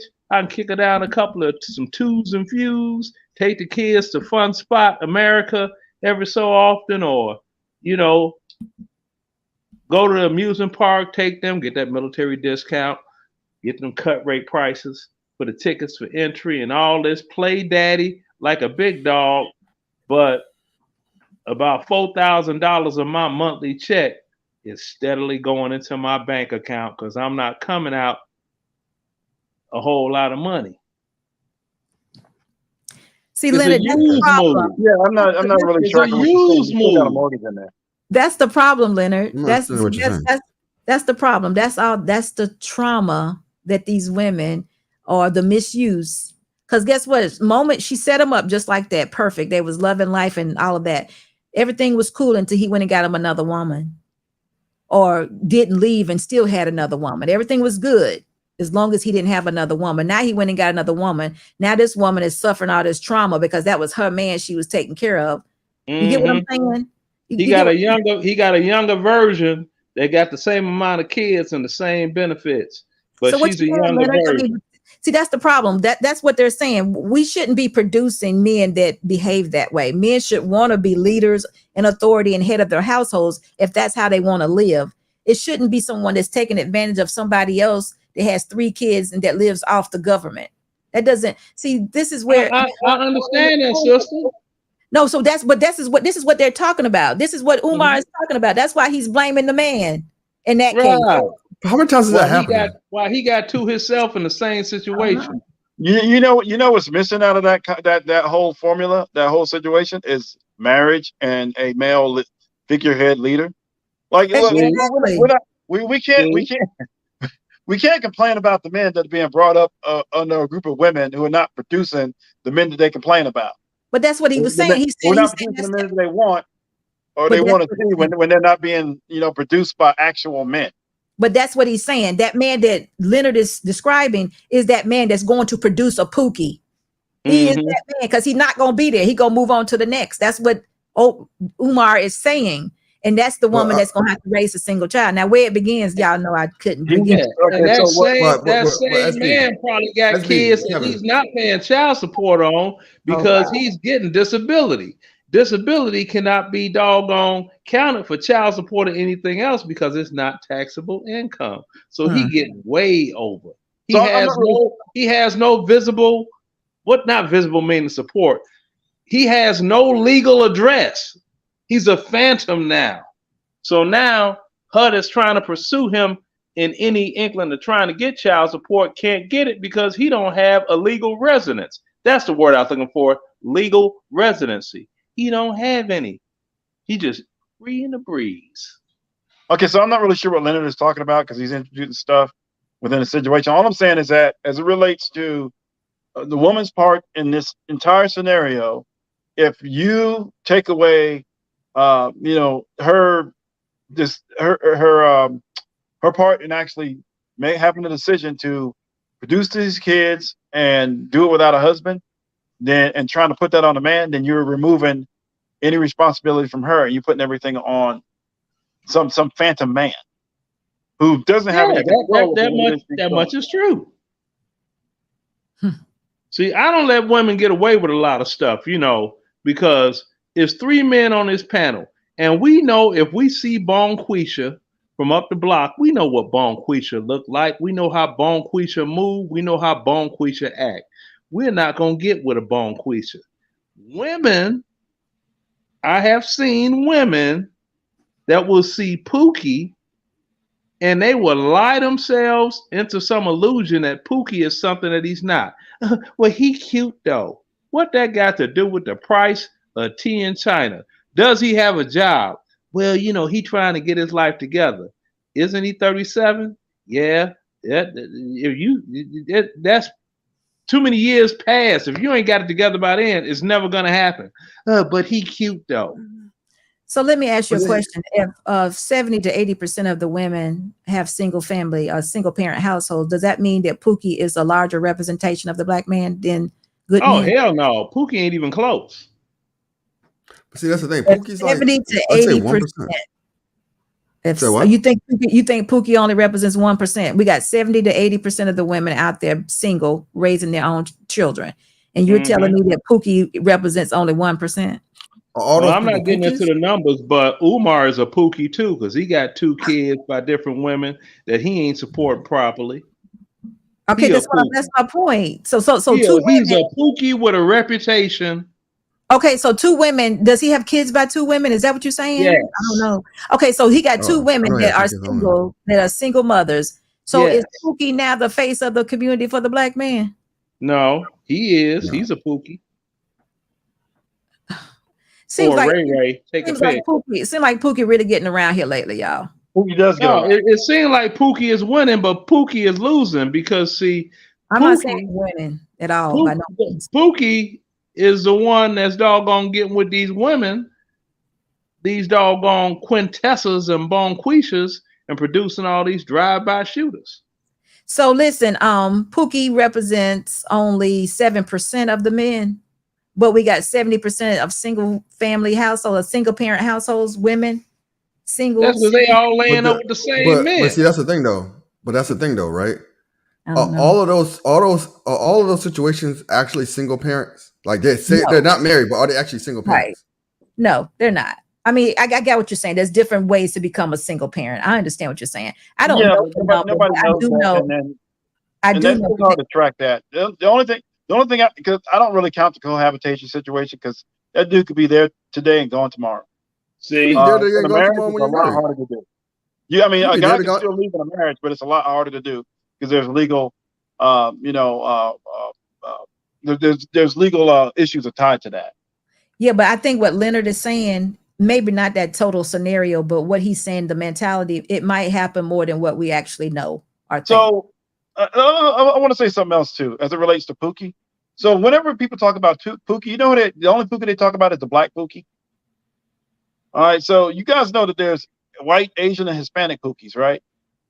And what exactly is Pookie? A guy who's being irresponsible all over the place with his seed and creating problems and just not doing what he's supposed to do as a husband and a father, and just abandoning those responsibilities. Being said, there's not that many Asian ones, but I know for a fact there's quite a few Hispanic and white Pookies. Absolutely. If that's the definition. And what I mean by that is that you got white men, Hispanic men, and some Asian men, along with black men, coming over to black women, making babies, and then dipping out. Right. So this is always framed. That's why when people go, well, wait a minute, it's only 10% or less than 10%. Yeah. Well, the guys that are being left out are the white Pookies, the Hispanic Pookies, and some of the Asian Pookies. All right. So those guys are producing children with black women too, and they're not marrying those women either. That's what's getting left out. So when people say, you got to look at all the mixed race kids that are popping up. And then you look around and you're trying to figure out where the husband is. Where did that kid come from? It didn't come from a black man, or at least a dark-skinned black man. A dark-skinned black man with a dark-skinned black woman produces a dark-skinned child. Mm-hmm. So if you got a dark-skinned woman and a light kid and no husband, that's not a black man's kid. No. Or a black man's child. Right. That's a Hispanic man's kid or white man's kid or possibly an Asian. And that's or the Arab at the corner store. What you're also not taking into account is she may like, it's not always a man leaving. Sometimes it's like she don't know who the father is. She got 10 people she slept in the last in that 2-week time frame of conception. You have no clue who that father is. So that presents another problem. I agree with you. I mean, I'm agreeing with all of it. All of it is something that needs to be worked out. But all this goes back to the women, though. But and see what you see what Dr. Umar was saying is hugely problematic. It does. You got women who may not even know who fathered their child. You got women making an intentional decision to make a baby with a dude who ain't no damn good.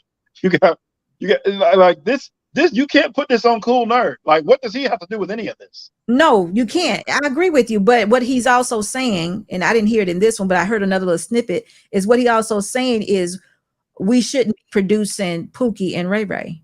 Pookie and Ray Ray shouldn't exist. Meaning, okay, I don't like saying Ray Ray because Ray Ray is probably somebody's real cousin. But I'll just say Pookie. Yeah, I got a nephew named Ray Ray. He's saying that they shouldn't exist. Meaning, when we in my generation, when a man got a woman pregnant, he married her. Okay, see this again, where Umar with all of his PhD is messing this up by saying, okay, somehow black men helped produce the Pookie and Ray Ray, but he didn't really. You gotta flesh that out. Again, right. those young. I get that those young men, they respect Dr. Umar, and they were trying to challenge him in a soft way without being disrespectful, and I get that. And the other part of it too is they don't have the life experience to challenge him properly, and then on top of that, they probably don't even know which questions to ask. I'm not saying those guys are stupid. I'm just saying they just don't know. Exactly. They got a high visibility. Dr. Umar is black famous, right? They're like, we got Dr. Umar on the show. We're glad to have him here. We're gonna press him a little bit, but not too hard, so we don't offend him and whatever. So I get there's some politics associated with that, but I don't have any politics with it. I'm gonna press the hell out of Dr. Umar and his PhD. But you know what? I agree with him on the fact that we shouldn't have Pookie and Ray Ray. Pookie. But let me ask you a question. All of it's on the Wait, choice of wait. the individual. Look, Name- at name one a- name a time, place. at one, I'm be real quick too. At one period of time in my life for some decades, I was a very, very popular DJ. And trust me, I was throwing it around, lovely like with the groupies.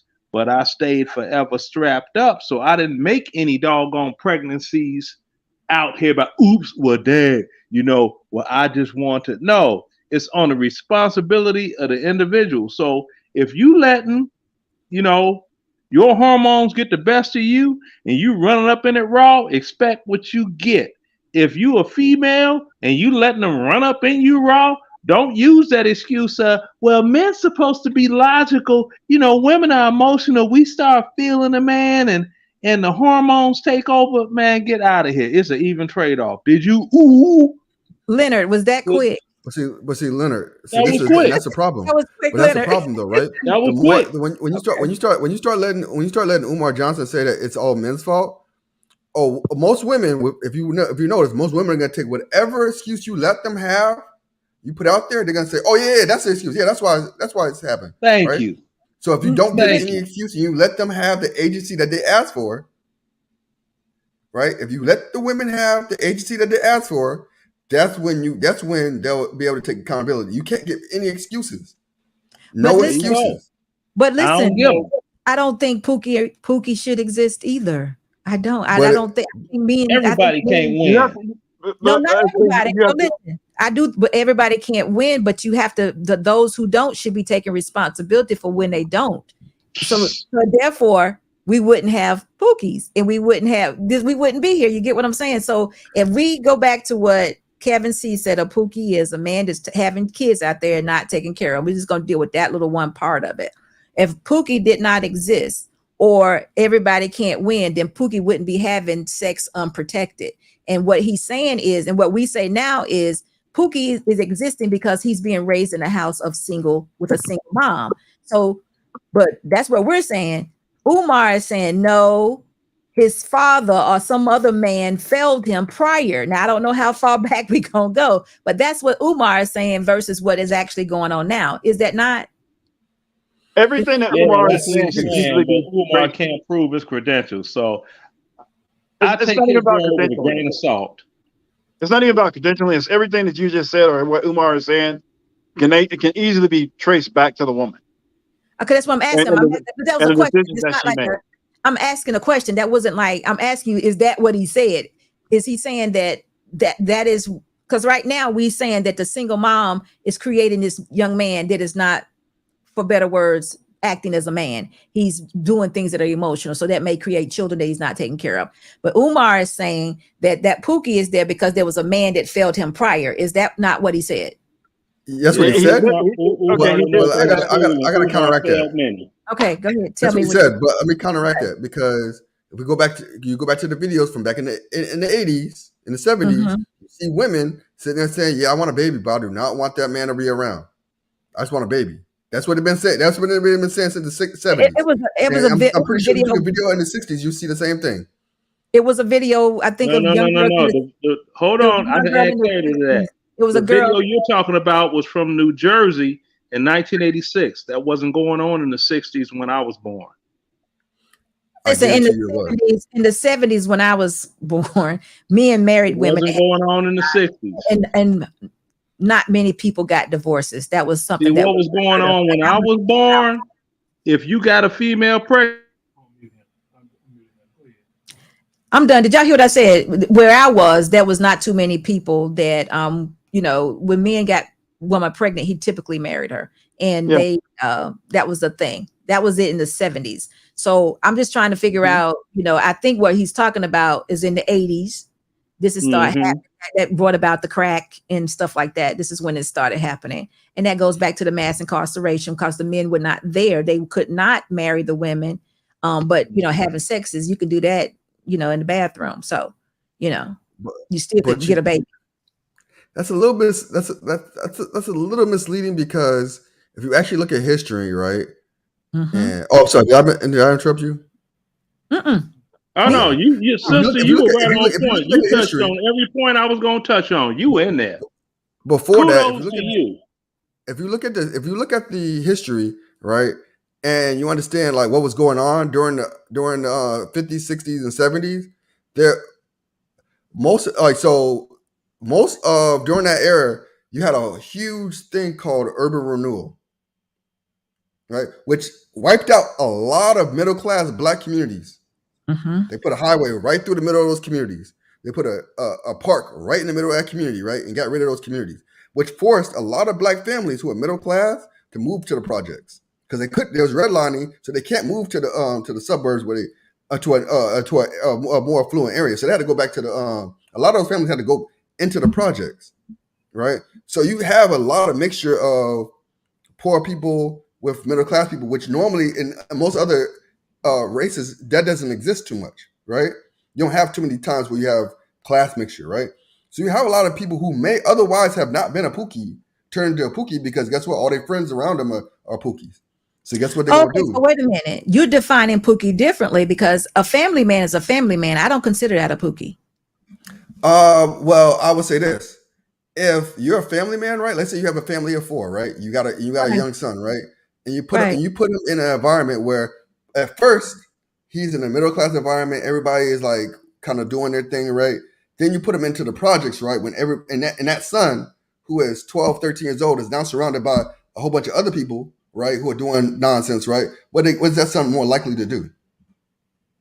Regardless if there's a father there or not. Yeah, he's gonna go for the influence, but listen, I don't think the amount of money a man has makes him a man. No, I didn't say the amount of money. I'm just saying.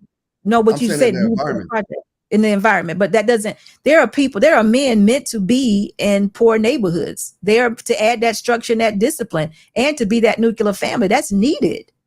That doesn't make him a Pookie. Let me tell you what I think. I'm saying that the next step is when I'm talking about the environment that the kids are raised in.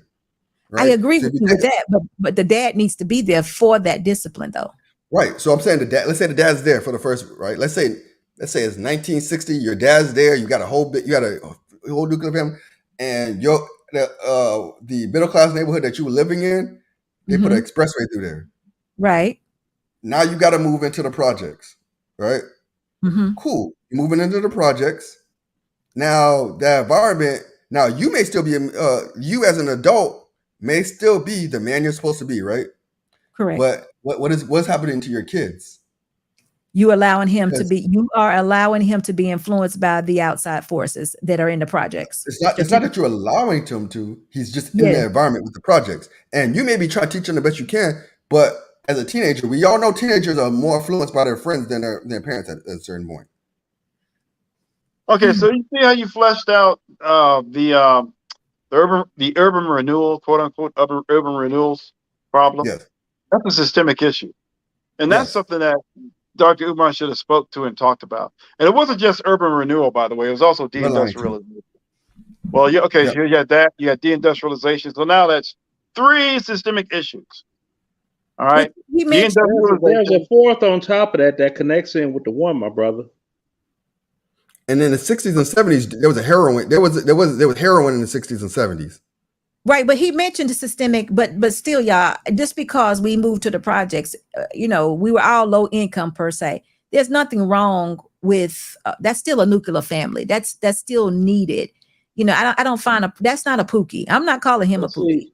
Yeah, and that guy's not. That eliminated the nuclear family because in order to move into the projects, you had to be getting government subsidies, as they call it, welfare, and the welfare rules were the man could not be in a home. So, okay, but wait a minute. Okay, so it's projects and low income. Like where I live now, there are no projects. There is low income, but no projects. Now, are you talking about Cool Nerd, the high rise building and things of that nature, or are you just talking about lower income? I'm talking about you living in Cabrini Green. There you go. Thank you. Because if you moved into Robert Taylor home, your rent would be $27 a month if the father wasn't living in the home. Okay, so this is what you're saying. So this is where you all are saying that the women opted to tell the dads to leave. No, I'm not saying they opted, but it was a better option for them to get maintain their financial resources from Lyndon Baines Johnson. Okay, so president after Kennedy, and there you go. Okay, so then that's what created a Pookie. That's what created That's a not bad what environment. created a Pookie. Nothing, no good person that just ain't can't get right, like in the movie Life. A can't get right is just gonna be a can't get right. You can't. You got you're gonna have those anyway. What I'm saying is right. Number one, let's get this right. I'm saying accountability still needs to be there. You still made a choice, right? Whatever you do, right? But I am saying is because of those environmental conditions, more people than otherwise would have turned into certain lifestyles. Mm-hmm. So see, with me, I mean, I'm just speaking on me personally. I know it don't apply to everybody. I was born and raised in Inglewood. My father died when I was 3. I could throw a rock from my house hard and bust Larry Hoover's mama's house window. That's how close. I was never GD folks or gangster, whatever they call it. I was never involved in none of that. I didn't allow the neighborhood to make me. I saw my neighborhood decline from a bustling all black business owning area to what it became today, and due to situations that occurred in my life, it was my life mission to get out of there and be in a position whereas if I eventually had children, which I had a son, they would not be subjected to that lifestyle. My earliest childhood memory is the 4th of July, 1966. My brother and a number of his friends were gunned down by someone that initially was on an A&E special called Stone to the Bone. As soon as I seen that special, I'm like, that's him, And that's when I talk about, and I move 30 seconds and I'm done. When I talk about childhood trauma and not getting help for your traumas, I carried that around for years. There's a bunch of stuff I carried around for years. Overall, I think the main problem in Black America as a whole is a need for therapy and working through the emotional abuse of all sorts of baggage that many of us hold so that we could become well people, and then we could start having constructive relationships with other well people. Okay, so listen, let's do this. Okay, wait a minute, Aaron, let's do this real quick. I want you to answer this question, but I also want you to say what you're getting ready to say. I noticed on the video, Dr. Umar said, our ladies need you to be patient with them. I want you to tell me how you feel about that, but you can go ahead and say what you're going to say, Cool Nerd. So I was going to say, so that being said, right, now that we understand those environmental factors, right, and also one more environmental factor that we didn't include, the 60s was the end of the 60s into the early 70s was the end of the Great Migration as well. So you also have an influence. You still have, so that's another factor as well. Because a lot of families, men came up to the north in order to get jobs, and their families are still down the south. Yeah, exactly. So that's also another reason why a lot of families got separated as well. Right. I agree with that, but that still doesn't that's kind of a mixing pot. Family. I agree. That messed up the nuclear family. I agree with that. But not for those that they brought their families with them. Some did, but others, it depends on where you are. Because, for example, and I don't want to derail my point. What I'm trying to say is, but one example would be if you went from, there's a period of time where if you went from the south, let's say people moved to Richmond, California, right? So they're like a lot of times they'll go up to those factories, right? And that's all over the place, right? You go to those factories and you try to work, and they'll only call you up. They'll call the black people up because there's a strike. Those white people once the white people get that strike over with, you don't got no job no more. They kicked you out, and the people look at you as lazy because you don't got no job. Now you're living out here, and they'll tell the black people they wouldn't let them live in the city.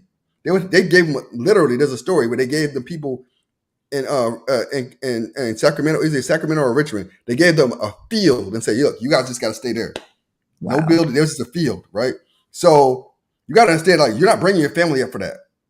No, you're not. The man's just gonna stick it out.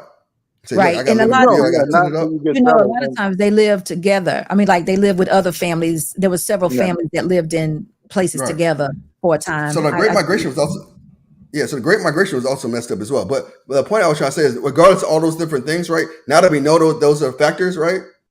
Now we got to start saying, okay, excuses. Now we got to start saying excuses are done. How are we going to start rebuilding? We know what happened. Number one, how are we going to not let the next thing happen, right? Prevent that. And how are we going to build from now on, right? What is the thing we're going to build, right? Now we got to start taking personal responsibilities, right? We know we're in a fucked up situation. I'm sorry, messed up situation. Sorry, curse. I got you. We know we're in a messed up situation, right? Now, okay, hey, this is messed up. This is messed up. Let's work together. Stop looking at me. If I don't have $100,000 and I make $50,000, you make $50,000. Put it together. Now we do have $100,000. Let's look at it like that. You know what I'm saying? Let's look at it as we both, like, we're working together. We're building. Now we can build a family together because we're not looking at each other as adversaries. We're looking at each other as helping each other, the helping hand for each other to raise to the top. I agree with you now. I agree with you totally. Well, not totally, but we ain't going to get into that because that's another subject. But I do want you I know why you don't agree with me. You know why I don't agree with you, because I don't believe. Anyway, about the patience. Let's hear. Can you have the patience for the women to get this thing back in order? You gotta be, if you're willing, you got to be actually willing to work. If you're not willing to work it out and you're just sitting there with your saying talking points trying to blame me for everything, nah. But if you're willing to say, look, I don't know what I'm doing, you don't know what we're doing, and we're willing to go to the next step, and I know it's gonna be ups and downs, but I'm willing to work with it, sure. But if you're still coming up to me like, yo, it's your fault. Like I ain't shit, huh? It's your fault. It's your fault. Then I'm not working with you on that. Yeah. So, Leonard, can you have, who was that? Kevin, can you have patience with the women? I know you already married, so I'm just asking. Should the men have patience with women who have not? You know what? At the end of the day, probably not. No. And I'll tell you why. Because you can't be out here doing a bunch of things all over the place and being wrong on a lot of major life decisions and say, well, I need more patience. I agree with that. And the reason I'm saying that is that we don't get that. No, I agree with that. Men don't get it, so we're not gonna extend that to the women. So the only other variance that you can allow is just how Poole explained it. It's like, look, you got to really come to the table and be like, okay, I've done this, this, and this. Now I've seen the error of what it is I'm doing. Can you help me with this? And I'm asking for patience and some latitude here, because that would be the same. That's the only way men work with other men who have screwed things up. Like, and let's talk about a guy who made a couple of bad life decisions here and there. If he came to you, a productive man, and said, look, you're a productive man. I see you doing things right. I've done this and this wrong. I'm really sincere in my effort to make some adjustments. I'm very self-critiquing, and now I want to do things right. That's somebody you can help. See, that's the difference. Right. You don't get that, then I don't. Then no, I don't know. Then your patience really is just prolonging the agony and just actually facilitating even more of the problem. Okay. So, Leonard, do you think you can have that patience with these women? I don't at all. Okay. There you go. I understand. I'm like this here. You cannot go to school every day and say the dog ate my homework and it's fine. No. Okay. They say patience is a virtue, right? I guess I'm not virtuous because I ain't got time for it. All right, guys. So listen, this has been a great conversation. We've been all over the place. AL, I appreciate you coming up. Kevin, always. Mr. Leonard, it was good meeting you. But I've been here a long time, so I'm getting ready to go. But before I go, I'm going to read these super chats because AL has blessed me today, and I haven't read them yet. He says, "Thank you, AL, for your $5 super chat." He said, "If you listen to his shows after you do the math, those women would make what? How much? Wanted to make 300. So I can explain to it, right? So basically, when Kevin was doing this, talking about Kevin Samuels earlier. So when Kevin Samuels would talk to these women, he would basically ask them a couple of questions like, okay, do you want to work? do you want to pay bills? And they all say no, right? But then they say, okay. And they also ask them about their lifestyle, right? And he'll be like, well, based off of what you're saying, a man got to make 300K in order to survive, in order to satisfy that, right? And then all of a sudden he'll be like, how come you can't just take this regular dude? Because you probably not gonna qualify to have a man making 300K. There's only 1% of those dudes, right? And they'll get mad, and that's when a lot of those arguments started, because a lot of the women just couldn't accept the fact that they even though they got 5 kids by 5 different dudes, or they 5'2", weighing 200 pounds, and they say, how come I can't get the dude who's making 300K? How come I can't get the executive or the doctor? And he's like, because they're not looking for you. They get mad now, and he's like, how come you can't just take the plumber who's looking at you? He's not making 300K, but he's making a decent money. Why don't you look at him? Nah, they always say that they're too good for him. Yeah, and that makes sense. And you know what though? I actually think some of that goes to not knowing what money is either, because it doesn't take 300. They're not living $300,000 lifestyle. I mean, when you just said that they shared with him their lifestyles, that would be not true. If they're not sharing no $300,000 lifestyle with him. They're looking at the lifestyles they desire, right? Oh, so they look on Instagram and they say, oh well, she's going on vacation to Tulum every weekend, or she's getting Birkin bags. Well, I need to get that Birkin bag too. Oh well, I'm saying only if you marrying a doctor. No, even Birkin bags are like $25,000. What? Right. Anyway, moving on. Thank you, AL, for your $2 super chat. Everyone wants better than who they are. Goes back to what you're saying. Exactly. Christopher Lee, thank you also for your $2 super chat. He says, all hail Aaron O, the red pill king. Aaron O is the red pill king. Thank you, Christopher Lee, for your $2 super chat. So listen, guys, I'm going to say my last little piece, and I'm going to say this, because I kind of agree with you all a little bit. The one part that I don't agree with you on is, Aaron, I happen to think if we can put all our money in one pot, we'd be much better off. But I do still think a man should plan. It should be his plan. Not so much you bring 50, I bring 50, we got 100. We still living off that 50 if that's what the man plans. That would be the difference. And I agree to the one pot. I plan on that one pot, and we're using all of that money how I want you to use it. It's going to be my plan. It's going to be your plan, and I'm going to be your wife. Whatever you say. I mean, that's how I think. That's the kind of woman you want. You want a woman out. I think women should make you guys responsible for them if you want that submission, because that's exactly what submission is. I'm submitting my will to you because you are now responsible for me, and you're going to take care of me. That's what it is. So I want this, right? I don't think it should be 50-50. I think it should be 100-100. No, I didn't say 50-50. I was talking about the 50,000. You said 50,000, okay. 50,000. Okay. I think it should be 100,000. Oh, I agree. 100. Whatever you got, all in one pot. But anyway, you guys have an outstanding night. Thank you so much for being here. We must do this again. Comment section, you've been outstanding as usual. Guys, thank you so much for all your support, your super chats and what have you. And y'all have a good night. And SB will see y'all soon. Thank you. Bye-bye. No, I always gotta go. My soul on the road. I can't sit still for a minute. I'm so dead set on indifference. Keep it Charlie, stay down with them Dickens. Let's get around like it's the 80s. Right round, let's keep spinning. Let's keep playing these games that we don't want to finish. And I'm sorry if that sounds a bit bitter, but I am to the core. You want the whole damn thing, then you asking for more. You want that old jive swing, you take up all of the floor. I'm fine with standing at the edge of the door. You be the life of the party, I blend in with the core. You drink it all the Bacardi till the bottles no more. Let's take it back for this started. You want the love, I don't got it. Got my soul on the road. You screaming stay, please don't go. Don't think it's in me to listen to foe. It's so different with distance we roam into zones where nothing get hurt anymore. I just wish I was home when I stepped through front door, but instead I'm alone and completely unsure. And even though you're screaming out with the best of intentions, I don't get it. Why do you always gotta ask me to stay? Why you always gotta go? Playing house, this ain't a home with your soul on the road. Say, why you always gotta go?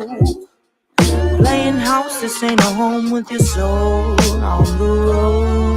I've been lost in my thoughts, and my thoughts they too are scared to usher off. Sorry, Mom, I just thought you were my world. Now you're not. And I'm just sitting, smoking, sloping in the days, cause my days ain't been the same since I drove here away. I remember the way you wrote letters in blue ink.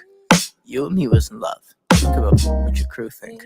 I know your moms probably think I'm a bastard. Your pops probably want to beat my death and take a in my casket. But I got sick of fighting, bickering, fussing over nothing, cussing. Instead of watching the death of discussions that we once had, days that we once spent in the backseat of our cars, reading poets at sunset. It's funny how love can fall out the foreground, get pushed into the back of your mind. We used to twist a spliff and laugh and relax. Now you crying, and I'm trying to find the reasons. So I ask, does forever ever happen, or is it always fade to black?